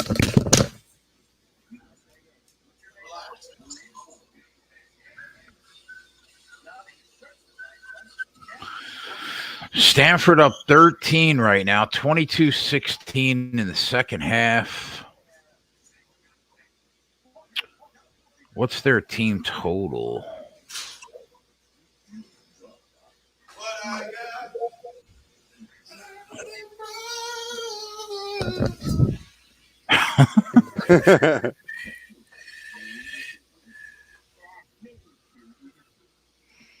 Their team total is 77 and a hook, which would mean they have to basically score 20 points in the last 12 minutes of the game. Do you guys have an opinion on that Golden State game over under? We got a couple questions about that. It's tough to bet those. Yeah, I like the over. Yeah, 231 and a half. But the main Remember reason the good I old don't, days when 231 and a half was a sky high total? Yeah. Yeah. Now it seems like an average. But I mean, are those really the good old days? I love this new NBA. Like, I know a lot of people don't like it, and the good old days, you could get totals. I think it's fantastic. You could get totals in like the 180, 200. If you I remember you used to all the totals in my head based off him going to 200. You know, Flaws is asking about the Wisconsin game. I actually took Wisconsin pregame. They are up 3 at the half, so you basically can get them at about the same price as the pregame close. They should come out and, I mean, I don't see them losing this game. They're a better team than Minnesota. If you bet the over on every NBA game this year, do you think you're up a shit ton of money? It seems like they can't make these totals high. No, because that's the thing. It's like you think it seems like all the games are going high, and the games are. But like I said, all the totals are like in the 230s now, 220s. You didn't see totals in the 230s even 3 years ago. So, the lines are adjusted. If you were able to just randomly bet overs and just cash, then it literally doesn't take that long for the bookmakers to adjust their line. There's like last year. There's actually like, I'm going to count here. 1, 2, 3, 4, 5, 6, 7, 8, 9, 10, 11, 12. There's only 14 teams that have a positive over record this year. Okay. Yeah. Well, it's, for example, last year, Jay, all the buzz in the gambling world was all the overs in baseball because so many games were going over. And that was true for about 2 weeks until the lines on every game was 9.5. You didn't really see 8s anymore. You weren't seeing 7.5 unless it was a star stud starting pitcher. Like all the lines were like 9.5. I mean, you were even seeing 10s, and you almost never see a 10 outside of like Yankee Stadium, Coors Field, these big ballparks that are known for a lot of runs. But you were even seeing 10s in, some very average teams with some very average stadiums. And so, the idea of blindly betting overs or unders just doesn't really work out because the books adjust the lines. If it's a high-scoring league, the totals are going to be higher. Sean B says Donnie Right-Side's bet every over. Hey, wait, hold on a second. That's how you know your show's made it, when you have shitheads like that guy coming in here. That guy Right-Side is not Donnie Right-Side. Some fake fraud that says he's stole Donnie's name. Oh, okay. No, that guy's the worst. That guy's been around for a while. Well, I'm hoping that one day Jay, Greg, and I are so big that we have people who make fake accounts trolling us. Yeah, that's how much of a loser that guy is. He has to come in here. We actually might already have him, but I don't pay enough attention to notice if I did or not. So I don't know.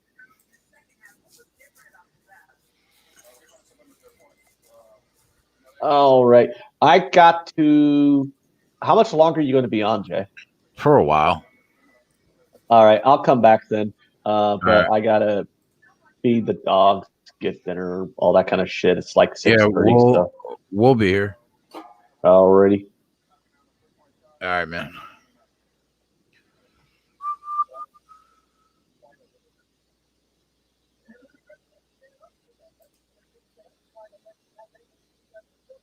What's up, Sterling?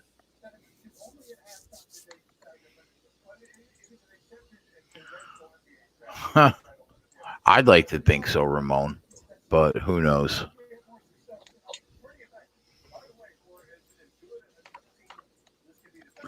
Stanford doing the damn thing, up 13 with 9 to play.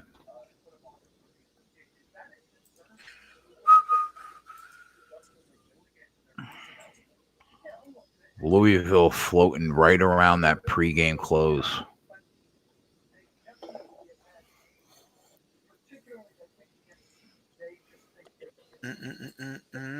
Wow, they did. They cut it all the way, huh? But there's still 10 minutes to go. I mean, that's got a while to go.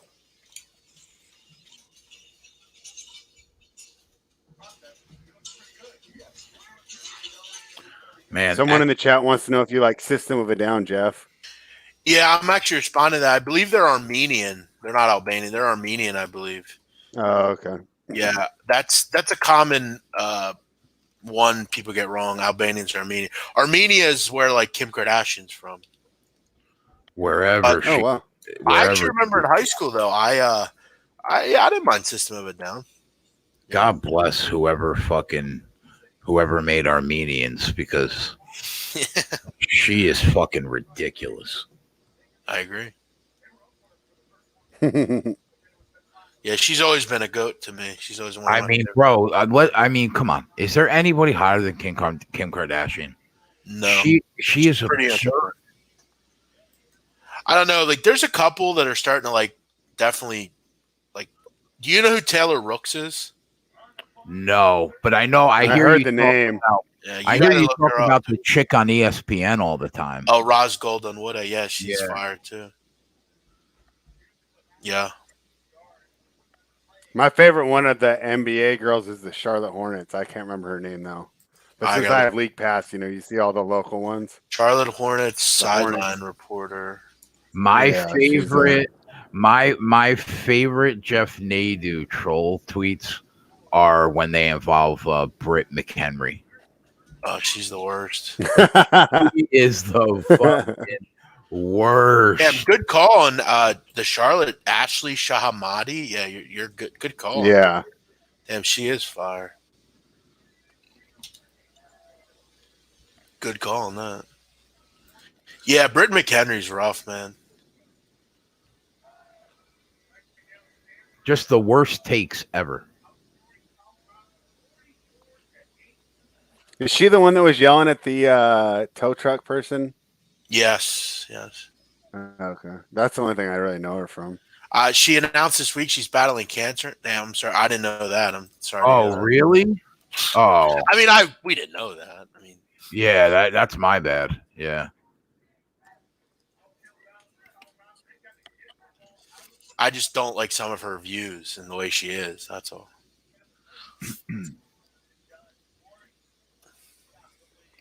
I don't know though. You guys got to look up Taylor Rooks, man. She's a complete fucking 10. How do you spell her last name? Rooks.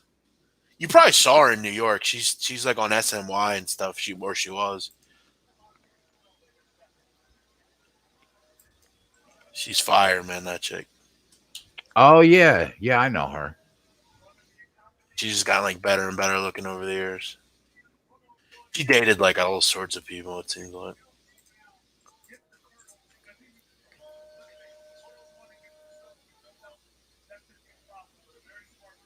Yep. All right, Kings have taken the lead here. Damn, that's crazy. They were up a ton, weren't they? They were down by 17 at one point, I think. It was 18-1. I remember that. Oh, that's crazy.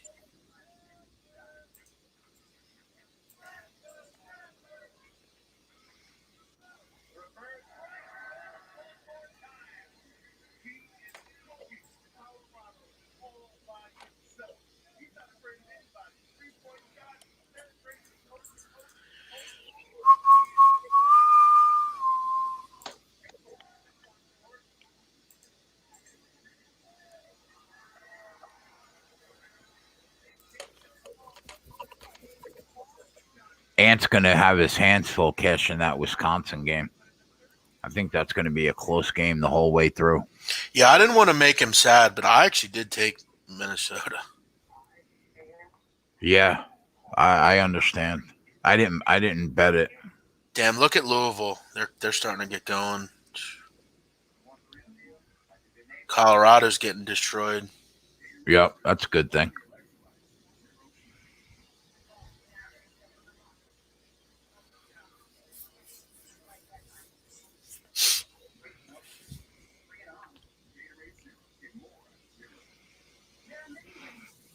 Spread Toronto +5. Snake Eyes says you're actually on the other side, right? Denver minus. Yeah. Corey Yeah. H is saying he's glad that I'm on Minnesota. It's like, I guess because I don't hit one or two plays, I suck at all this. Yeah, good one. Keep fading me, I guess. It might not be a good idea, but all right. See how they love you when you're good, Jay, and they hate you when you're bad? Hey, man, it's hard to keep everybody happy all the time. Yeah, it is. Not even about like Corey, just that like in general, people don't realize that like 55% is like you're doing it right. You're still losing 4.5 out of every 10 bets you make. Mm-hmm. Yeah, that's right. You're right about that.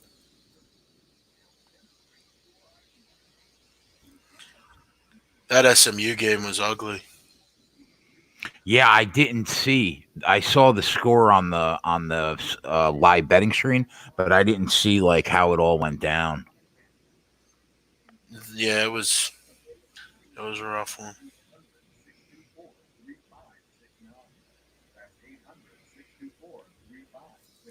This Louisville game is going to be a sweat for anybody that laid that 12.5, I think. RKE selling is Billy Walters legit? Yeah, Billy Walters is legit. He's locked up, though. He's locked up? Oh, yeah, he's been locked up for like 3 years now. What happened? What did he do? He got caught insider trading. It wasn't gambling related, was it? Yeah. Oh. Yeah, Phil Mickelson ratted on him. Phil Mickelson's a rat. Oh, Phil Mickelson's a piece of shit, bro. Look him up. Phil Mickelson had a chance to talk down and say he didn't do anything, but Phil just like, yeah, I'm not talking about that. And that was part of what put Billy Walters in jail? Yeah, he's into like 2022, I think. Oh, wow. Yeah, he basically, insider traded with this. I want to say it was like what kind of, Dean Foods, I think it was called. But yeah, it was he got 5 years for it. That sucks. I actually thought about writing him. I want to see if I could interview him. I don't think he would do it though. Bro, you know who blows Phil Mickelson? Mike. Mike who? Francesa.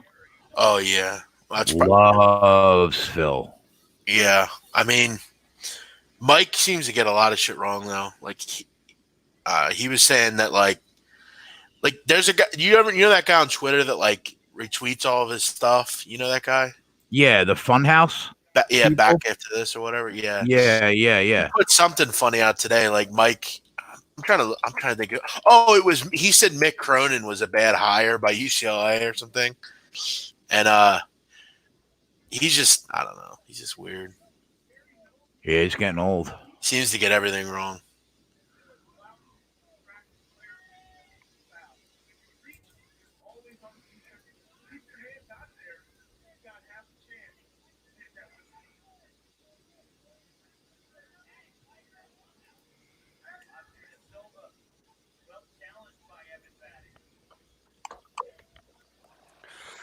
All right. At least we got some good games here. The other two, I wasn't even sweating at all. These ones are going to be close. Yeah, I think Stanford looks like they're gonna. Yeah, they look good. Again, though, I don't want to call anything just yet, but I mean they're playing well. Yeah, college game, right? Yeah. I'm watching the game. Colorado just doesn't look good. Hey Jay, SMU is up 50-26 with 11 to go and lost. Anthony said that their win probability was Yeah. 99.8%. Yeah, it's crazy. That is crazy.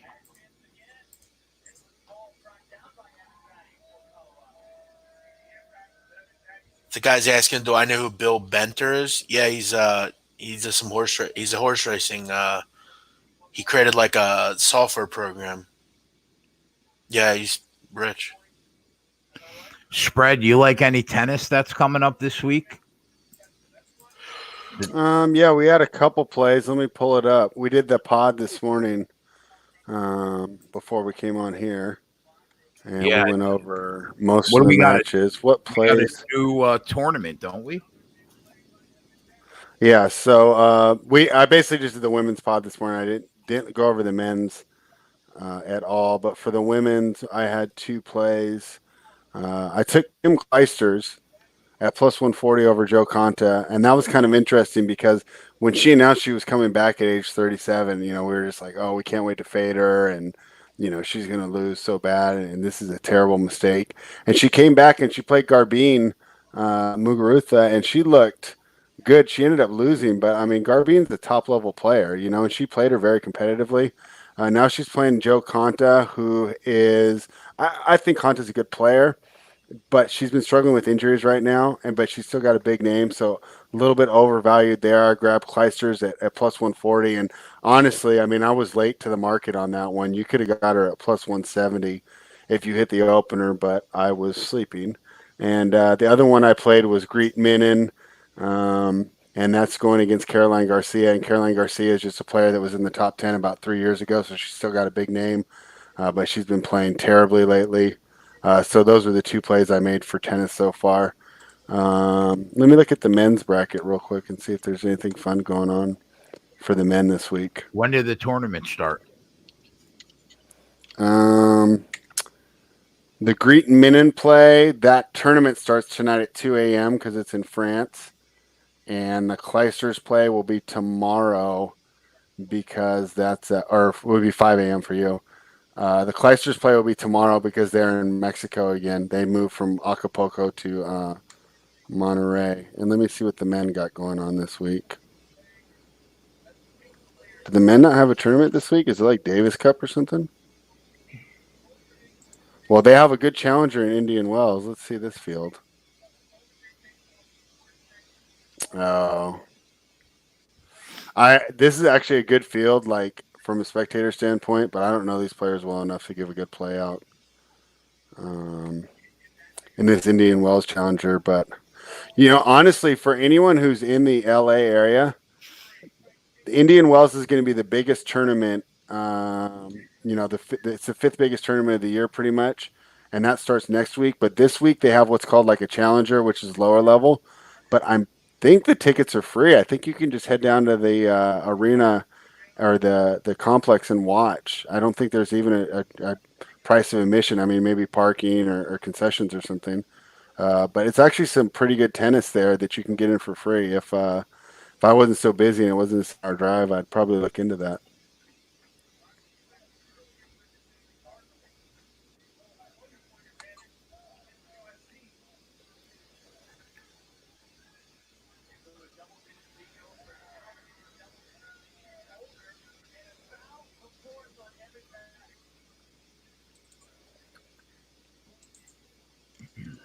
Someone in the chat's wondering if there's going to be an ARB opportunity in the Minnesota-Wisconsin game.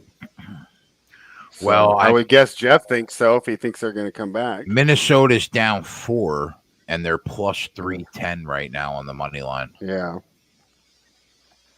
So that means they'd probably have to be up by 5 or 6 before they gave plus money to Wisconsin. Yeah, they're down. I guess as it got closer.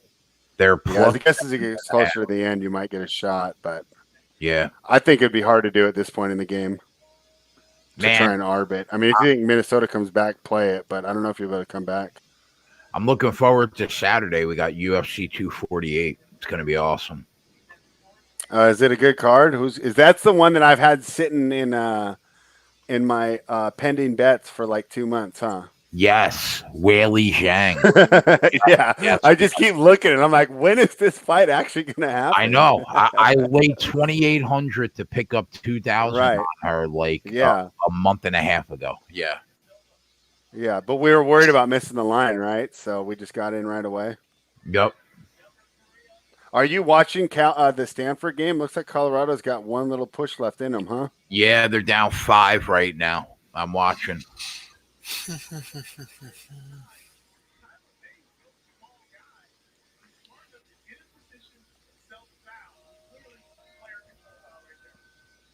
Lakers or no? No, we're on the Pelicans, Anthony.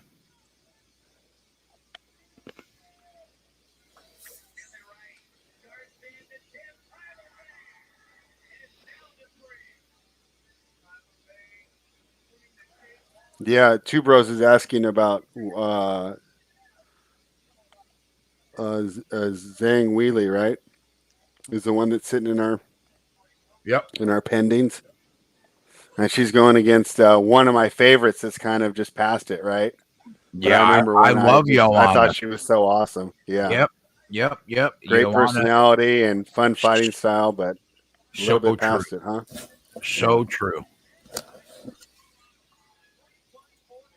Yeah. Ever since she lost back-to-back fights to Rose Namajunas, she hasn't looked great, and she is fighting just a different kind of animal on Saturday night. I lost pretty big on that first one. What was it, like minus 290, and I laid it. That was a tough Against loss. Rose first Namajunas. time. Yeah, we got her. First time. We got her at plus 450. Oh wow! This Stanford game has the SMU feel to it. Oh no! Don't say that. Shit! All right. No, they're starting to. I'm gonna have to watch the end then. 3 point. And at home too, huh? Yeah, they're really starting to piss it away. Just turned it over again.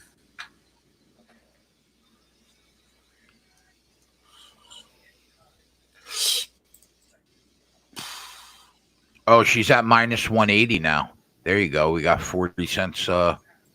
Yeah, because I remember that was why don't other than futures don't like to have money tied up for that long. But I remember you said Yeah, I think that she goes off at like minus 220.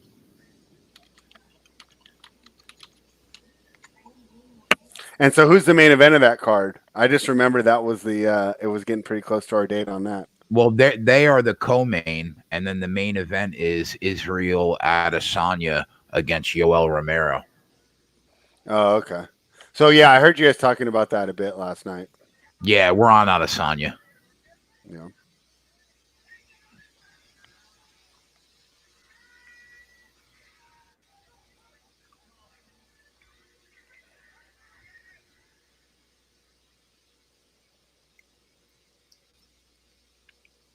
I don't even know what he is right now.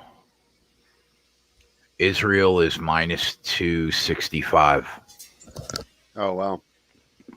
Did you get in a better number or? No, I didn't. I didn't even bet that yet. Oh, okay. Do you even like it still at that number, or are they kind of scaring you away with that price? I think I'm gonna try to find a way to get on him at a cheaper price. But do I think that he wins? Yeah, I do. I really don't think Yoel beats him at all. I just can't see it.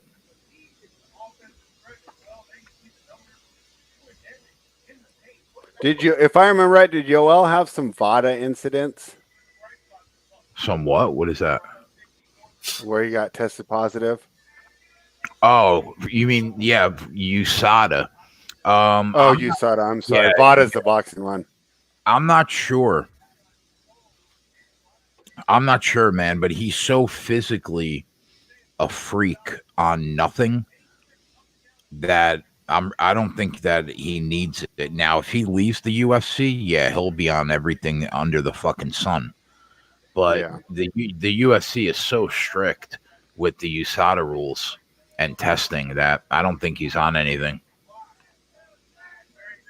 Come on, Stanford. Mason's asking about Beal over on points, rebounds, and assists. I mean, I really think they put that number right. I mean, he could go over, but I mean, I don't know. I really think that's a coin flip. Darren Till is on standby in case Yoel gets hurt or fails the test. Yeah, Darren Till doesn't have a fucking prayer to beat Izzy, in my opinion. Who was Till's big win? He just beat Kelvin Gastelum, I think. Yeah, and he was the dog in that one. Yeah. Stanford I just remember that can't one. I think I was rebound. on the wrong side of that one too. I get a little square when it comes to UFC. Stanford just can't rebound, guys. Just tons of offensive rebounds. There we go. Good board. 5-point game. 2 Hit minutes that to go. three. Ah, Yeah, needed that. That would have been an 8-point game. That might have did it. Damn it.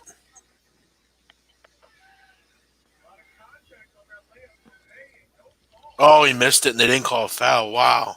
Shit. That was wild. It should have been a foul.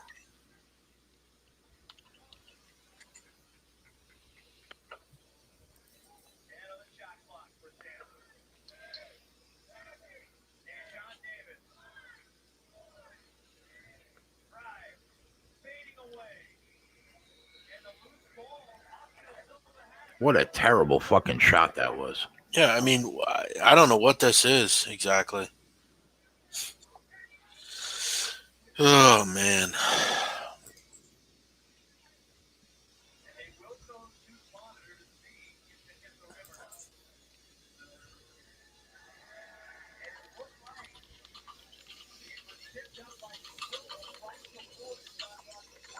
Spread, what was your play in the Sacramento game? Did you stay off that game? no! Remember, I gave it out. Kings minus 1.5. Oh, yeah. Nice call. Yeah.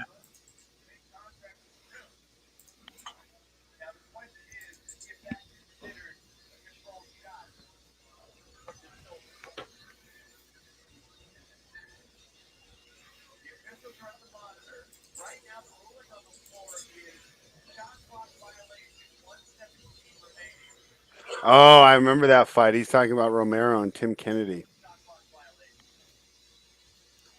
And Kennedy was kind of a holdover from Strikeforce too, right? Tim Kennedy, yeah, he fought for a couple different organizations. Yeah. He's a really interesting guy. Joe Rogan, he's a friend of Joe's, and he has him on. Carlos Cruz says Pelicans first quarter is a lock. All right. I don't disagree.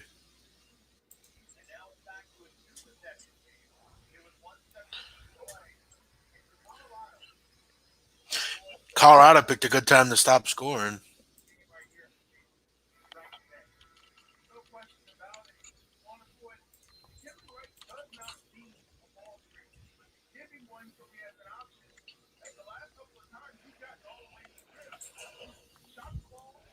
Some kid having fun in that Stanford crowd.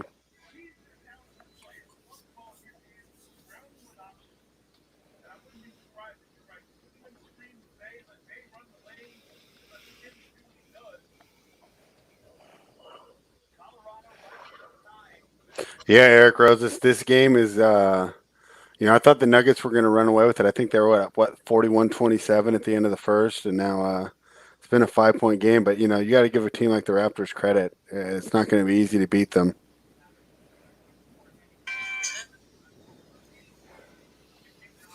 All right, here we go. Oh, Wisconsin's gone. Gosh, you're right. They can't rebound. Get that rebound finally. Really bad. All right. Just don't turn it over. They got to start fouling here soon.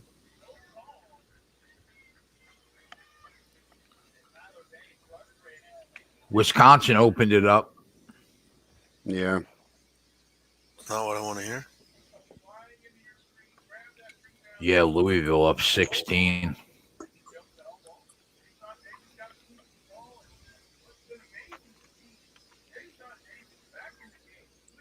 LeBron's points total is 29.5, and Zion is 24.5.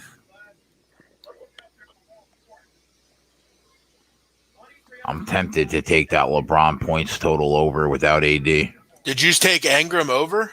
Yeah, I got a point better though. Oh, are they back up now? When we Yeah, talked about it well- earlier, Jeff, I went to look and they had pulled it because it was, right after the Davis news. Yeah, I Let me took see it. if they're back up. I must have not gotten it pulled because I bet it. I got 23. Yeah, I'm on the offshores. I'm on 5 dimes. They pulled them real quick. Oh yeah, it's still not up. LeBron will score 30. Yeah, I think so too.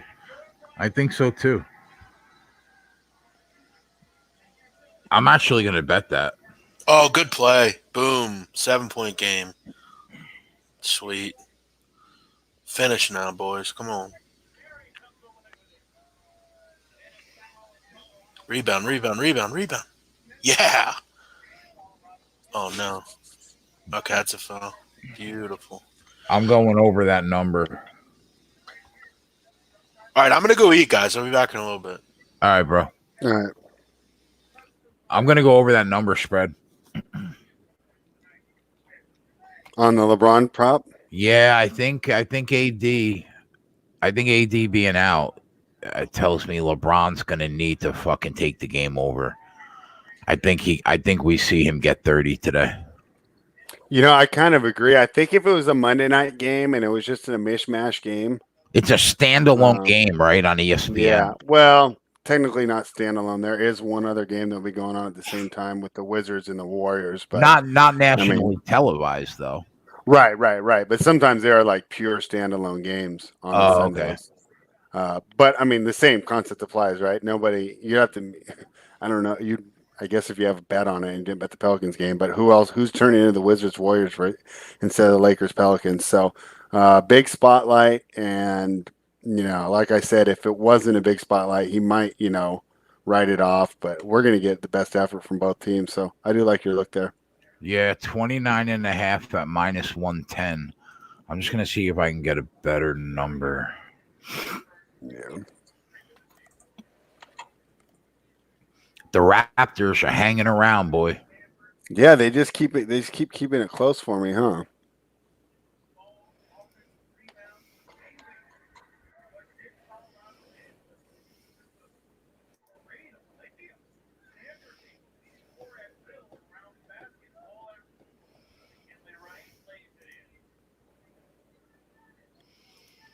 Wow, Zion point total is up to 25 and a hook. Jesus Christ.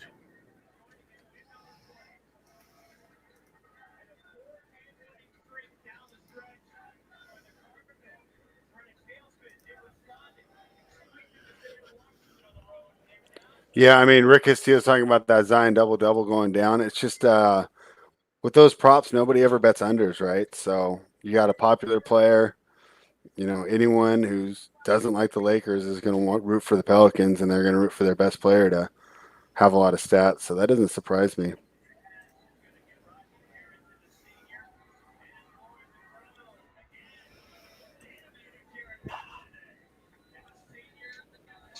All right, I got it in at minus 108.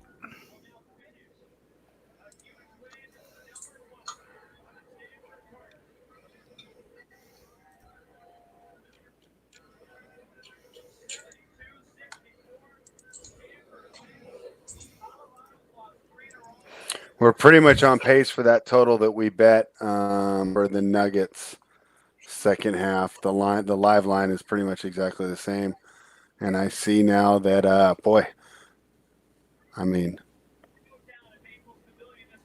they just keep cutting it to 3. But give Denver credit for not allowing them to get ahead. Let's see how this turns out. Put it on the board, Stanford full game. I'll take that. Fuck yeah.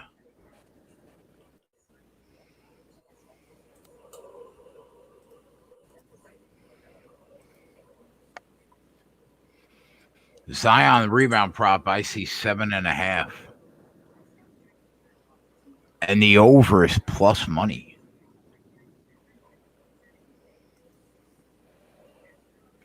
Right, but he hasn't got a lot of rebounds lately, has he? I'll pull this up again. But do you remember we were talking? He was Well, he they had only moved gone it up to over. 8.5. Right. Yeah, they moved it up to 8.5, and then it went under almost every bet. Right, so probably trying to get a little liability there. So let's look. Last 6 games, he went 9, then 6, then 4, then 7, then 6, then 3. And these are all 30 minutes around for the playing time. So he's been getting consistent playing time. So you can't blame any of those numbers there on not getting the minutes. So I think they've adjusted that properly. I mean, I think you should go under there. But at 7, that seems right. That seems like a coin flip. Yeah. Actually, of all the props that we've seen in the chat so far, I might like this Beal over 2.53s. Let me see if I can find that one. I'm thinking about that right now. I got it pulled up minus 160. Oh, I hate when they do that. I'd rather make it like 3.5 You know why? threes and make it even money because they just don't want us to bet it, right? Yeah, because he's been such a monster Yeah, that he probably gets over that, right? yeah. I mean, his points total is 33 and a half.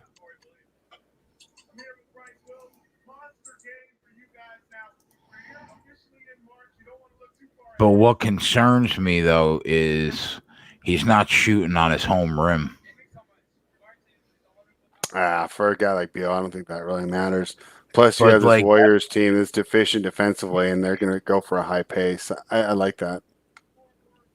are you willing to lay the 160? Do you have another book where we can just get? So far, I checked 2, and he's minus 160 and 165. Let me check one more.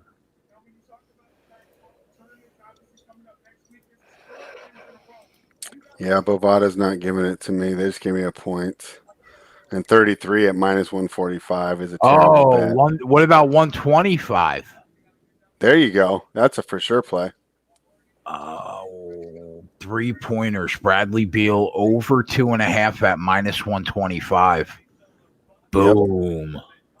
Yep. Official play. Yeah, that's an official play, boys. We should cash that. I mean, he has shot a ridiculous amount of 3-pointers the last month. Yeah.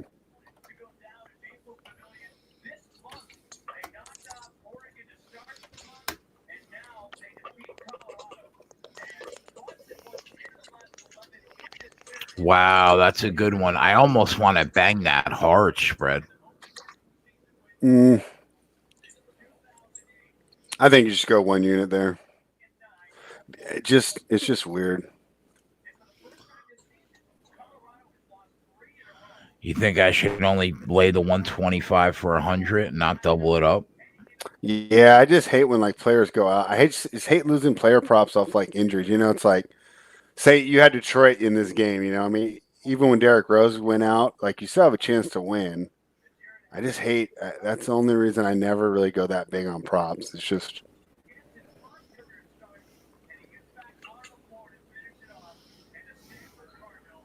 Yeah, you know what? I'll just lay 125.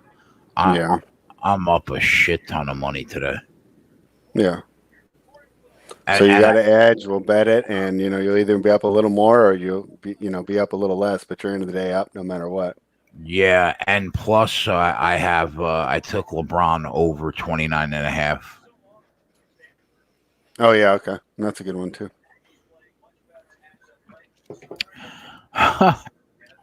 Yeah, I saw that. I saw that. I mean, we could put a bet in. I bet do we have player props at Bet Online or Bookmaker that we could throw that in? Bet Online. Bet Online will have them. I think so. I know Bookmaker's really cheap with the props. Let me see. They'll have the Lakers, but I don't think they're going to have the Warriors.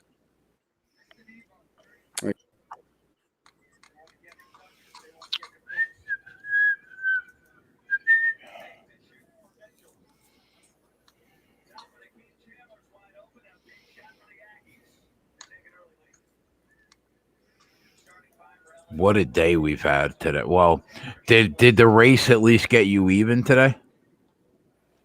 Oh yeah, I'm doing good too. I just had a rough start. All right, Just good. went 0-2 to start the day, but no, doing good. Good shit. We had Ohio State won, Stanford won twice because I went with Jeff on the first half full game there. So yeah, no, it's going good.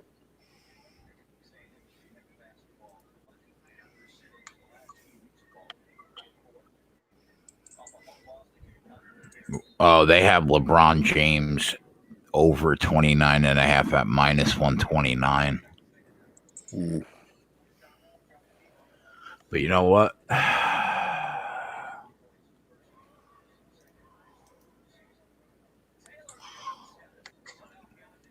We're doing it.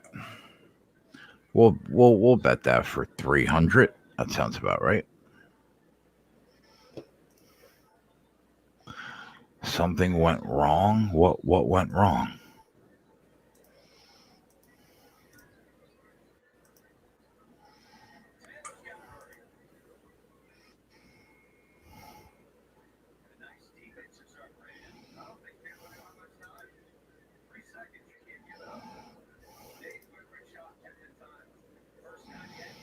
Washington Wizards.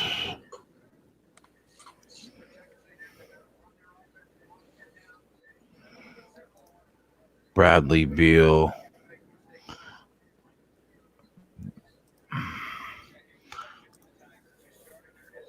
Over 2.5 at minus 185 on Bet Online.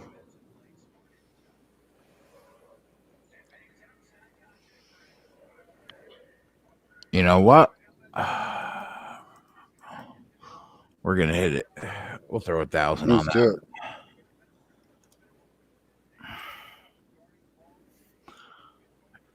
Unable to place a bet, max exposure was exceeded. Yeah, props are probably limited to 100. 500 is the highest. Bro, I can go drop 5 G's on a prop right now if I wanted to. But that's with FanDuel or DraftKings, right? Yeah. All right, it's in. Yeah, but they know the I think that they're a lot more comfortable playing props because since they both made their livings off fantasy, and I mean, if you go now, it's not like you're just shooting blind. You just even on the site, if you want to make a DraftKings lineup, you can get so much information about the players. They're just probably better at props for that reason, right? I mean, they just have such the database already built up.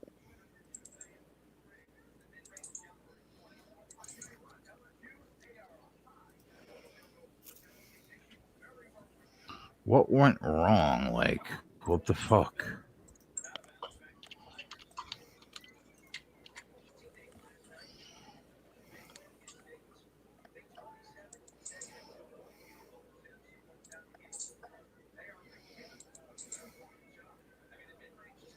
Wow, this Wisconsin might cover after all. They're down to it's 51 all now. All right, we got that better. 9 minutes to go. 9 minutes to go.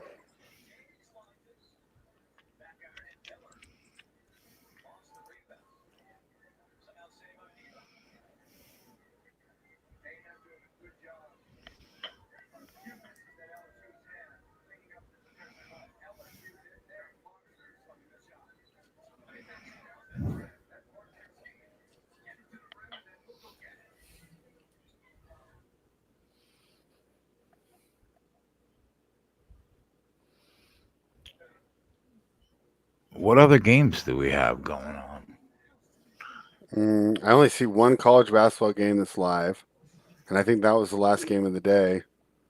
And then we're going to have the Pelicans and the Wizards, and that's about it.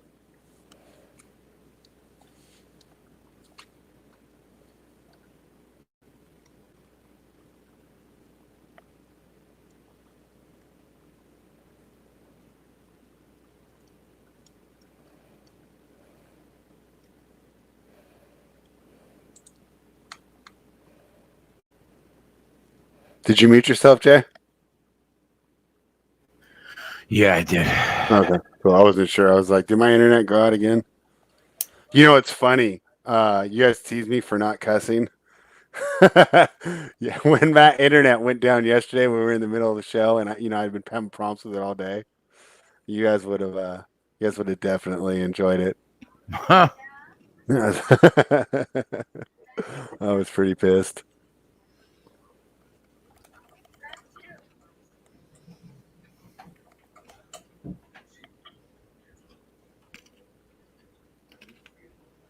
Tevin Lashley about tennis plays. Yeah, I took Kleisters and Greek Minin for tomorrow. Tevin Lashley.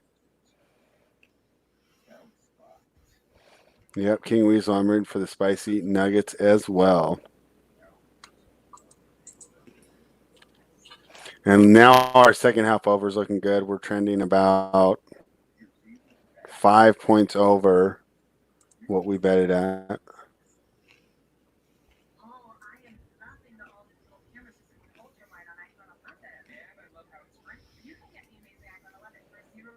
Buddy Heel just hit a 3. We're up by 10. Let's finish this off, Sacramento.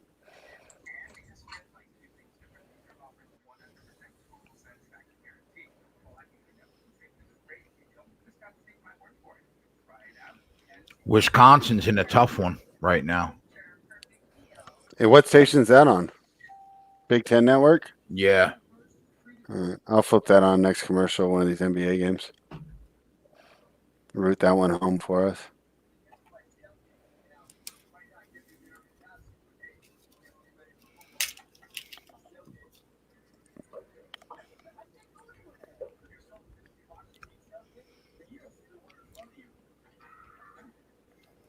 Yeah, I got Zhang at minus 140, and I bet her for 2,000.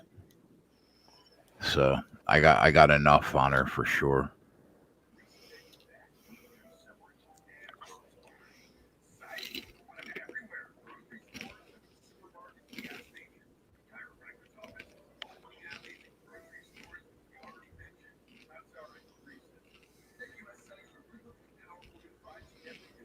Denver is looking good for you right now. Yeah, it's like we had another game like this too. Where we were trying to arb where they just, they kept getting close and they never give up the lead. Draymond is out of this game. Yeah, that's what I mean. Is he even trying that much? Is he even worth anything to the line at this point for the Warriors? He can't shoot, and to have like a versatile defensive guy around a bunch of terrible defenders, I don't know how much that really helps. You just avoid his man.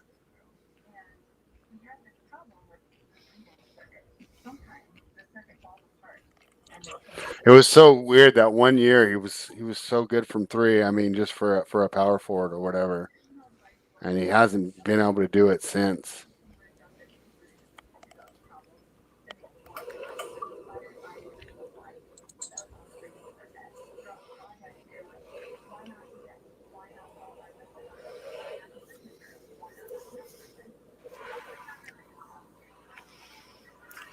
Sacramento right now up 6. The total is 190. Yeah, it's because Detroit has 76 points there. Yeah. With 6 minutes to go in the fourth. And remember, that's something I talked about in the pregame. But, let's be honest. If Derrick Rose is still in this game, I bet you this is a tie game. They definitely miss him on the offensive end. And then the defense improves with him out because even at his peak, he was maybe an average defender at best. And by now, he's definitely a below average net negative defender. So not necessarily surprised that game is going under because the Pistons lost a little offense and gained a little defense when Rose hit the bench.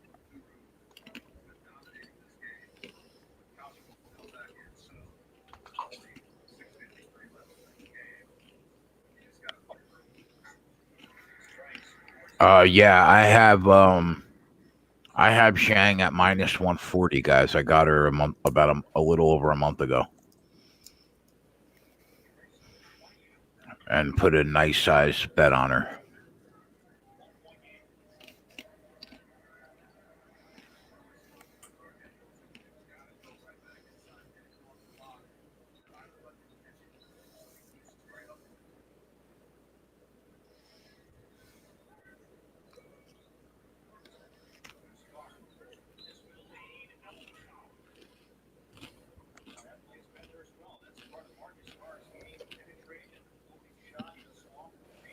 Yeah, and Greg, it's funny. Is that, he's talking about before this game, the Kings defense have been holding teams to under 100. Their last three, they're determined to get back to 500. Players have been open about saying it. Yeah, and you know what? And the only question it leads you to is where was this all year, right? I mean, everyone was excited for a year. This is a team that hasn't made the playoffs since 2013, and you know, now they're now all of a sudden they got some defensive intensity. I mean, I guess better late than never. It's just disappointing they didn't come out.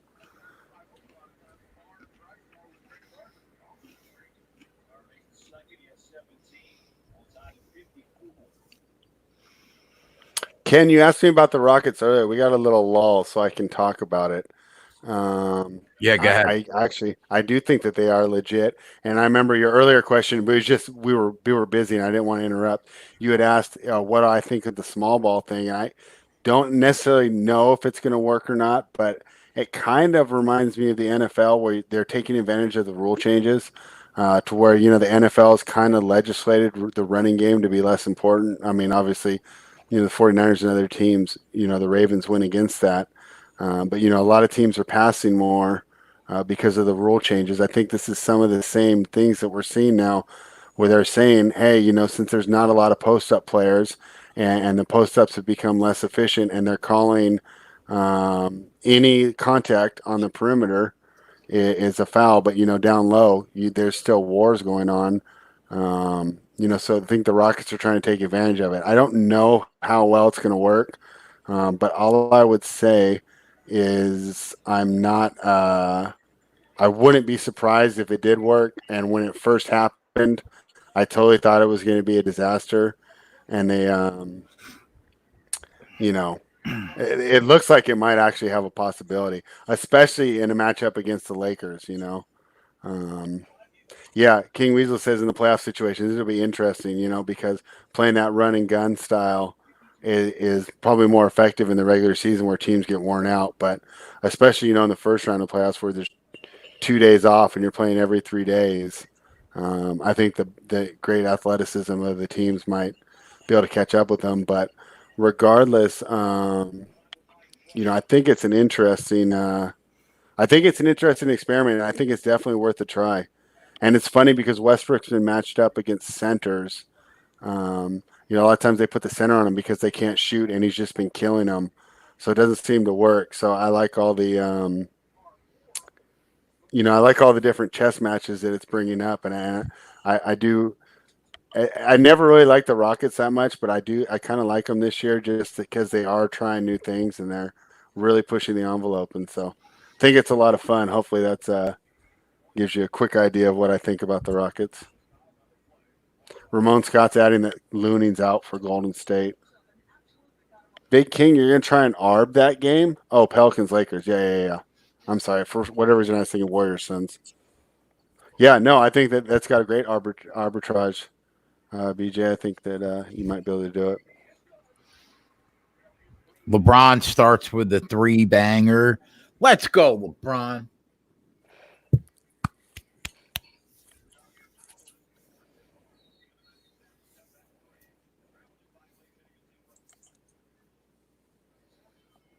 Yeah, this is going to be a back and forth game. You got to think, right? I mean, Yeah. I think we're going to be able to get plus 160 on each side. Yeah. So you'll have to keep an eye on for that, Jay. I got to sweat on these. I got to sweat on home these 2 plays that I already got. Yeah, I'll keep an eye on for that, no doubt. Yeah. Minnesota just took their first lead of the game. How about that? Yeah, and they're still plus 130. Ant's in trouble with that minus 5.5. Yeah, I grabbed it live at minus 2.5, and I'm feeling like I'm in trouble too. But there's still 5 minutes to go. Maybe a couple foul shots, but yeah, I didn't bet that game. There's Zion with a quick board and a quick 2 points. They set him at 25.5, bro. I mean, I haven't been paying attention, but he's good for 26 a night now. Yeah, I mean, he's been pretty efficient. And the other thing is he's well liked by his teammates. And they definitely try and get him involved. Lonzo being a pass-first point guard is a perfect situation for him. Lonzo just loves throwing up those lob passes, his entry passes, because he knows he's going to go up and get them. So it's a nice little inside-out attack they got with Ingram nailing those jumpers, and then Zion kind of dominating down low. Serbian Ultras, I like the Pelicans in this game.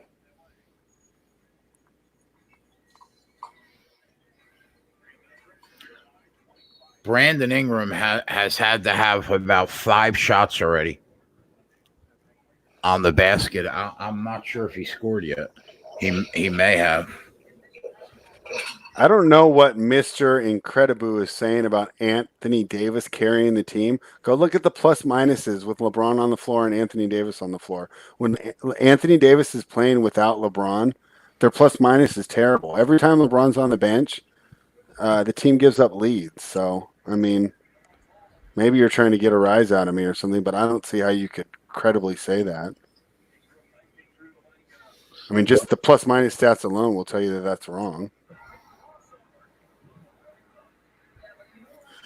Look at spread getting a little fucking aggravated. I like it.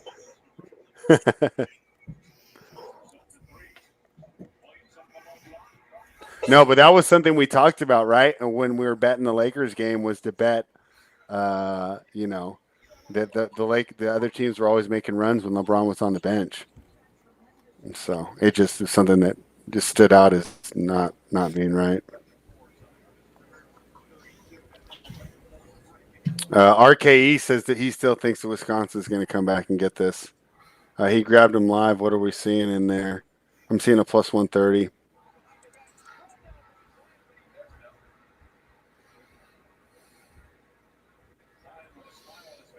Aaron, no, pissed would have been if the camera was still broadcasting when my internet went out yesterday during the middle of the show.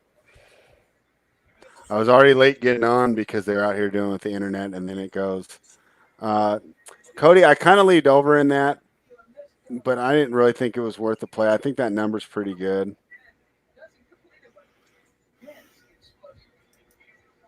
I mean, I lean over, but I didn't even make a bet on it. I don't think the total's about right. Betting under in a Wizards game is going to just be stressful for you. It's not even worth the money you possibly win. Man, is Minnesota going to steal this game? I hope not. I grabbed the minus 2.5 when Ant was talking about it. Yeah, Ant must be growing crazy. They were up 12. Yeah, I know. I thought it would be another cash. It's on the Wisconsin game's on the Big Ten Network, Anthony.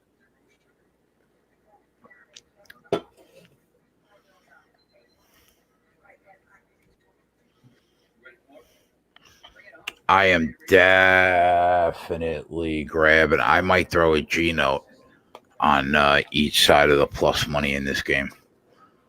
This game's going to go back and forth all fucking night.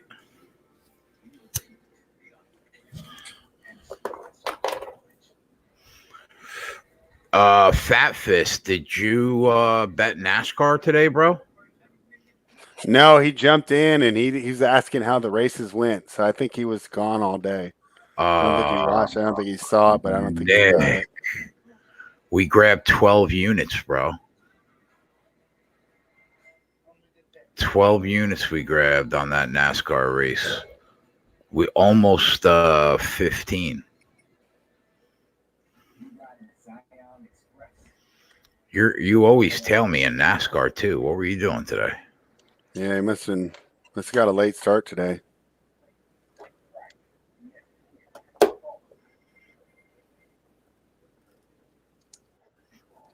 What channel is the Big Ten Network on my dish?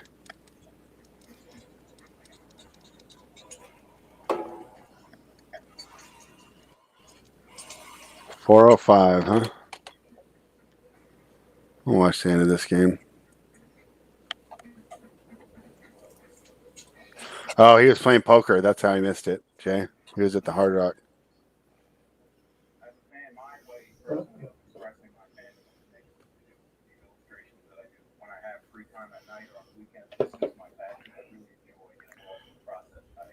M-Fam's asking about Izzy Romero. We'll get the full breakdown later, but I think Jay likes Izzy there. Yeah, I do. Definitely like Adesanya. 286 is a big number to lay. But I mean, do I think he loses? No. No. Robert Whitaker was a much bigger challenge to Israel Adesanya than Yoel Romero, and he handled Whitaker easily.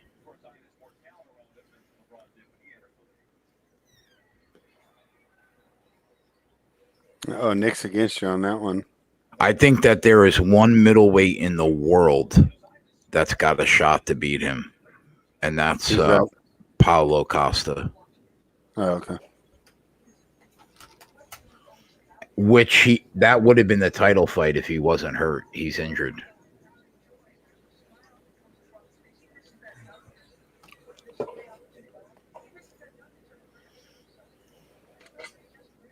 M-Fam says I've been riding Izzy since the Tavares fight. I've been running with Izzy since the Australian Fight League. Oh wow! When he wasn't even on the fucking radar and people didn't even know his name. I said that's a future world champion.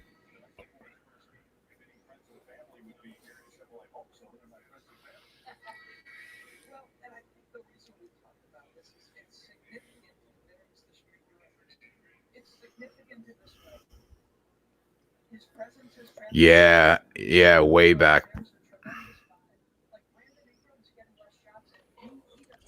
The only fight I want to see Israel Adesanya being is against John Jones.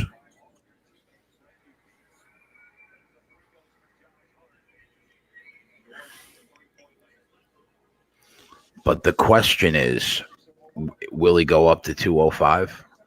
Because John's not going down. John's going up.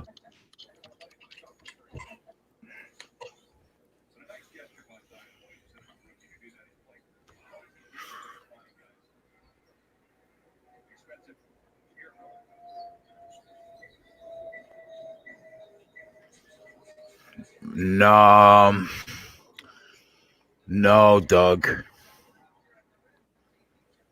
I don't think so. Most of the up and coming Russians are hitting the UFC now, and I haven't seen anything out of the fight promotions around the world that's got me excited right now.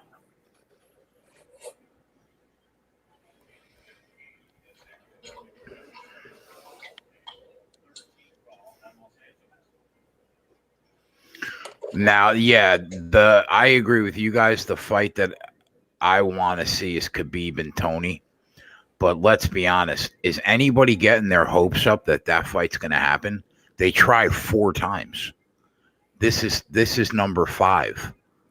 Somebody's going to get hurt. Somebody's going to pull out before that fight. That fight is jinxed. It's never going to happen.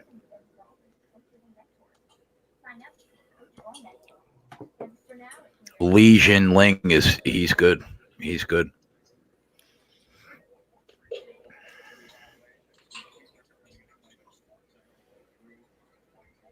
I don't think I've ever seen him. I don't think he's fought since you've been on the show. Yeah. Who's Rakic that Boston Nick MMA is talking about? I think he's talking about light heavyweight or a heavyweight. I think Rakic is a heavyweight. Tony's getting smoked. Khabib striking from when it was supposed to happen. His leaps and bounds better. Yeah, I'm not worried about Khabib on the feet. I'm worried about Khabib on the ground. But if I had to pick a winner, yeah, I would have to go with Khabib. Even though Tony's the most dangerous fighter Khabib has ever fought on the ground. Ever. Mm-hmm. By a mile. By a mile. Rough start to our Ingram prop. Yeah, he's about 10 shots, bro, and he can't get anything in the basket. Yeah, I don't think he's made any. Go ahead, LeBron. and 1. You fucking beast. Settle down, Jay. Just let me be excited. We're all on the Pelicans. What do you mean? I took them over 29.5. Oh, did you? Yeah, I'm on the Pelicans too, though, with you. Damn, that's kind of tough. We took Bradley Beal over 2.5 threes too in the Nice. Wizards game. Nice.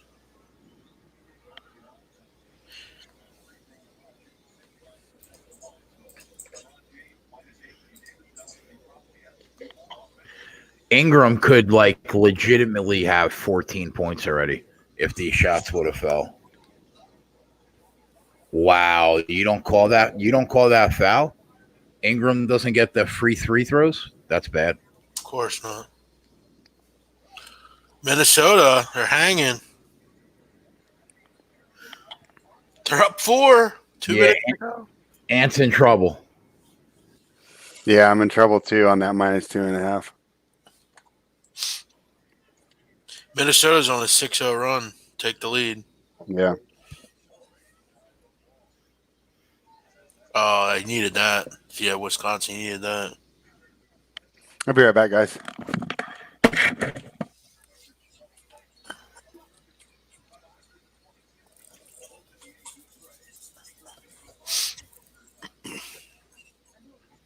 Ingram to the line.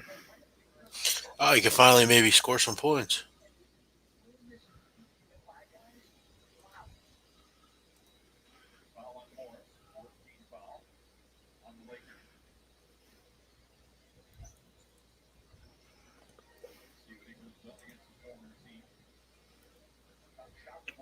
Wow, LeBron's got 8 already? Jesus. Zion's got 6 already. How about He should that? score tonight, LeBron. Yeah, that's what I figured.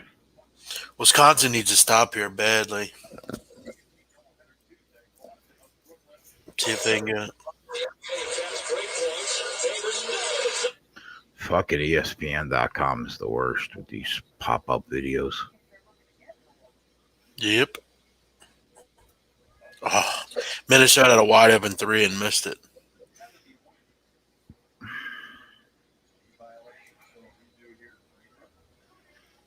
Yeah, they're minus 185 on the money line now. Who, Minnesota? Yeah. It's actually not a bad plan. Maybe take a shot with the other side. They have the ball now, and they're going to get at least, I think they're going to get 3 possessions probably compared to maybe 2. Plus 160 on Wisconsin right now. I actually don't hate that. I'm actually going to try to middle this because I have Minnesota plus 5.5. What are you going to take, the Wisconsin plus 1.5? No, I'm going to take the money line and try to make, like, hopefully they win, like, by 1 or 2 or something. Yeah. But DraftKings is not giving me they're not giving me it here. Oh, here we go. Yeah, they're not giving me it here. That sucks. I can't get it. I'm on locals. I can't. They won't give me a line on it. Mark my words, you're going to win by 1 or 2, I think. Oh, whoa. Oh, man, they just hit a 3 ball? Yep. I'm telling you, man. I'm going to middle this game, man. They're going to win by, I'm going to guess they're going to win by 3 or 5. And I'd have hit both. Now they're going to get, now they're a favorite, I'm sure, plus, minus 140 or something. Damn. Did you see how they got that rebound, Jay. too? No, I didn't see it. I was watching. There was like a crazy bobble by half court, and they like just got a loose 50-50 ball. Damn, that's so rough, man. I was so close to being able to get that live line. Fuck, man. That's rough. Spread, I was trying to get because I took Minnesota, I was trying to get plus money on Wisconsin to just Wisconsin. win. Yeah. Jay, we can put it on the board. Kings minus 1.5 catches. Attaboy. Put it on the board. Very good day today for the show. Yeah.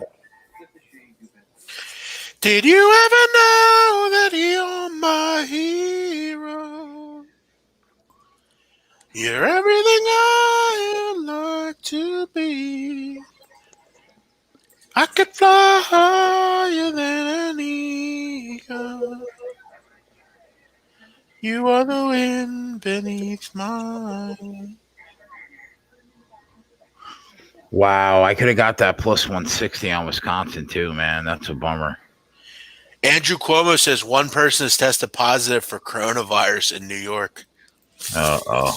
Oh no. Now you're gonna see the media go ape shit. According, he lives in Bloomfield, New Jersey. Damn, Fuck you. Are you kidding me? Fuck you. No, I'm not. I'm not kidding. I'm seeing it. Shit. CBS 4 New York. I'm reading it. Yeah. He lives on Watchung Avenue, and it's a woman in her late 30s. You dickhead. She lives on Watchung Avenue in Belleville, or not Belleville, Bloomfield. God forbid. Wow, Wisconsin just gave up a lead again.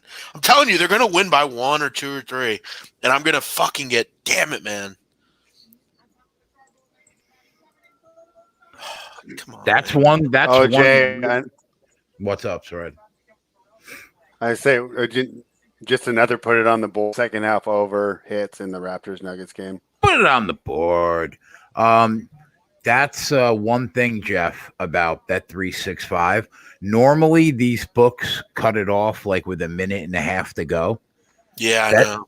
Bet365 will let you fucking bet that shit. Yeah, but I was thinking, like, I was looking at it back with, like, I think there was like 2+ minutes to go, and they're just like won't give me a number. Yeah, they're just like DraftKings just doesn't even offer it. Yeah. Sucks.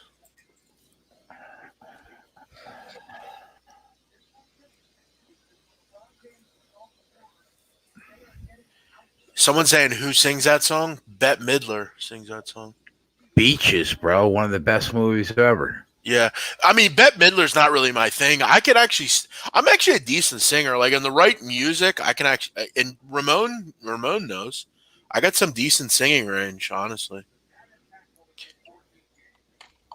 When my dad turned 60, Jay, I'm going to sing him his favorite song at his birthday. There you go. How many years does he got? 5. Oh, God bless him. He's young. Yeah, I got his favorite song. I'm going to sing him. So now, Jeff, how did you meet Donnie? I met Donnie through like gambling Twitter years ago, like back like. I mean, and then you guys became friends. Yeah, off that? Yeah, we lived near each other, and one night we were at an Eagles game, and he was there too, and he basically reached out. He was like, "Yo, you want to link up?" And he came down to my section, and we just became friends from there. That's cool, man. Yeah, and he comes, he's like comes to our family Christmas party now every year, and like he knows my family and stuff. So yeah, he's got a good family. His wife, she's cool, and kid, Yeah.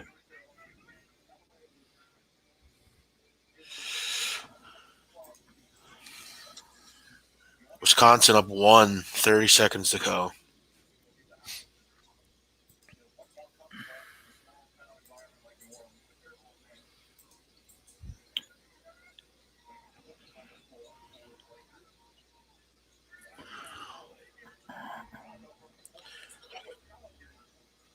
People are saying I shouldn't go for singer career. I'm telling you, you give me the right song, I will belt it.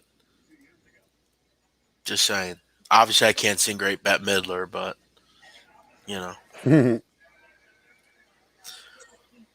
What is Beaches even about? It's about like two friends that like meet when they're really, really young and they like connect through their life. One of them dies of cancer. It's really fucking sad, actually. Okay. Yeah, I never seen it. Yeah, but it's not, I mean, it was like my mom's like favorite movie. Really? That's how I know about that. And Steel Magnolias. Oh yeah, my mom used to watch that. Yeah. Yo, have you guys ever seen The Notebook? Yeah, I've seen The Notebook. Yeah. Yeah, that's a good movie. Yeah. I always found that to be a sad movie.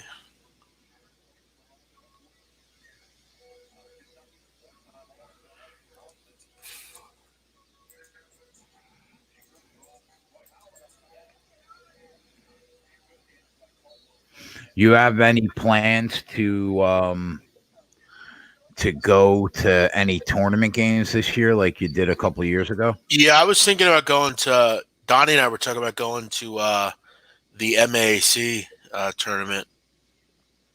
It's in Atlantic City.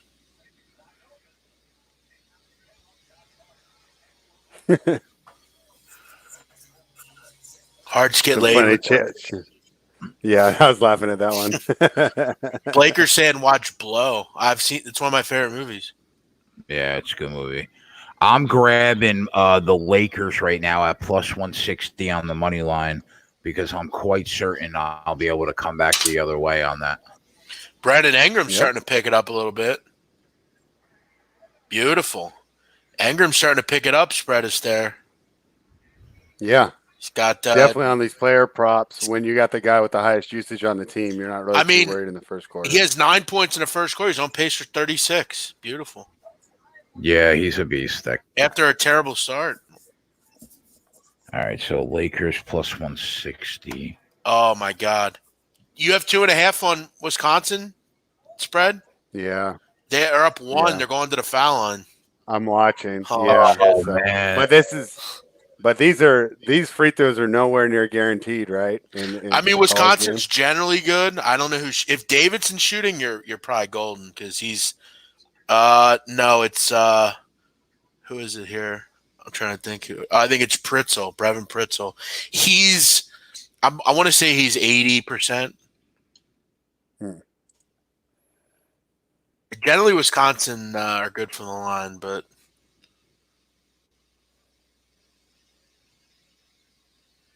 Pritzel's 84%. So that's good.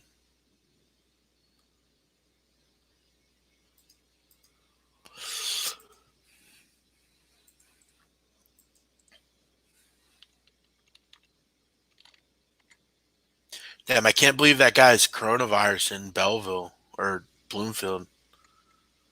That's crazy. What a dick. Sorry, Jay. He says they said in the article. He says he has a neighbor named Jay or Jason.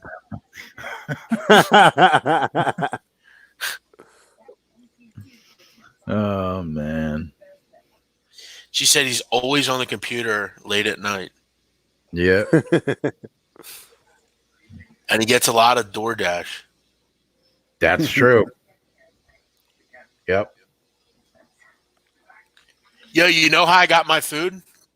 How? I had to go to my neighbor, knock on the door, and I had them talk to him.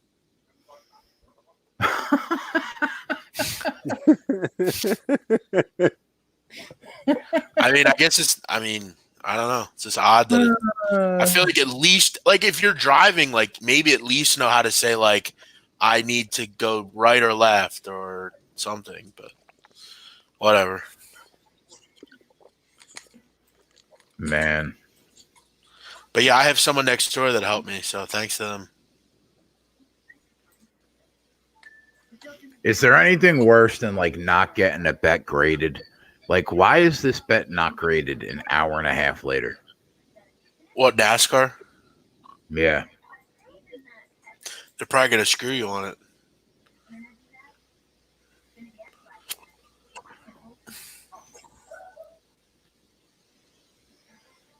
Carlos said, I told everyone in the chat go big on the Pelicans first quarter. Yes, you did, sir.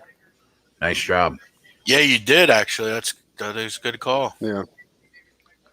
Fucking, you had to fight for it, but shit, man, you gotta do what you gotta do. Yep.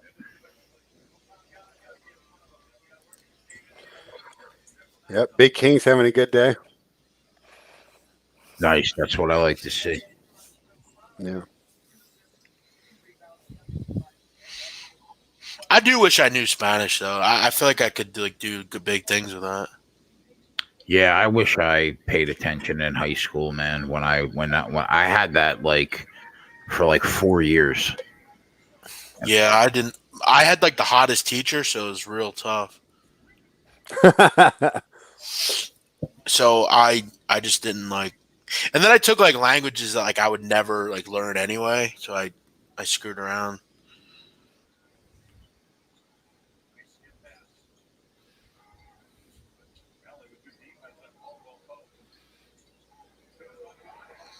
Michael Welsh not too happy with you, Jay.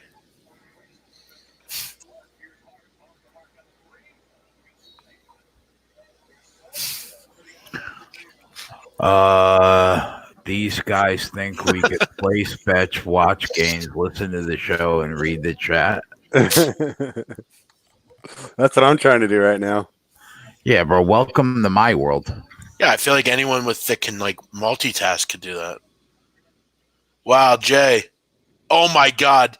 Holy shit, you got What's lucky. going on? Holy shit. He got it. You got so fucking lucky there. Holy shit, man. Oh, spread. They're up 3.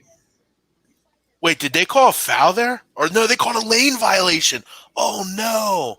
What is that? Oh no, They're gonna get Minnesota. another shot. Oh, but they gotta miss on purpose, I feel like. Well, they called a foul? No Yeah. fucking way. Yeah, because he looked pissed. Holy fuck. Oh, Well, they got to foul again. So. Yeah.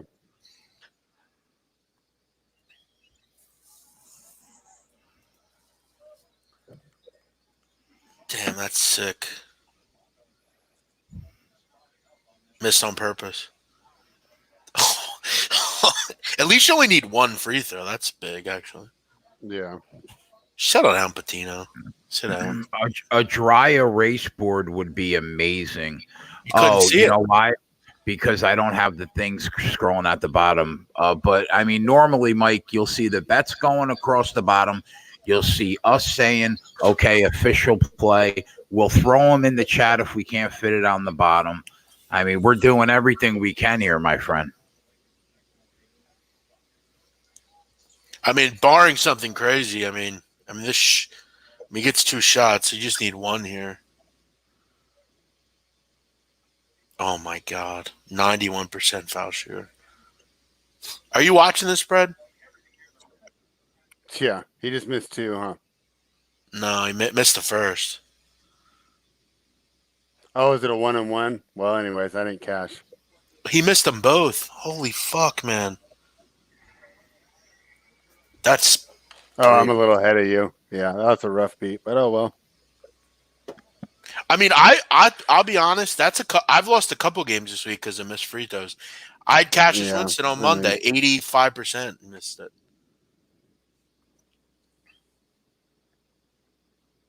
Yeah, I mean, losing on missed free throws is like your introduction to betting basketball, right? Especially when the guy's 91%. It's just, yeah. Yeah, I mean, it's just. Free throws are just brutal.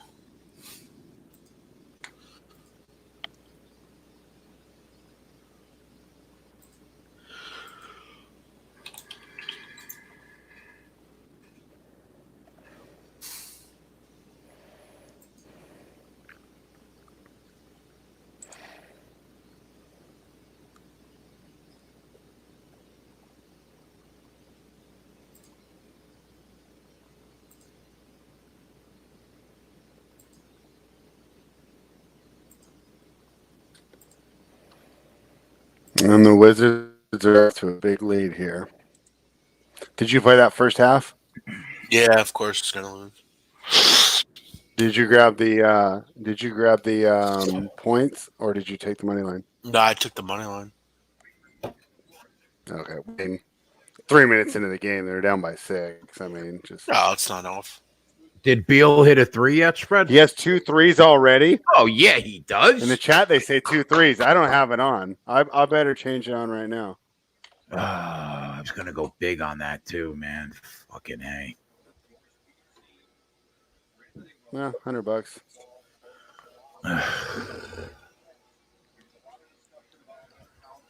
Yeah, he's got 2 threes, 2 for 2. What's his live number at?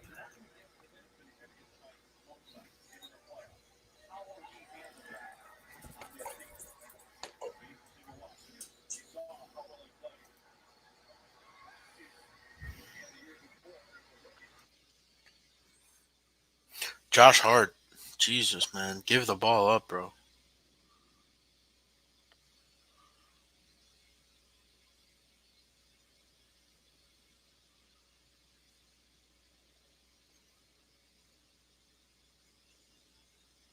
Yeah, thank you, Anthony. That was a good call.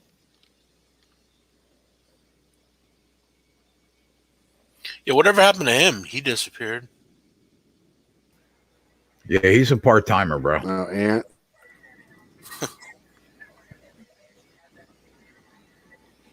Wow, his live number is over 4.5 minus 130. Jesus. So you need, That's probably a coin flip, right? I mean, Yeah. so you need 5 threes. Yeah, no thank you. I'll just take the 100.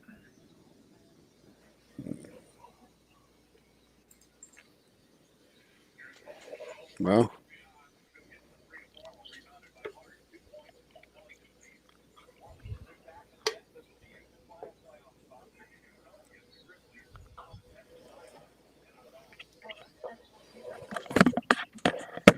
What do you think about Hachimura, Jeff? I know you were big on him when he was on the Zag.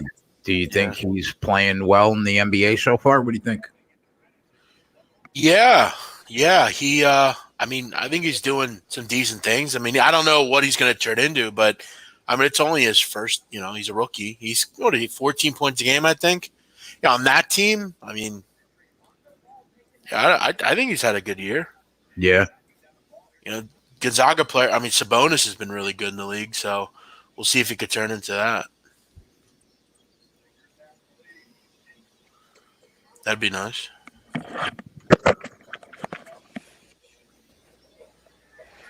I mean, he's only really been playing basketball for like 5 years completely, so.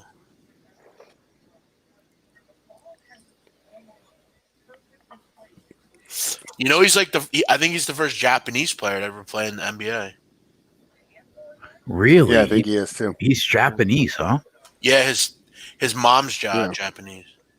Wow, I would have never known that.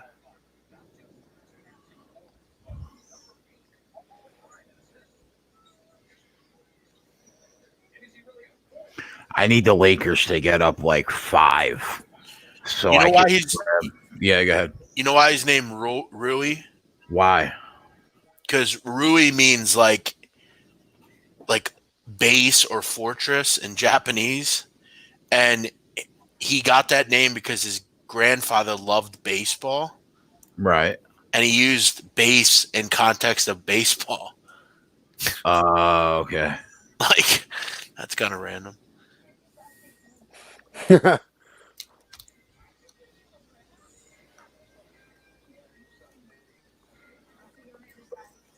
So you already have the Lakers plus money, right? Yeah, I grabbed them at. I threw like I don't know, a bunch on them at plus 160. So if I can get the Pelicans on the comeback at plus 160, and then I'll be done, and then I'll have the Pelicans plus 1.5 with you and Jeff. Yeah. So that's the goal, which I'm sure will happen at some point in this game. You know what I mean? I'm sure they'll get up 5 or 6, and I can grab it, and then I'll be riding the Pelicans with you guys and have the Brandon Ingram over with Jeff and the LeBron points total over. And Jay, in Jersey, do you have to get your car inspected every year? I think it's every 2 years, every other year. I think.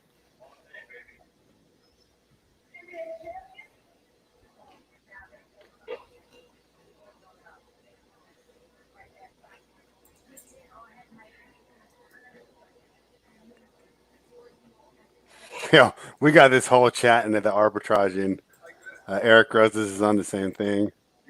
Doug's on it. Yo, if I don't need to be on camera, I'm gonna fucking lay down here. Yeah, I'm telling you guys, we didn't even say the word arbitrage the entire football season, right? But basketball is such a game of runs. Yeah. So easy to get that money on plus both sides. And then you move on to the next game. You were going to try and do like the type of arbs. I mean, it's a little different with the totals, but I think it'd be easier to middle the totals than try and do the money line for the game. When did you start doing that, Jay? Last year when we first started the show, it was baseball season, right? So I'm not really into baseball, but that's Anthony's wheelhouse with the analytics and everything. So it all started in baseball when a team was down 2 runs and he thought they would win the game. We would hop on them at like plus 300 and it worked out well. But when we really started doing it was the NBA playoffs last year. And I was just flabbergasted at how often you can get a team plus 200, both teams in one game. Right. I was amazed. I was like, I mean, it's such a game of runs. One team goes on a 12-0 run. The other team goes on a 14-2 run. So that's when we started it. Now, football, I stick with my pregame pick, and then we'll bet live like you bet live, in football. Mm-hmm. But, so we started doing it this basketball season. Interesting. Jay, put it on the board, Bradley Beal. Nice. Cash it. Boop. Damn, when did you guys put that in? I didn't even hear it. So you went to eat. Fuck you guys. I missed the winner. Hey, I hope you guys, if you're arbing, I hope you're doing it on opposite books if you're using offshores. Because you'll get Banned. You'll get no more Bovada, real quick. So I usually just choose my first book and then my comeback book. So I usually use I like to have my Bovada up, so that's usually my comeback book. So I'll usually go with that Dimes or Bookmaker. Whatever happened to just taking bets and letting customers do what they want? Yeah, amen.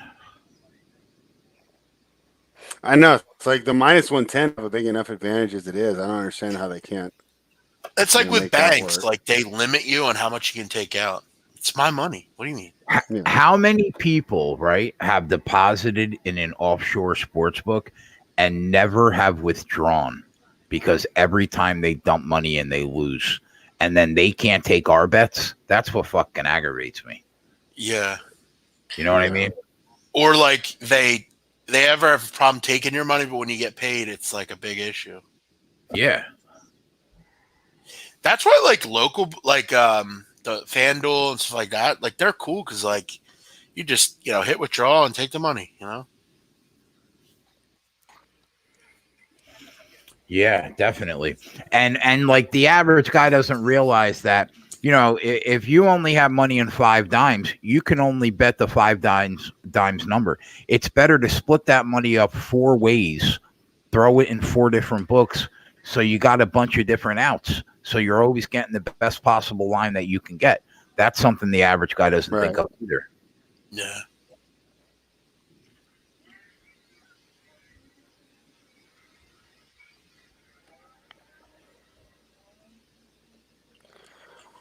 God, I've been having problems with my TV all day. My TV's out. I'm going to turn this back on here real quick, but if not, I'll go figure this out.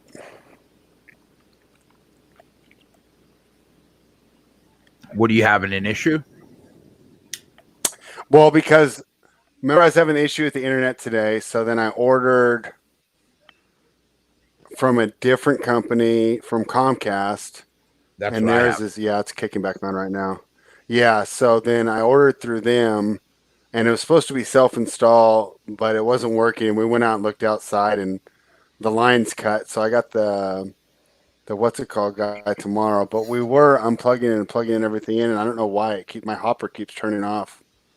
But it's back on right now, so I didn't even have to move. Bradley Beal But I don't know what's going on with that. He just hit 5 threes in a row. We should have took the over 4.5. Yeah, it's so crazy. I'm taking the over 10.5. No, you're not. I don't know. Just kidding. No, you're not. I know you well enough to know that's No, not happening. I'm not doing that. Maybe he'll hit 11 for 18 or something. Big King, really wish FanDuel would expand to more states. No, you don't, bro. You'll be if you're good at this, you'll be limited. It's not. I mean, it's not FanDuel's thing. It's the state. Yeah, they'd be in every state if they could, right? Yeah. Do you think we'll be one of the last states out here, Jeff? I'm thinking it's going to be a couple more years. No, for I us. think the last state would be like Utah. Anthony doesn't even yeah. have. Jeff, do you know that Nebraska doesn't even have regular casinos? Forget about sports books. They don't even have a casino. Yeah, they're probably really conservative on the level of they don't do any of that stuff. They probably think it's like some of the government probably thinks it's like the devil and stuff. Yeah.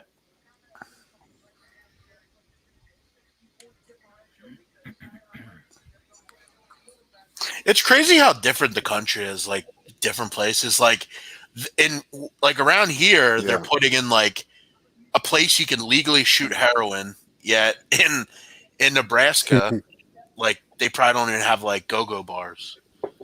Yeah, man, it really is like the different worlds depending on the region of the country that you're in. And it's crazy too, because like where I live now, like we have Amish here, the Amish, and like you look at like how they live compared to like everyone else. Like it's crazy.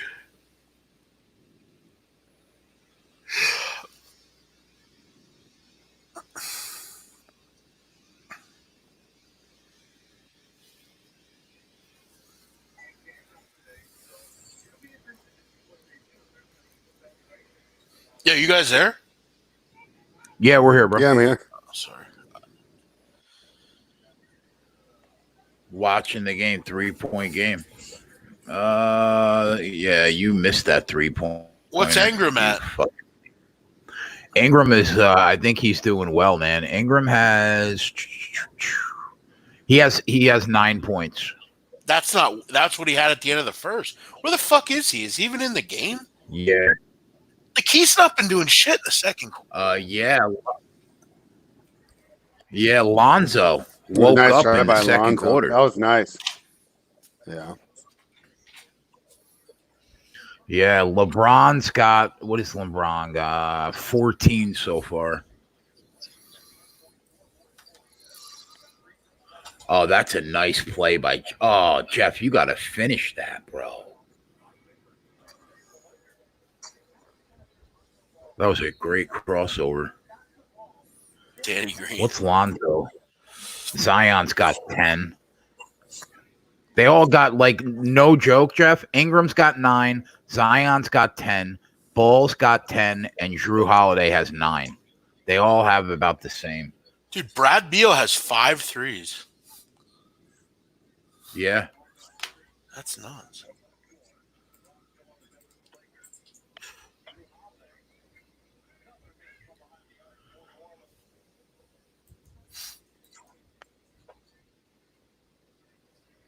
Wow, looks like there might be a Fury Wilder rematch. Yeah, I heard that this morning. Well, he had 30. That would be he had 30 fantastic. days. Yeah.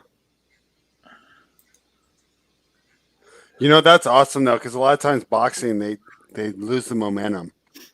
You know, people are so excited about the last one. Go ahead and take advantage of it. I like that they're doing that.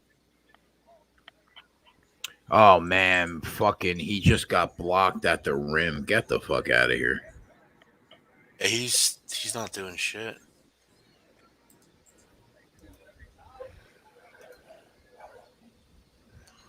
La la la la la la.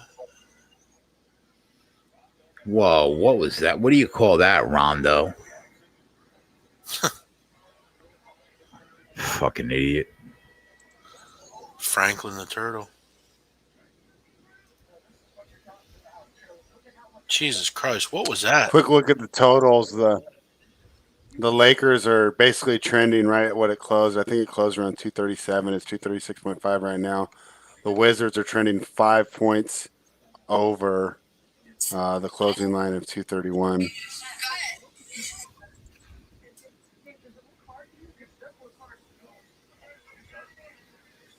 King Weasel says, I'll bet on Fury again. The thing is, all the value is going to be gone. I mean, he's going to be what? My guess is going to be at least minus 225. I wouldn't bet him this. I would bet Wilder the next time. Would you?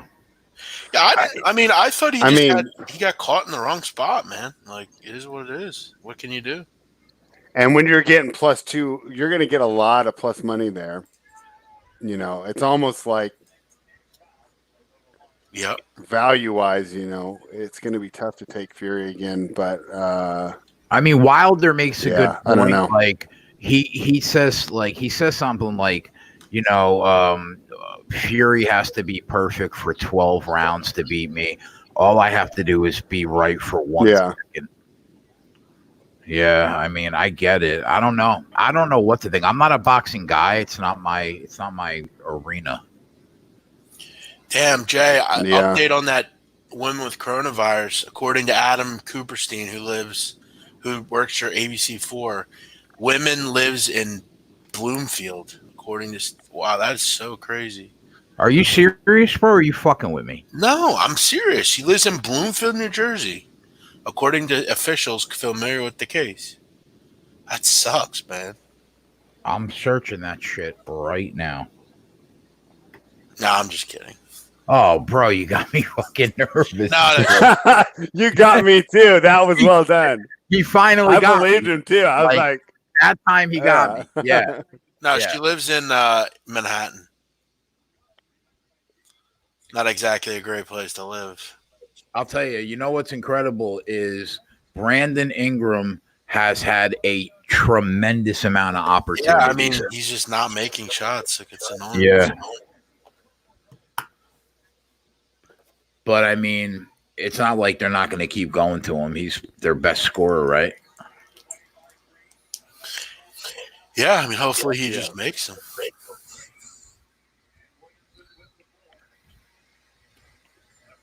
Dude, who is that guy for the Pelicans? He's turning the ball over a lot. Sure. What is Anthony Davis wearing? It's where I'm old when I watch what these young guys wear, man. You know, it's like I try to identify them, and I'm like, try to be young and hip, and then I'm just like, I can't get with that. I'll be right back.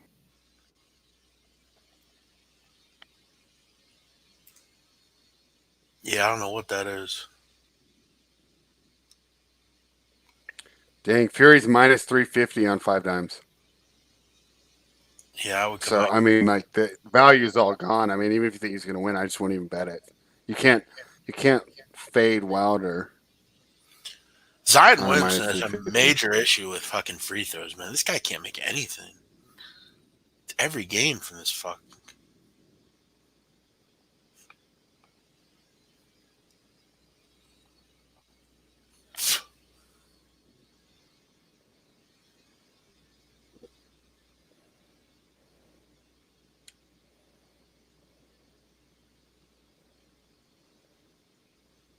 We should have took Zion over. He's at 15 already.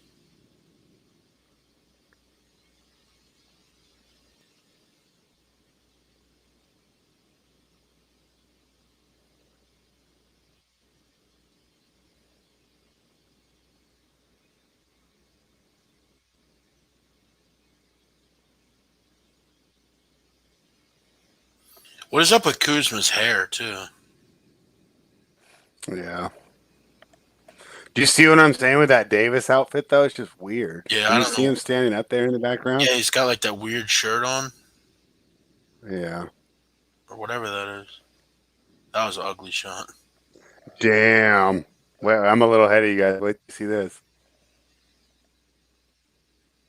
Kick and jump, man. I'll give him that. Seems like he has a fucking pogo stick in his shoes. Yeah. That's a big time shot. Wow. Yeah. I was like looking at the clock, like, why did he even see, he's smart too. 2 for 1. That's dude, LeBron's fucking. Yeah. And then they turn it over. Fuck, man. It's awful ending to the quarter. Jesus Christ. Yeah, it's rough when you're trying to beat a team that's probably better than you. You can't give away these end of Dwight quarters Howard like is just this. shutting down Brandon Ingram. Do something, Ingram. Pull up. God, he can't make anything. He didn't score 1 point in the second quarter. Unbelievable. Well, I mean, he could score if he scores 9 and 8 in the third, and fourth quarter. It'd be all right. We got some wiggle room. What did we get? 22.5 or 23.5? I didn't get it because 5 Dimes didn't run it.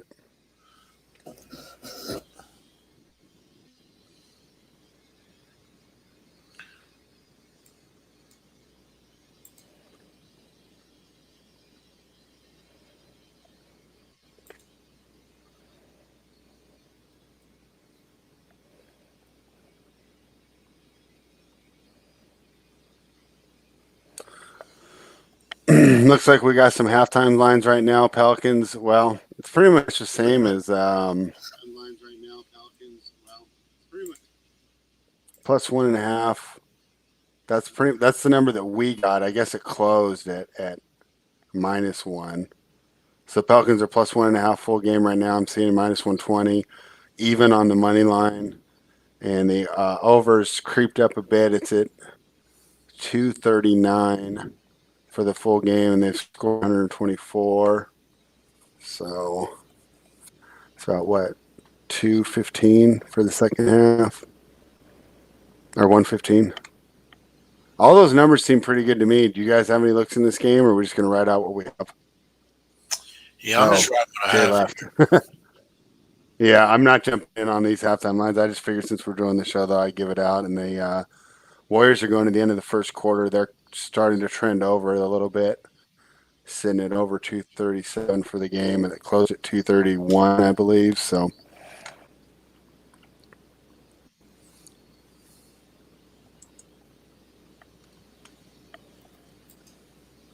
It's weird there's no college tonight. Yeah, it's all over, huh? I mean, this is pretty much all we got. Is it because the tournaments start? Do the conference tournaments start this week? Yeah, some of them do. Yeah. So those are pretty fun, right? Because you can bet like the little outrights, and then they only last a week because you can bet who can win the whole. They're actually that's probably like my favorite thing to bet on in like sports betting. Yeah. Anyone want to bet some horses? Just kidding.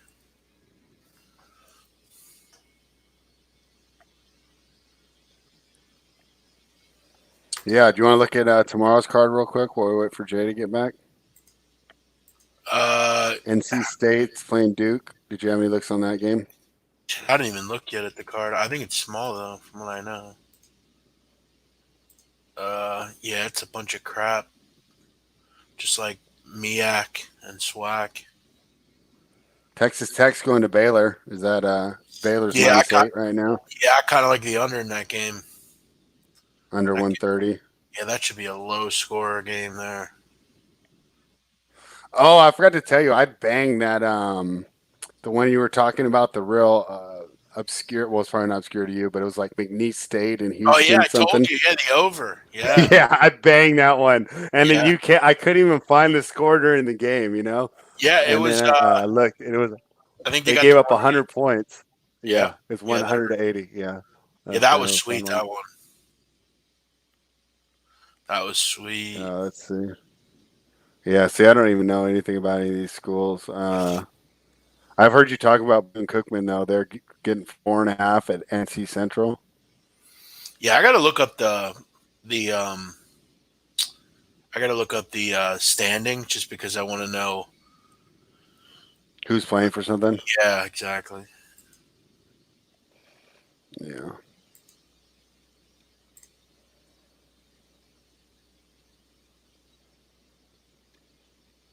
Yeah, I'll take a quick look at the NBA card. Usually I try and write my article before we get on the show. I'm going to have to get off and do that tonight. Let's see. Here comes Jay. Yeah, go ahead, man. Don't let me stop you. Oh, I was just because we don't have like a lot going on. There's college is all done. We decided there's nothing, no real looks for this Lakers halftime. We're just keep riding with what we got, try and get that arbitrage. So I was just looking at the games tomorrow. The Rockets are laying 9.5 in New York. I don't think I want to get involved in that pregame. Trailblazers are getting 7 in Orlando. I think that's a little too much for Orlando to be laying. Probably lean Portland. Jazz are laying 8.5 in Cleveland.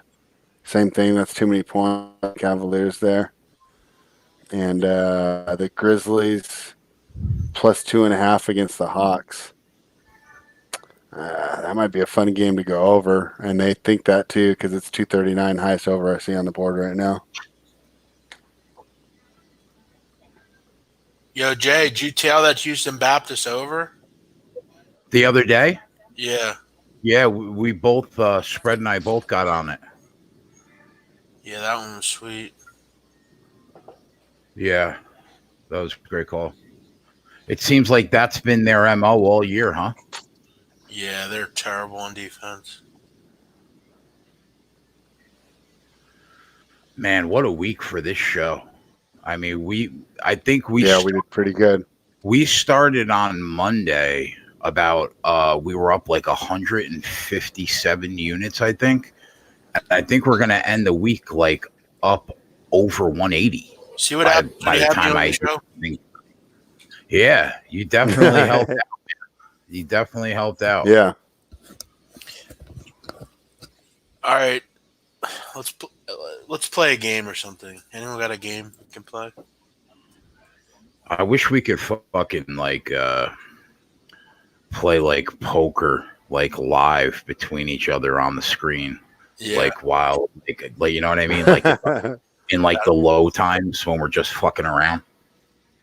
Because you guys don't see anything worth betting in the second half of these games, do you? No. Yeah, I mean, the only bet I'm going to place will be the ARB. I'm not getting involved in this. You know, if you got an angle, God bless you. But what did you get the Lakers at plus what? Plus 160. Yeah, so that the same thing. I'm just trying to come back, which I think we will, man. If they get a 6-point lead, and we'll get a nice price, and then we'll just be riding the plus 1.5 on the Pels. Yeah, and then I'm not really getting involved in this Wizards Warriors. You remember pregame I was talking about I like the over there, but I wanted to get a better number, and it's getting to the point where it didn't really materialize because they started pretty quickly. I definitely don't want to come back on the under, and I don't want to pay more than 4 points at the closing line. So I'm kind of out on that game. I'll let them enjoy their tank fest out there. They do their best not to win in the fourth quarter.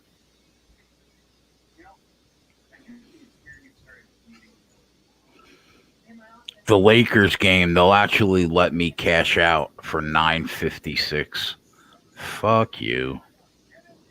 Do it. Last night when we were out there, but the game was still going on that Houston Celtics game, I grabbed the money line for the Rockets when it was around even money. And I'm sitting there and I was watching, and I could have cashed out for essentially like it would have been like $30 less than what I bet. I would have got like 170 off the 100. And they were up by 3, and I'm sitting there and I'm like, should I do it? Should I do it? And I watch, and then Jaylen Brown made that 3-pointer, and I was just sick. I was like, oh my gosh, if I lose this, I'd be so pissed because I was hovering over the cash out button for a while. But the Rockets ended up pulling it out. That was kind of a wild game there in Boston. But BA's heating up now. The playoff standings are to be set up, and these teams know that they need these games. I think the home field advantage or the home court advantage is in their sights. So I think we have the fun end of the year here in the NBA regular season, despite us having to sit through these Warriors-Wizards games.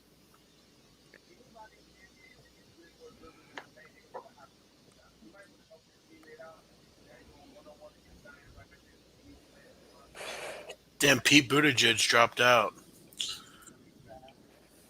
Yeah, I saw that. Crazy. He's just doing town halls on fucking CNN. Wow, Zion's got 17. Yeah, and our boy Ingram has 9, which he had at the end of the first. Fucking Zion.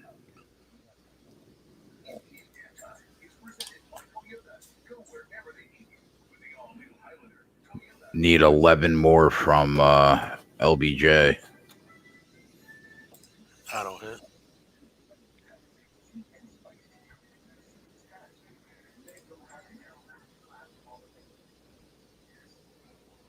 College basketball card looks pretty fucking dreadful tomorrow. Yeah, we're talking about that. Yeah, I was trying to talk to him about it, but I mean, I couldn't even. The teams that were playing, the only ones I was really somewhat familiar with were the NC State and Duke and Texas Taylor. Yeah, you think I couldn't Texas even Tech tell you can give anything about any of Baylor these a other game, teams. Jeff? No, Baylor just lost twice in a row. Yeah, Texas Tech might be in some deep shit.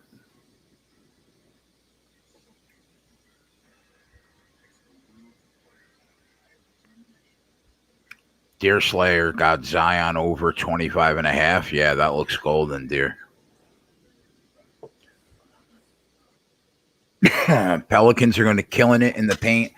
They're going to finish this game. I hope you're right.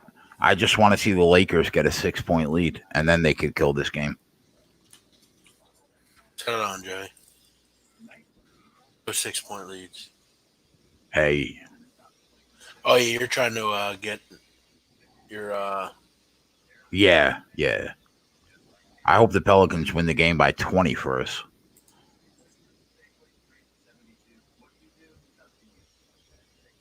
Lonzo Ball over 10.5, huh, Sumner? That looks like that was a beautiful call. That's a great job by you. He's got 10 in the first half.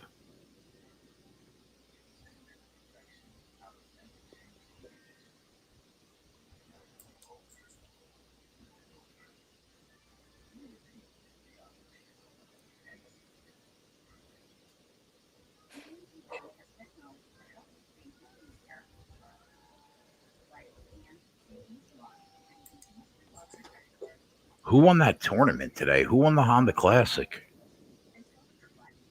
Fleetwood, I think.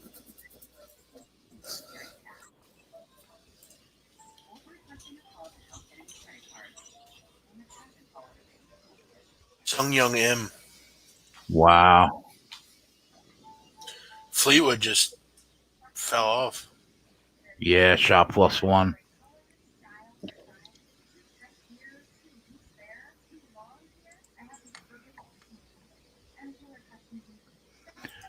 Vegas Knights are -320 tonight, huh? Wow, dear. Who are they playing? I'm taking a shot with whoever they're playing. That's a big number, no? I'm taking the Kings. That's who they're playing. You're taking a shot at the Kings? I'll take a shot at the Kings. Yep. I'm not the better. Is that on TV? Can I watch it? Let me check. There's so much parity in the NHL that, I mean, laying 320 is crazy on a night-to-night basis in the NHL. Yeah. Let me check. Plus 260. Beautiful. Yeah, it is actually. NHL Network, or it might be. Oh, I do have that. I don't think I've ever watched it. No, it's NBC Sportsnet. Do you have that?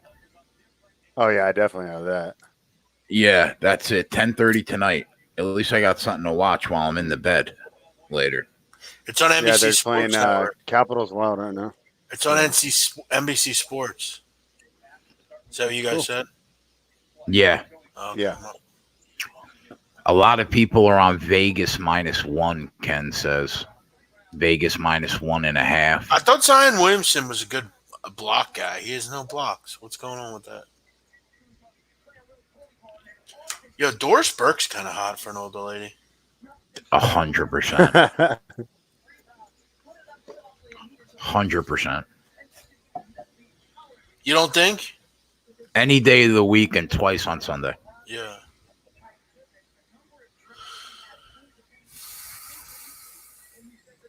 You ever see the Lakers owner? Jeannie? Jeannie Buss. Yeah. Yeah. She's hot also. Yeah. Yeah.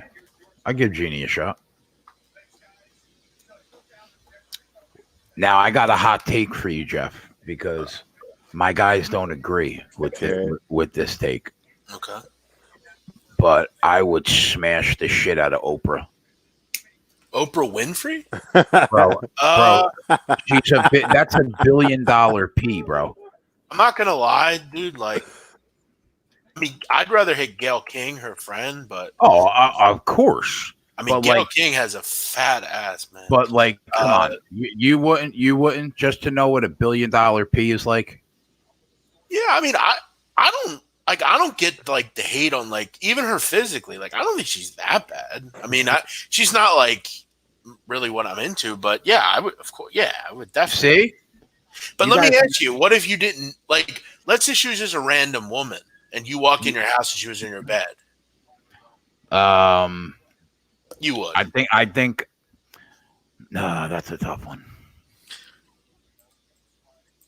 I have to think about that. Maybe. I don't know. I think Gail King's definitely hot.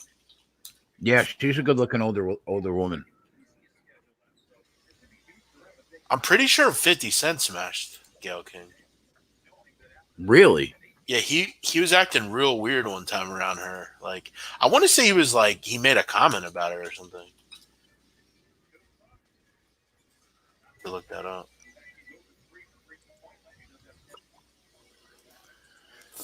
Pelicans are even money. We're getting there.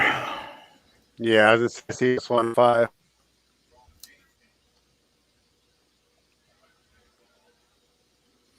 My dad. Someone saying my dad wanted Whoopi Goldberg back in the day. That's weird. No, definitely not Whoopi, bro. Definitely not Whoopi. That's kind of a weird one. What about Hillary Clinton? Yeah, no. 138 on the Pelicans. One more shot spread. And then we got a nice profit. Can New Orleans play any defense, or is that not going to happen tonight? There it is, 160. No, not any night. Yeah, it doesn't seem like it's ever. We got it? Yep. All right, cool. Pelicans I got plus 145, but I'm going to settle for that. Yeah, man. Settle for that. And Pelicans and are about be happy. to collapse, I think, here. Nice.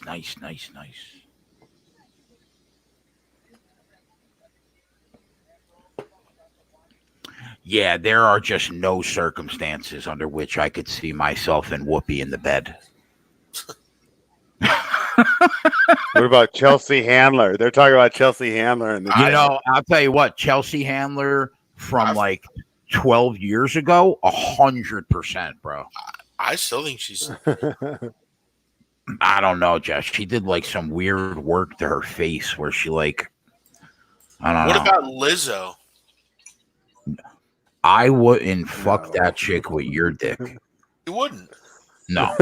Not with your dick and spread pushing. All I'm saying is I think she would be decently probably fun. She's probably got she's probably fun as hell. Put that on the board because that is a winner. I mean, you can't disagree there. She's probably fun for sure, but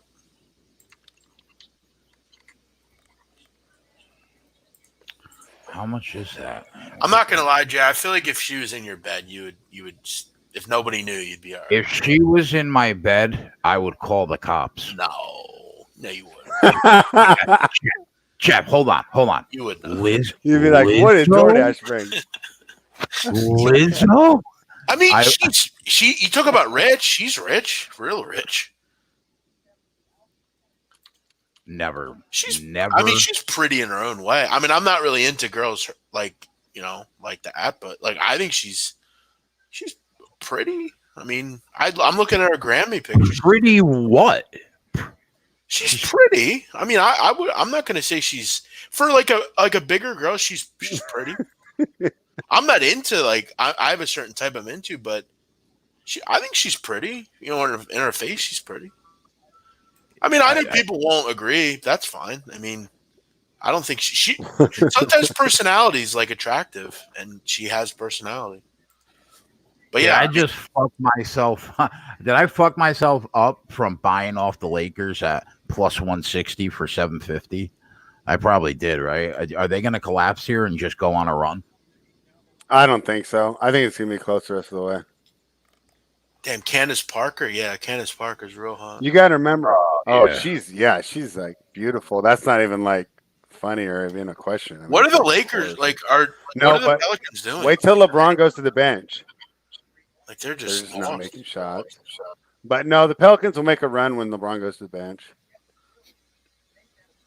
I mean, Ingram is just useless tonight. Jesus Christ. I know, isn't that terrible? I thought he'd be like amped against his old team, but dang, I'm ahead of you. But gosh, wait till you see this. Yeah, that was brilliant. Whoa, Yeah. Kuzma, get out of the way, bro.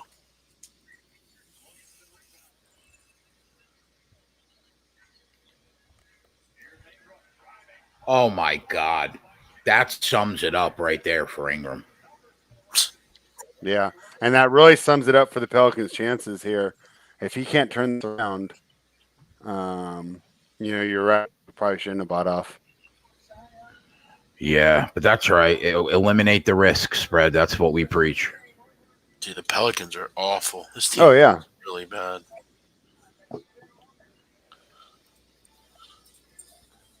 The funny thing is, I think if Ingram was making his shots, we wouldn't be saying that because they'd be like 5. I love how they show like the Zion dunk, yet like the Lakers are killing them. Yeah, well, yet they're down 9. Yeah, no, that's the NBA media in a nutshell, right? They'll be like, so and so dropped like 38 and 10, and they don't even mention that he lost the game. Yeah, Shake Milton will be on the front page of the paper tomorrow. It's like, yeah, well, they lost. Yeah, and they're 9-22 on the road. I can't even imagine what your media is like. They're like out here, they're all just so chill. Like the Warriors are terrible this year, and they're just kind of like, oh, that's too bad. We'll be on that run. Like, hopefully, we'll be good next year. Like in Philly, they're just like, calling to like burn down the arena and stuff. Yep.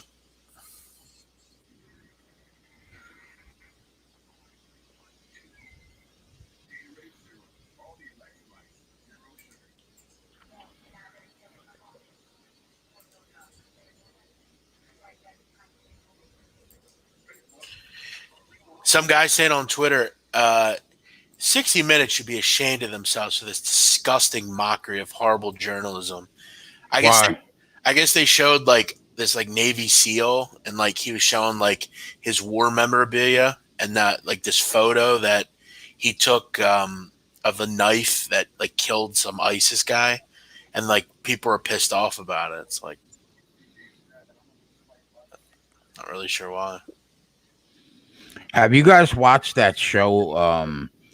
I think it's on Stars. I think it's called Leavenworth or something like that. Yep. Yeah. Sure. What? Yeah, it's pretty good, right? Yeah, that guy's still in jail for that. Yeah. I mean, there's rules of war, and you have to obviously, follow them. And yeah, man. Like, if you ever watch, like, you ever see Lone Survivor? Yes. Mark Wahlberg in the movie, like they talk about that because the guy's like, "Don't worry, they're not gonna fucking do anything. They'll never know." And Frank Sheeran, the Irishman guy. Yeah. He committed a lot of fucking war crimes when he was in World War II. He talked about all the time. He killed a ton of people for no reason. Really? Yeah. But yeah, that Leavenworth guy, that's an interesting story.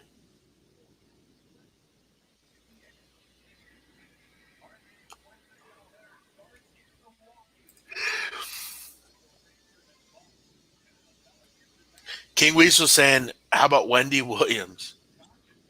No. Can't do it. Yo, Jay, you ever hear the rumor that I'm a terrorist? That rumor was going around. You? Yeah, there was a Twitter user that was telling people that I was part of ISIS and on the no-fly list, and I was a terrorist. No. And where did you find the where did you find the time to handicap? Yeah, I don't know. He kept saying like, I guess because he like looked up my heritage and like because like in my country there are a lot of Muslims, and I get like he was like telling he actually emailed like Pub Search Radio and told them that Wow, dude. like he's a terrorist, like he hates America and stuff. I mean, that's just a motherfucker that's got nothing better to do. Yeah, yeah, that guy was. Christ.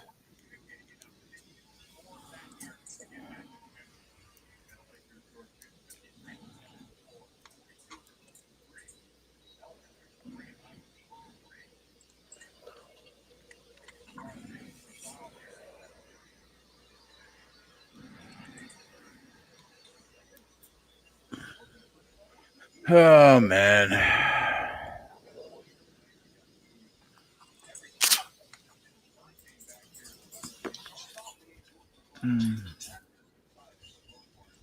Holy shit! Warriors tied it. Come on. Oh, nice. I didn't want to say anything just because I was waiting to give you some good news. They're down by 2 right now with 2 minutes to go and a half. I'll be watching that for you. LeBron doesn't have a fucking point in the third quarter yet.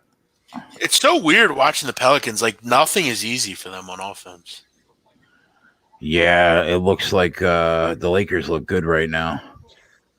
It's just because Ingram's playing so bad. It just closes everything off when your best player can't shoot jumpers, you know? Like, he had So 9 used to points, that. and I'm thinking like in the first quarter, I'm like, this is sweet. He'll get at least 25. He's just not Yeah. done shit since. He's 3 for 12 from the field, 0 for 5 from 3. My God. Maybe we'll have a big fourth quarter.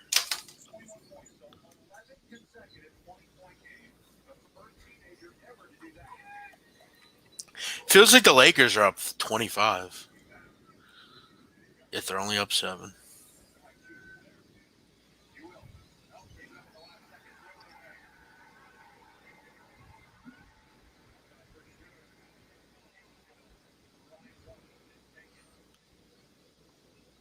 Turnover. Yeah, it's only a 7-point game. What was the money line tag that you got on Golden State, Jeff? Plus 260, I think. Oh, okay. Oh, this is going to be a sweat.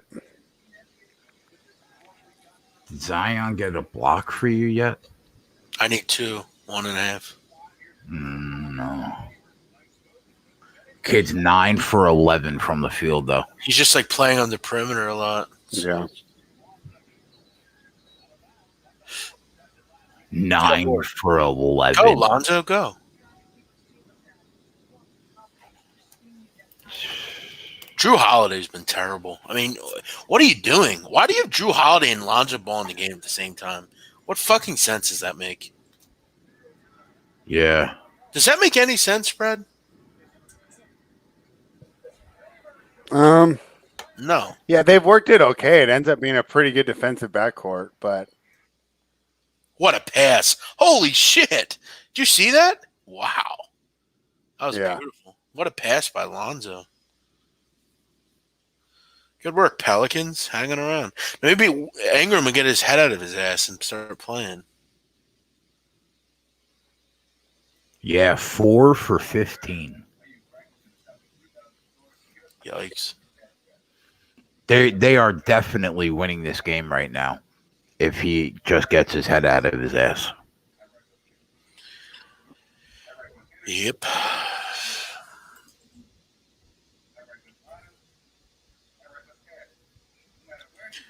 I heard there's like a really disgusting movie on Netflix. Someone said, You know what I'm watching right now on Netflix, Jeff? what? That it happened a few years ago, and I remember it. Yeah, that kid or whatever. Yeah, the trial of Gabriel Hernandez. It's pretty good. Yeah, I heard it's like really It's Like, it's fucking horrific. yo, But you ever research? I don't know if you have. Like, I mean, I don't know, spread. Maybe you saw it like back in the day. You ever see that Richard Kuklinski documentary? No, who was that? He was like this hitman. He like killed people and stuff. You ever hear about that guy, spread? Oh, the Iceman, The Iceman. the Iceman Chronicles or whatever. they had, I like, remember this- that. They had this Yeah, I've like seen it. basically, Jay, they went into like Trenton State Prison where he was, and they just like sat there and interviewed him, and he like just told stories about like how he killed people and shit. Oh, really? Yeah, it's pretty. Yeah, Like, you ever? a lot of it was like by hand and stuff too. Is it the same he guy wasn't just out from there shooting from the people. movie that came out a couple of years ago called The Iceman? Yeah, it's about him. Yeah. Oh, okay. Like, he basically would just like talk about how like he would be like driving and like maybe someone would like cut him off, and he would just like follow them and then just like kill them and like cut them up and shit, and like, yeah, he was a nut, that guy. Was he like a mob related guy? He had some connections to like Roy DeMeo and stuff, but Yeah. like most of his like stuff was just, he was just like a serial killer nut. Like, Jay, he was talking about like he would get cyanide and just like put it on someone's food, and like they would eat it and just die like a day later. Jesus Christ. Or he would like inject something and like bump someone and like inject them with something. Like the movies? Yeah, he was a real fucking weirdo. But he sits there and just talks about it like really like openly. Like, spread, isn't he Yeah. like real interesting to listen to? Like, he just like, it's weird. Yeah. Like, No, he talks about killing people the same way we talk about making a bet. Like, oh yeah, I took +7 in the Pelicans game or whatever. yeah, know? he would basically like, and Jay that's how he's talking about. Yeah, I followed her outside, and yeah, he was like, yeah, he was. I heard this was fake, a spread, like he made this up, but like, Jay, he was sitting there and he's like, yeah, he's like, one time he's like, we were in this like dark alley, he's like, and I saw these rats, he's like, and I fed the body to like these rats and they like ate the guy. Like, I don't know if that's true. Jesus. yeah, because he was like a hitman, right? But then he like killed for fun. Like, in Yeah, his he spare would just time. he would just like go kill people. Yeah. Are you watching that Amazon Prime show with Al Pacino, the new show, where he's like a Nazi hunter? No, I've seen that, but I haven't watched it. No, Yeah, I haven't watched it yet. it looked like kind of weird. Oh yeah, that's true. Deerslayer's right. Jay, he would let's say like he wanted to kill you, he would like sit you in a room and he would say, if God comes down and saves you, I won't kill you. Did you hear that, spread? When he said that?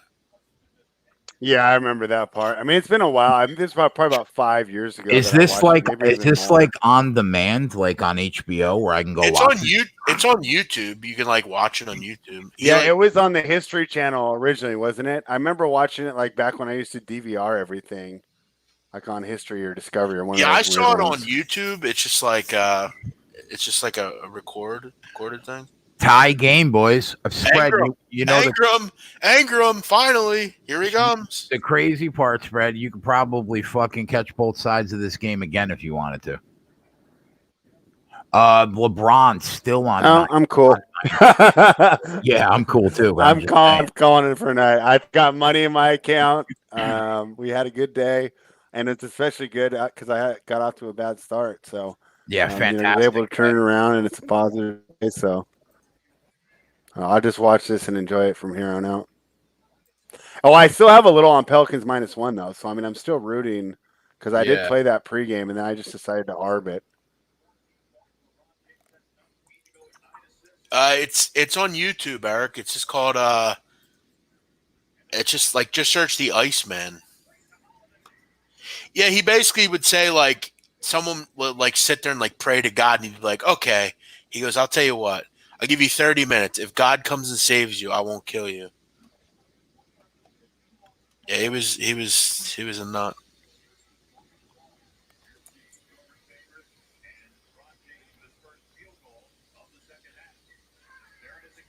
Wow, Lonzo could be a fucking quarterback, bro. Jesus. Yeah, he's been through. Yeah, isn't he awesome? He's been threading the needle. Here they come. Well, it went in. And he got fouled. Fuck yeah. Lonzo's killing it tonight. Yeah. Yeah, I love it. This is fun to watch.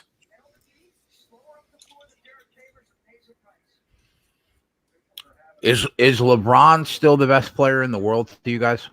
No. Mm. No, I'd go Who would it be then? Kawhi Leonard. Or Giannis. All right, I can't argue that.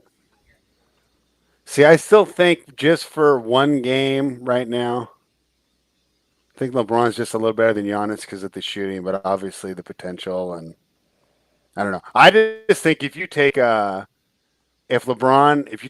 off this team, I don't know if Anthony Davis even leads it to the playoffs. Like, I mean, they look very similar to that team that he was so desperate to get away from, talent-wise.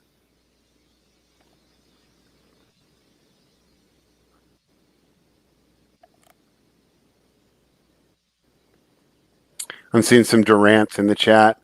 I'll be interested to see how he comes back. That Achilles is really tough to come back from. I think he's still going to be an awesome scorer, but I don't think you're going to get that defensive versatility that he had when he was winning Finals MVPs, where he could play point guards and centers on defense. And so that's why I think that Durant's going to be hurt. And then if he's running with Kyrie Irving and neither of them are playing good defense, I think it's going to be hard for them to outscore people every night. But he was probably smart to go to the East. Their 3-point defense is horrible. I mean, they just let guys wide open every fucking play. Oh, yeah, their totals are around 240 every game. Yeah, it's pretty obvious. Go, Ingram. Just typical. Another turnover. Ingram just awful. My God, this guy's been bad. Ingram's like hurting them at this point, I feel like. Yeah, he is. When you have a high usage guy that's not doing well, it just. I mean, that was a foul, but they didn't call it. Yeah. I don't think I played a prop in years, and the one prop I play has got no shot.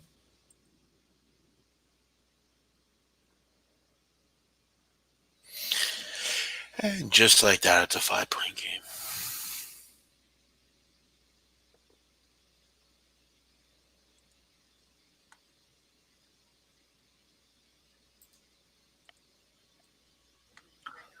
Spread, what were you saying about? I didn't understand about Kerr and Steph Curry. What was the question? You were Steve Kerr. Kerr and Curry. It was just a quote because they were saying you're going to bring Curry back. Isn't it better to just sit him and go for the lottery pick and this and that? And he said to the effect of, well, he had a bunch of real good players, with Draymond and KD and Klay Thompson. So those good players were kind of like a security blanket for him. So I think it'd be good for him to play with these young players.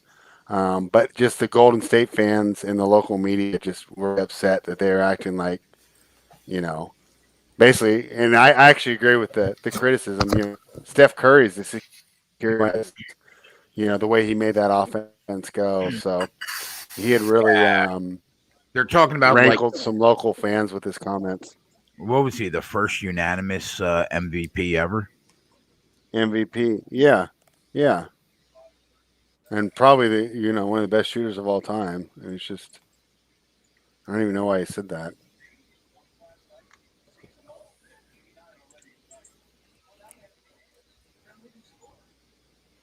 Yeah, that makes no sense. I mean, LeBron does he have a fucking point in the third quarter? Jesus Christ. Yeah, he scored one basket.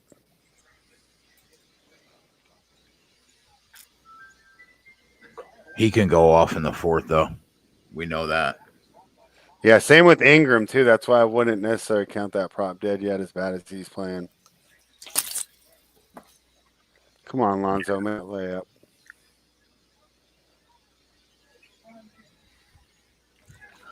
Yeah, we both need about 9 points, Jeff.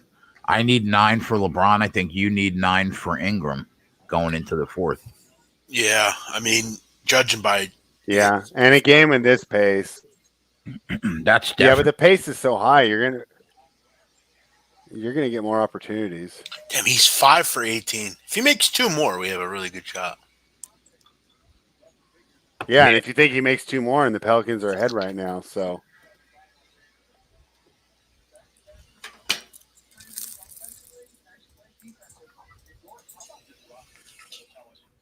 there's a guy with the eye patch in the front row. That's kind of weird to see.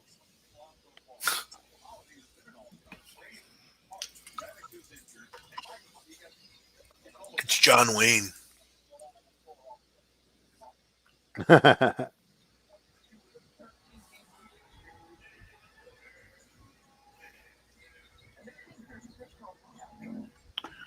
Fucking Bet365 wants to give me fucking $20 bet credit. I'm betting thousands a game. Fuck out of here. Use it.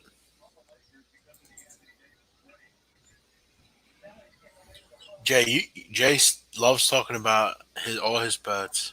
Just use $20, Jay. Put it on something big. Put it on You know, I can't believe they won't let me bet on a horse, Jeff. None of these books will let me bet on a horse because New Jersey's got that bet 4NJ.com, I think, 4NJ bets, which is like the state regulated horse racing website. you got to use fucking TVG. That app. Yeah. Yeah, 4NJ Bets is affiliated with TVG. Exactly. Yeah, we have PA bets. Yeah. But that means that like any state sports book, they won't let you throw a couple dollars on a horse race. Yep. Yeah, it sucks. I mean, it's smart. It's good regulated. I just use a local for that.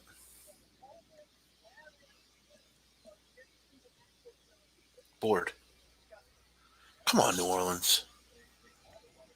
Give it to him. Boom! Oh, they called it off. What the fuck happened there? What was that about? What was that call there?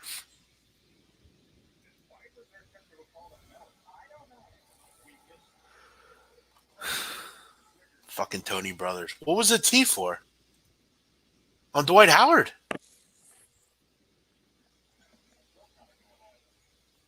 Yeah, Dwight Howard. That's a technical. Pussy.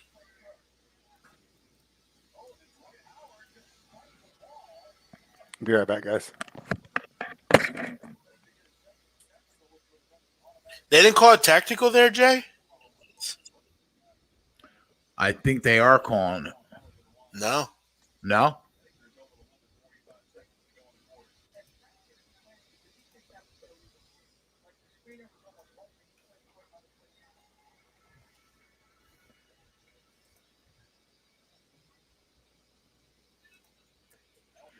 Sit down, Vogel.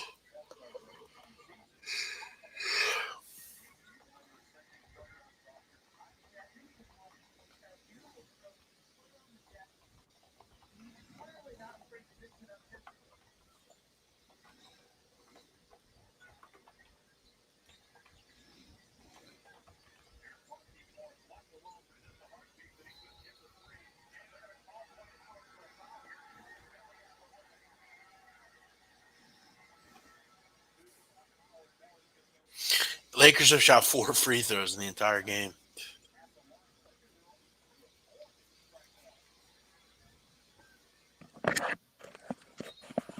That's a foul. It's going the other way. Dwight Howard again. Dwight Howard is just getting. He's acting like a prick down low. How's he not getting a technical yet? He literally pushes the dude every play. Watch, Jay. Yeah. That's every fucking play he does it.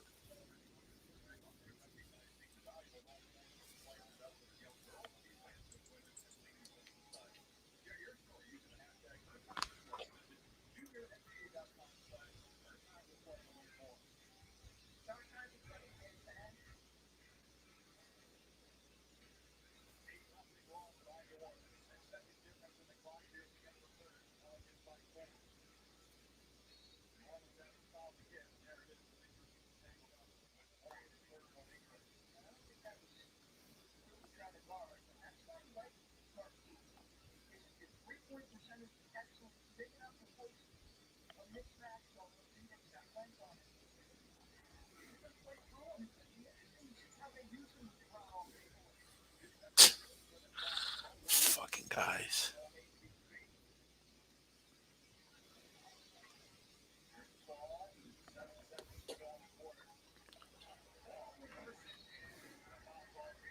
You can get plus money right now in the Lakers.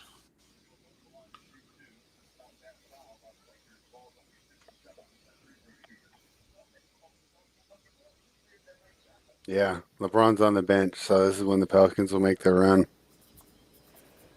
Go ahead, Lonzo. That's a foul. I mean, if you didn't want to arb again, I'd probably try and wait until LeBron was checking back in. I'm just gonna stay with where I am. Yeah, I mean, I'm just going to let that bet. I got the one arb on two of the books, and then the other book I got the +1, or yeah, +1.5. So let that rock. Hey Jay, You. I thought you left.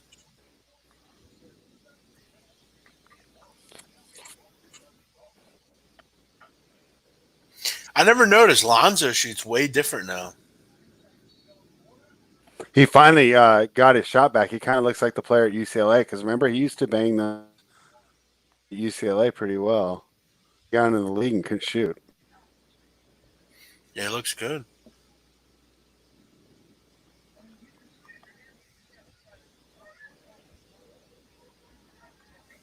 That's going the other way. No. Fuck. It's a weak ass call, man.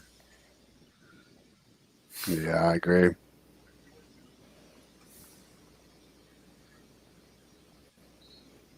What are you supposed to do? Let him just blow right by you?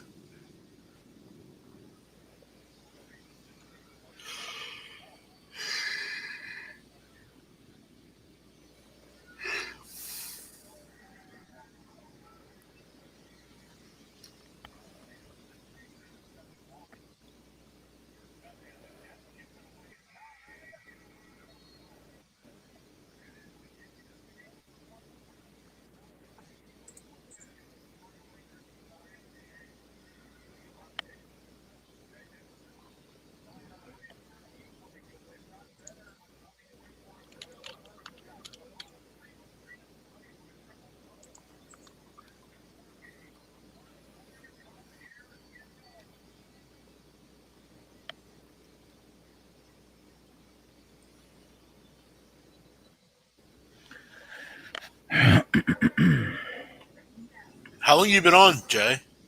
Since 3:30. Jeez.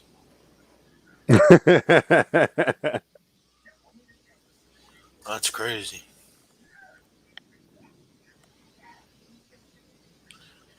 Best friends learn that they're sisters after 17 years. What?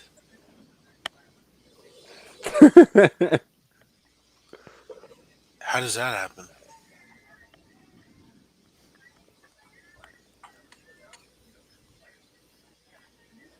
Man, I so hope this Indiana San Antonio line comes out tonight. I do not want to have to get up early tomorrow.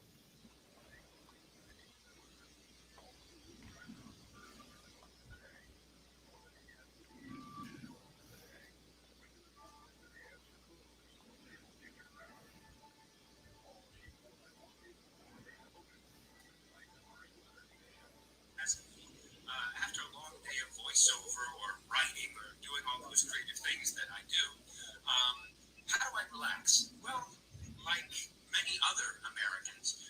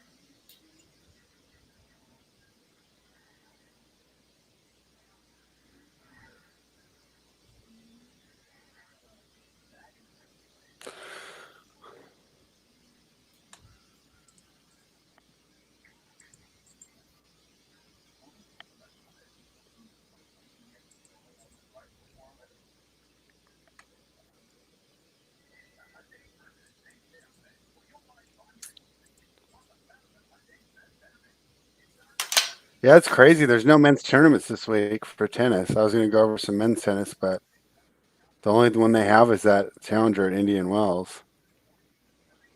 And like I said, I just don't know those players well enough to actually give out good picks. It's actually like a good field for me to go watch, but I get kind of like that with some of these other tournaments too. Like when we were discussing the WTA tournament in Monterey. There was about 4 to 5 girls in the first round matches that I hadn't seen played before.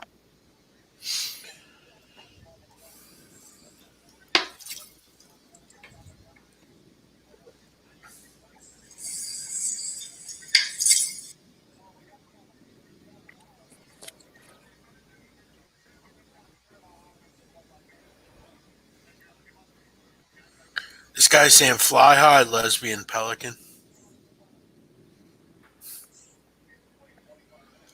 Jay? You If anyone wants a fun future, Jay, Go ahead. fly high, lesbian pelican. oh no.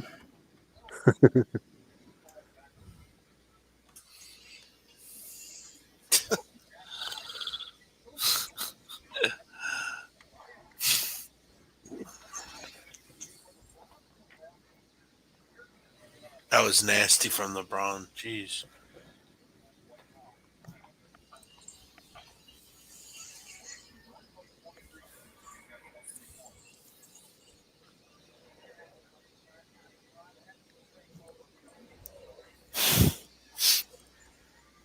Dwight Howard has something to say on every foul.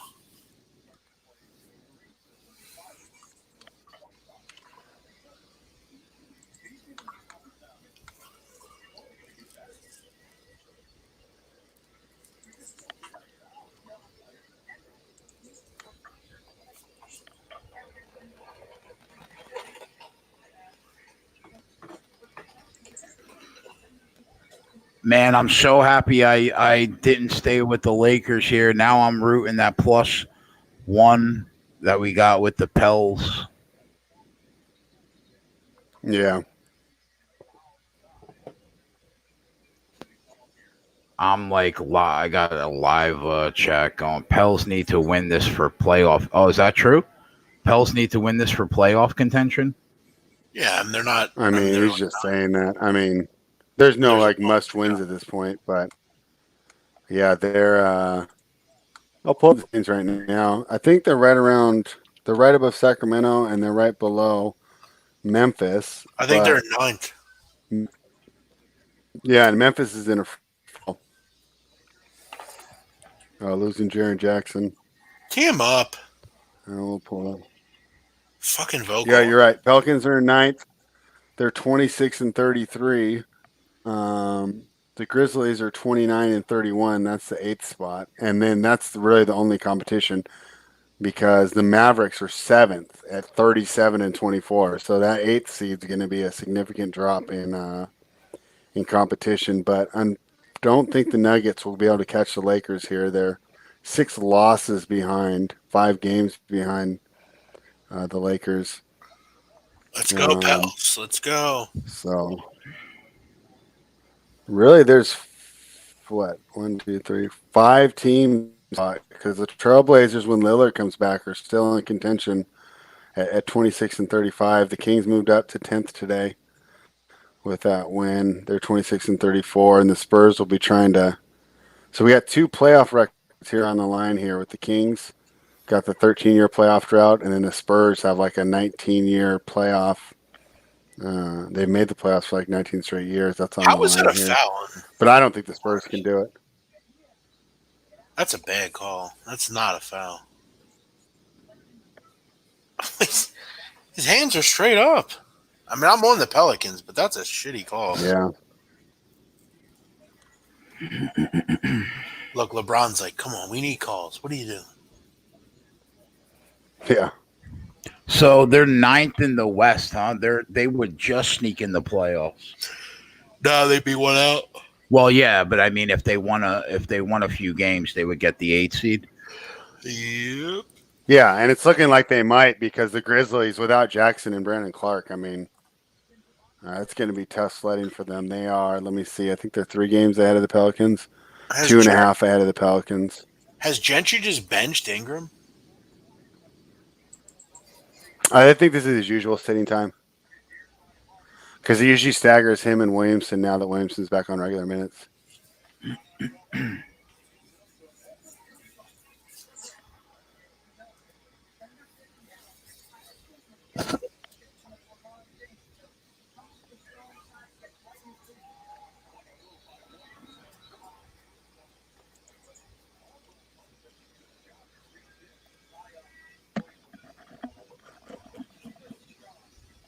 Just every shot's wide open.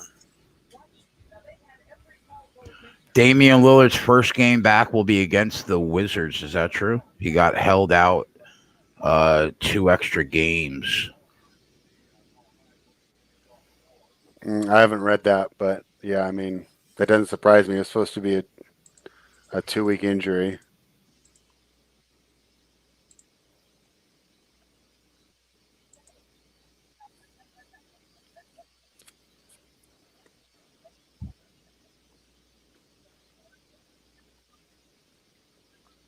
Yeah, Rick Castillo's talking about Nurkic coming back soon. I'll be interested to see how effective he is after that long layoff.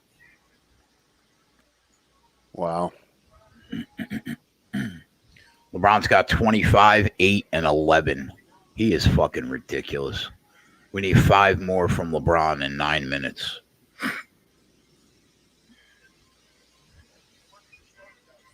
It's probably not a good matchup to have Josh Hart guarding him. I was just thinking that, bro. Yeah, this is terrible. Why aren't you helping out, Holiday? Are you kidding me right now? Wow. Are you kidding me? Wow. I mean, the Pelicans were just up 6. Now they're losing. Like this You team's got so Josh bad. Hart on the Look at it. It's one-on-one. look at this. Every fucking play. What help him for Christ's sakes. I mean, What are they doing? Like if I'm Gentry, that's what I'd say. What the fuck are you doing, Holiday? A fucking idiot. Yeah, man. jump over there and double him. Like, who else? Who are you afraid of? Let Kuzma shoot a jumper. Like that Were you worried about awful, the switch so. to Dwight Howard? I mean, come on. That is hideous. so they were Pelicans were just up what? 6. Now they're losing. Wow. That's 6. Now they're down 3. I bet guys in the chat are still arbing this game in the fourth quarter. That's great. They are. From That's exactly what they're saying. up 6 to down 3. That's a plus 200 swing. Boom, boom. You do it 5 times in this game. 5 times in this game. Arb City Big King says, "Yeah, buddy, that's how we roll." It's all about Arb, baby. Arbin.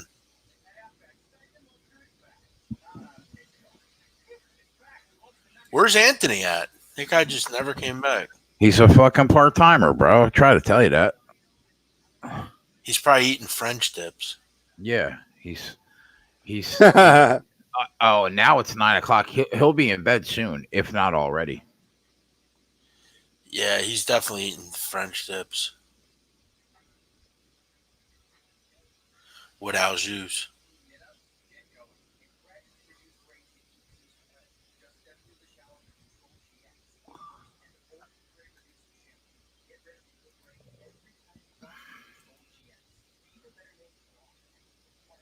The pain of it relieves a bit when you find a man with true grit.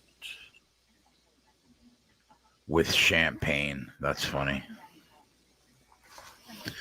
Anthony one time, Jeff, right? He walks into a store. Oh yeah. He walks into a store like Walmart or some kind of like place like that. Yeah. Right? It was the day after New Year's. It was New Year's Day. Day after New Year's. He sees a sign that says $1 bottles of champagne. He bought 40 bottles. He's sitting at home getting crunked up on $1 champagne for like a solid month, like all of January. just shit faced. Spent more on the orange juice. Yeah, yeah, making mimosas, bro.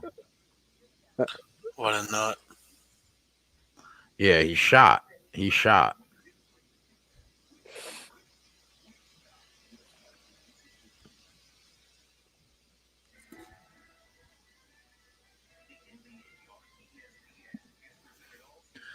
Baylor's only laying 8 points, huh? Coming off of 2 losses. 15-point win, probably.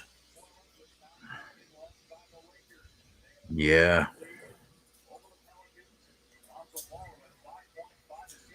Low total, too, 129.5. Yeah, you're behind, Jay. We talked about that already, buddy. It was 130 when we talked about it, though. Oh, yeah. So I'm looking Yeah. at 129.5. All right, Pelicans, let's fucking go. There's our boy Ingram. We need 9 points from him.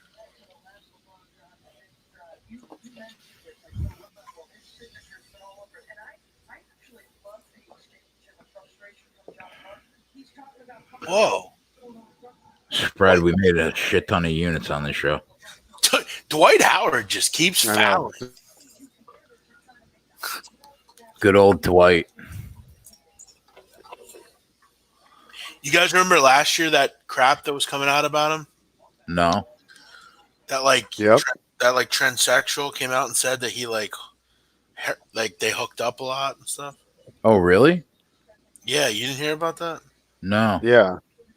And it was like rumored that he was like the I don't want to say it. As long as Caldwell Pope is shooting, Yeah. you're live, bro. God. We're going to miss this one. This is not looking good. Pelicans. Why is Dwight Howard the biggest guy on the court, but his shorts are the shortest? It's just a weird guy. Yeah, I he's mean- always been- I mean, he's got nut huggers on right now. I guess he sued that transsexual that said that they would hook up. I guess he sued them. Did he really? Yeah. I He guess said good, there's no truth to her claims. good for him. I mean, if it's a lie, I'd sue She the said shit they out used to of go him. to transsexual sex parties. And that Howard and his pastor conspired to kill him because he refused to sign a non-disclosure agreement.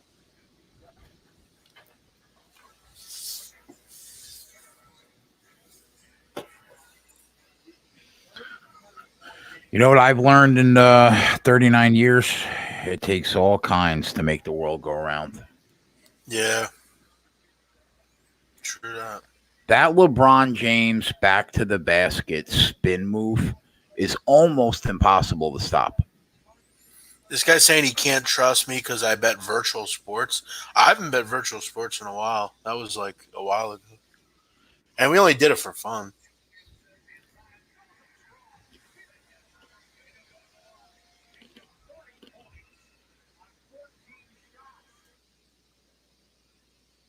Gosh, if Ingram would have showed up today, the Pelicans could have blown out the Lakers. He Yeah. would have shot just 50% from the field, you know?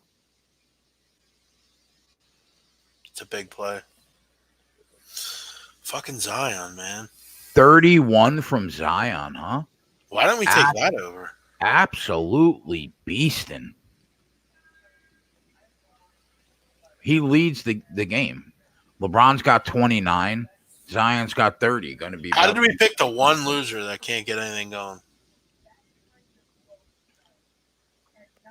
Well, he went 5 for 20. That's How why. does Dwight Howard not have 6 fouls by now? Feels like he's gotten like 4 or 5 in the last 5 minutes. Yeah. Yeah, I know. Zion went 8 for 10 from the field, or 11 for 14 from the field, and Ingram went So far, 1 for 7 from 3. That's why. Yeah, if he just goes 3 for 7, you know, they're up by 4 right now, and this game has a complete different feeling. Yep. And Dwight Howard is fouled out with 9 fouls. If they got their shit together, the Pelicans could be a dangerous team, man. They're young. They're really young. I like that Italian guy. He's pretty good. Belly. Millie, yeah. At first, I was like, "Who is this guy?" He's Because I don't remember ever like scouting him and doing my season previews. Like I just like scrolled right over his name. He played Is in that this his All-Star first year coming over, or has he been? I'm not sure. Oh, okay. I'm not sure at all. He played in that like Rising Stars game though.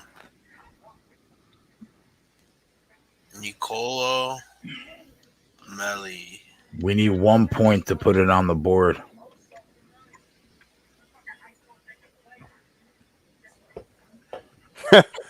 King Weasel.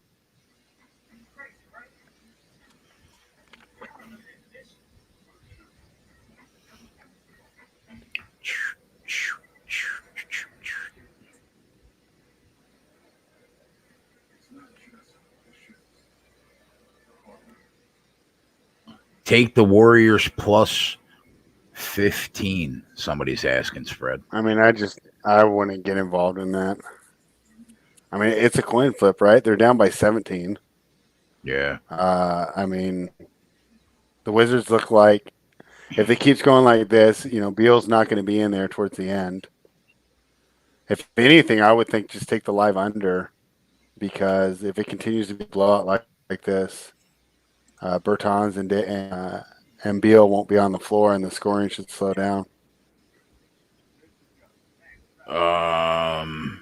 Yeah, I mean, listen, man, at 10 o'clock on a Sunday night, you've put in your action for the day, and you take your winnings on the week or your losses, and then you head into next week. You don't want to be betting plus 17 on the Warriors as your last bet of the week. You just Right. You just call it a day. You either crushed it this week or you lost a little. Whatever you did, you go next week fresh.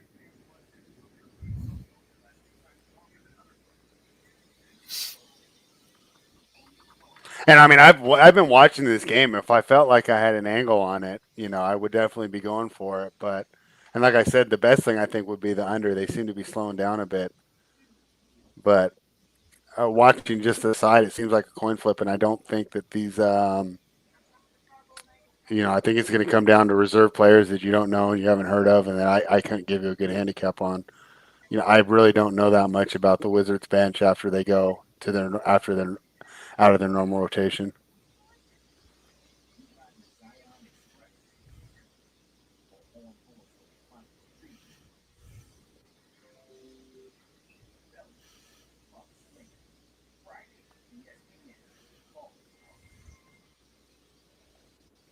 Buckers on Friday night, huh? That's going to be a fun one.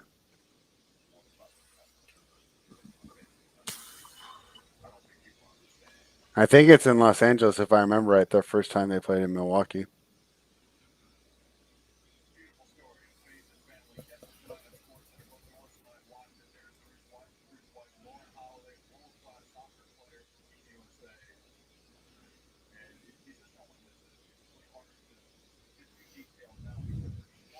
Tomorrow, on the show title, we got Bucks Heat, Baylor, Texas Tech. Probably not a ton of action going on tomorrow. I guess, what is there, one standalone game on ESPN or NBA TV spread? Or there let me look at the total schedule of the game. multiple? You got Houston going to New York. We talked about that. Portland and Orlando. Utah's in Cleveland. Memphis is in Atlanta. Milwaukee's Miami. That's the standalone game you're talking about. And Four games. Dallas, Chicago. Are they all at 7? What's up? Are they all done by 7:40? Yeah, it's gonna be a quick one. The latest start time is actually my article that I'm gonna have to write because I didn't do it this morning. Indiana, San Antonio, and that one starts at 8:30. So probably tomorrow night, especially since we have no We're not going to have a lot of college. I mean, you might be able to find angles, but I was telling Jeff I couldn't even hold a conversation about these teams that are on the slate tomorrow. Yeah, it'll be a shorter show. Yeah. It'll be exciting though for the time we are on because everything will be going off at once, you know. Yeah. I do enjoy that middle of the night tennis, man, at like 3 a.m. when you're laying in bed, you're writing an article for the next day. Yeah, well, it'll be back because you have Lyon for the WTA, so they'll start at 5 a.m. for you. At what point do they come back to the continental U.S.? Like when are they back here? Next week. And then- Week for anyone else And then they're here, like, period? Are they done with the for year? a month. Okay. No, then they're here for a month, and they go to Europe for 2 months from essentially April to July. So I guess that's 3 months. Excuse me. 3 months they'll be in Europe, and then they come back to the continental United States for the run, which is the middle of July and that ends with the U.S. Open. And the cool thing about it is the U.S. Open final is the day that NFL kicks off. So it's like a perfect transition for the better, you know, because you can bet tennis all summer and then, you know, the day which ends. Because they'll go to Asia after that, and then it'll be the middle of the night again. But, you know, right then we'll be all eyes and all minds will be on there.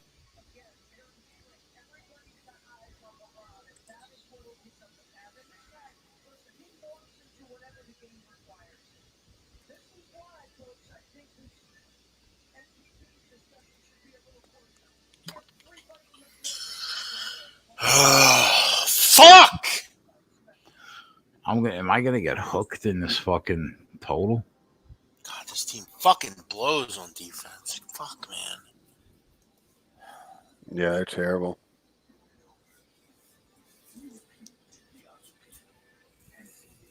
Josh Hart is a absolutely woeful defender.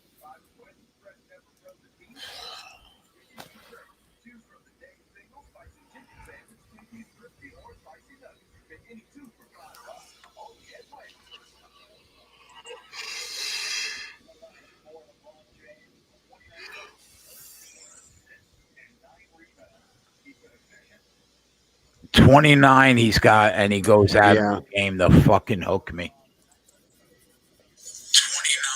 29. Oh, he's not done for sure, though. Oh, he's sitting though, isn't he sitting? He'll be back. Oh, okay. Yeah, because it's timeout. Yeah, they're not pulling him out right now. 3 minutes, 30 seconds to go. All right. 4-point game. I mean, he's going to play the rest of the game. Yeah, honestly, I wouldn't be too worried about that bet there with the. I mean,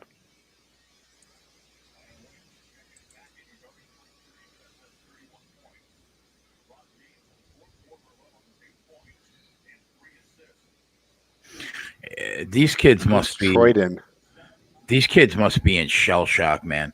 Imagine like going to college for a year and you're like 18 years old and you're playing against LeBron James and you score 33 against him. Like I couldn't imagine. That was his individual matchup right there. I could not imagine the feeling that he must have.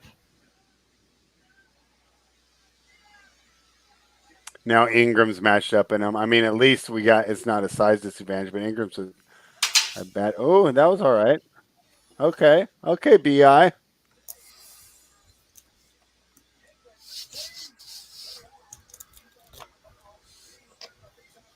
Oh, come on.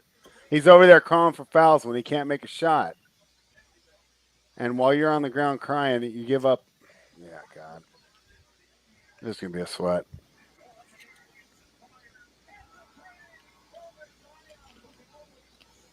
I mean, that's a foul. I mean, you got to call that.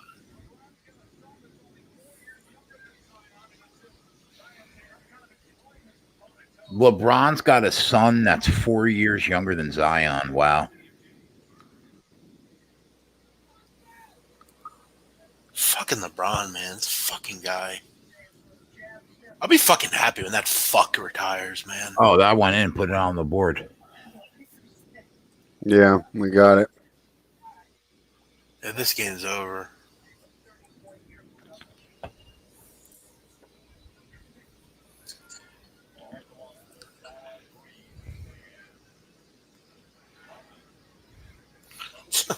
Great defense.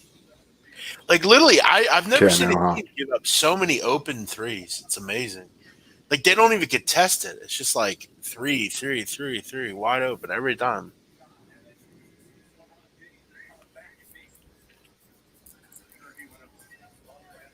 Fuck Lonzo, Jesus.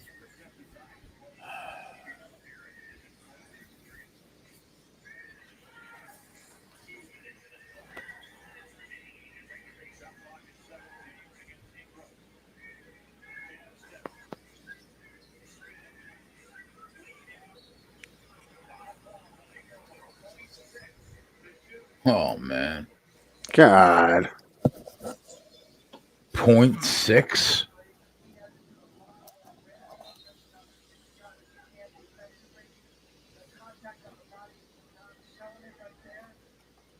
That's not a.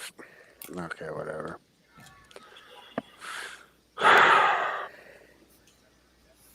These refs are horrible, man. Tony Brothers, I don't Yeah, know how this but I mean, clown's still ref.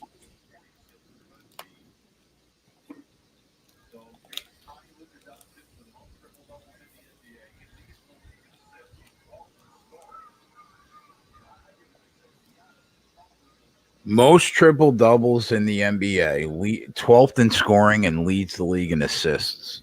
And he's like 108 years old. How can you respect LeBron though? Like the shit he's done. Like go to fucking. He always goes to like fucking every great team. It's fucking weak, man. Let me go to Miami because they got the fucking dream team. Let me go to Lakers. Go away, LeBron. You fuck already.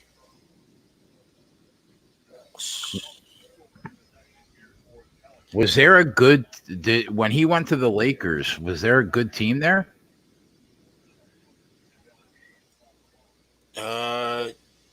no, but it's LA, so you It's know the you're going to Lakers. get the other players. Yeah. How many turnovers has Lonzo Ball had in like Yeah. the last 2 or 3 minutes? It's a lot. It seems like.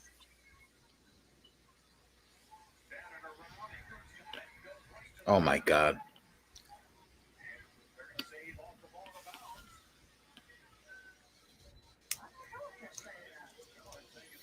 This should be fun. McGee against Ball. Why even fucking attempt? I know. I thought the same thing. And they get it. Oh my God, and they get it. And it's going the other way, of course. These refs have no idea what's going on. None. Sit down, Anthony Davis.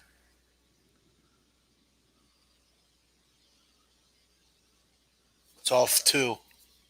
It's off McGee.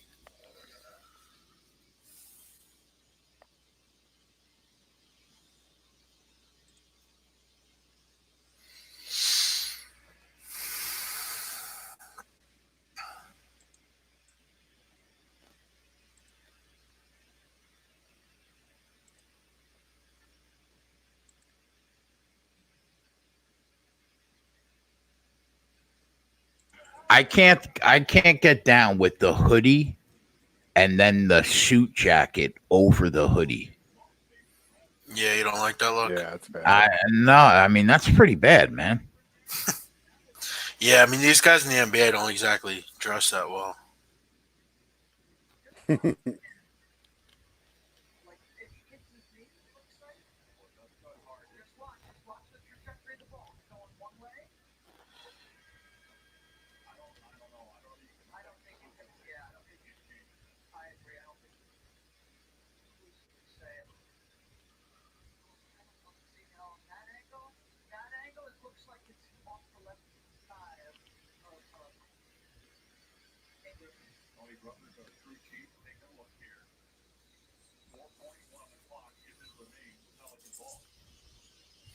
What'd you put on the board, Jay? LeBron over 29.5 points. When did you bet that?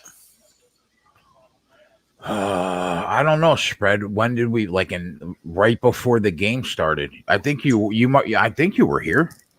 It was You right, didn't tell. right when we did. It was this. No, it's gone. It was right when. It was. Oh, okay, we were yeah. around the same time. And you guys are fucking holding out and shit. Well, I mean, you left. Did you wait for me to come back? You gotta wait for me. Just kidding. Nah, I don't usually bet props. They're still looking at this. Jesus Christ, man. Tony Brothers can't even probably see. How many refs do you got? Do you guys think that there's any more Donegies that people just don't know of? Of course. Yeah. That fuck right there is one of them.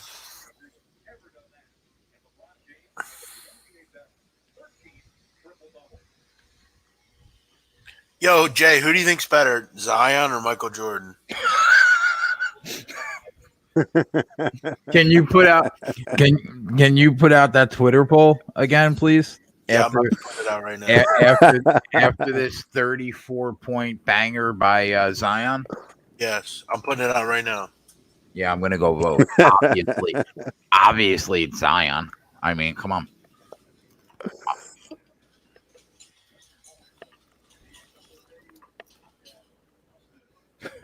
I actually got an even better one, Jay.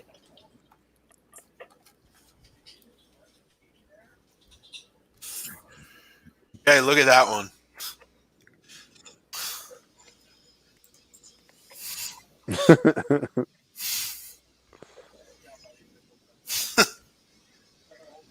Would you rather have God?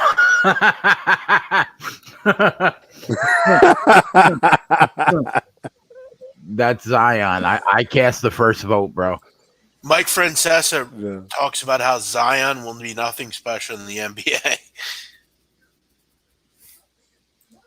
Translation into the NBA.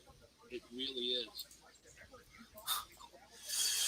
Did you vote for God or Zion? I voted for God. I was the first vote. I'm sorry. I voted for Zion. I was the first vote.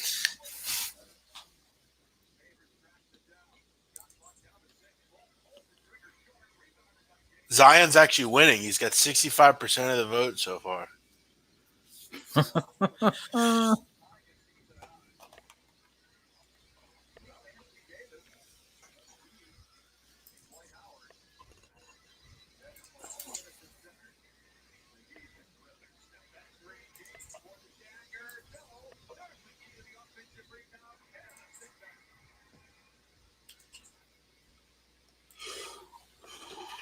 That could be curtains for us. Yeah, that's a wrap. They're up 8. Well, we suck. Yeah. I'm not sending all the plays to SBR. There's too many.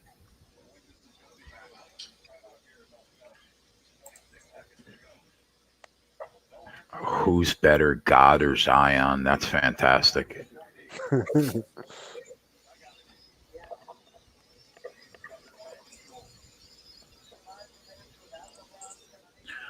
All right, we're out of here, boys. That's a wrap. 7 hours in the books and another good day. So we wrap up a good week. We start another week tomorrow. And that is it. Thank you, big man, for hanging out with us all week long. We appreciate it. Yep, see ya. And we'll see you guys back here tomorrow night, actually, because it's not tomorrow yet. At 7:15. We're out. Back into this.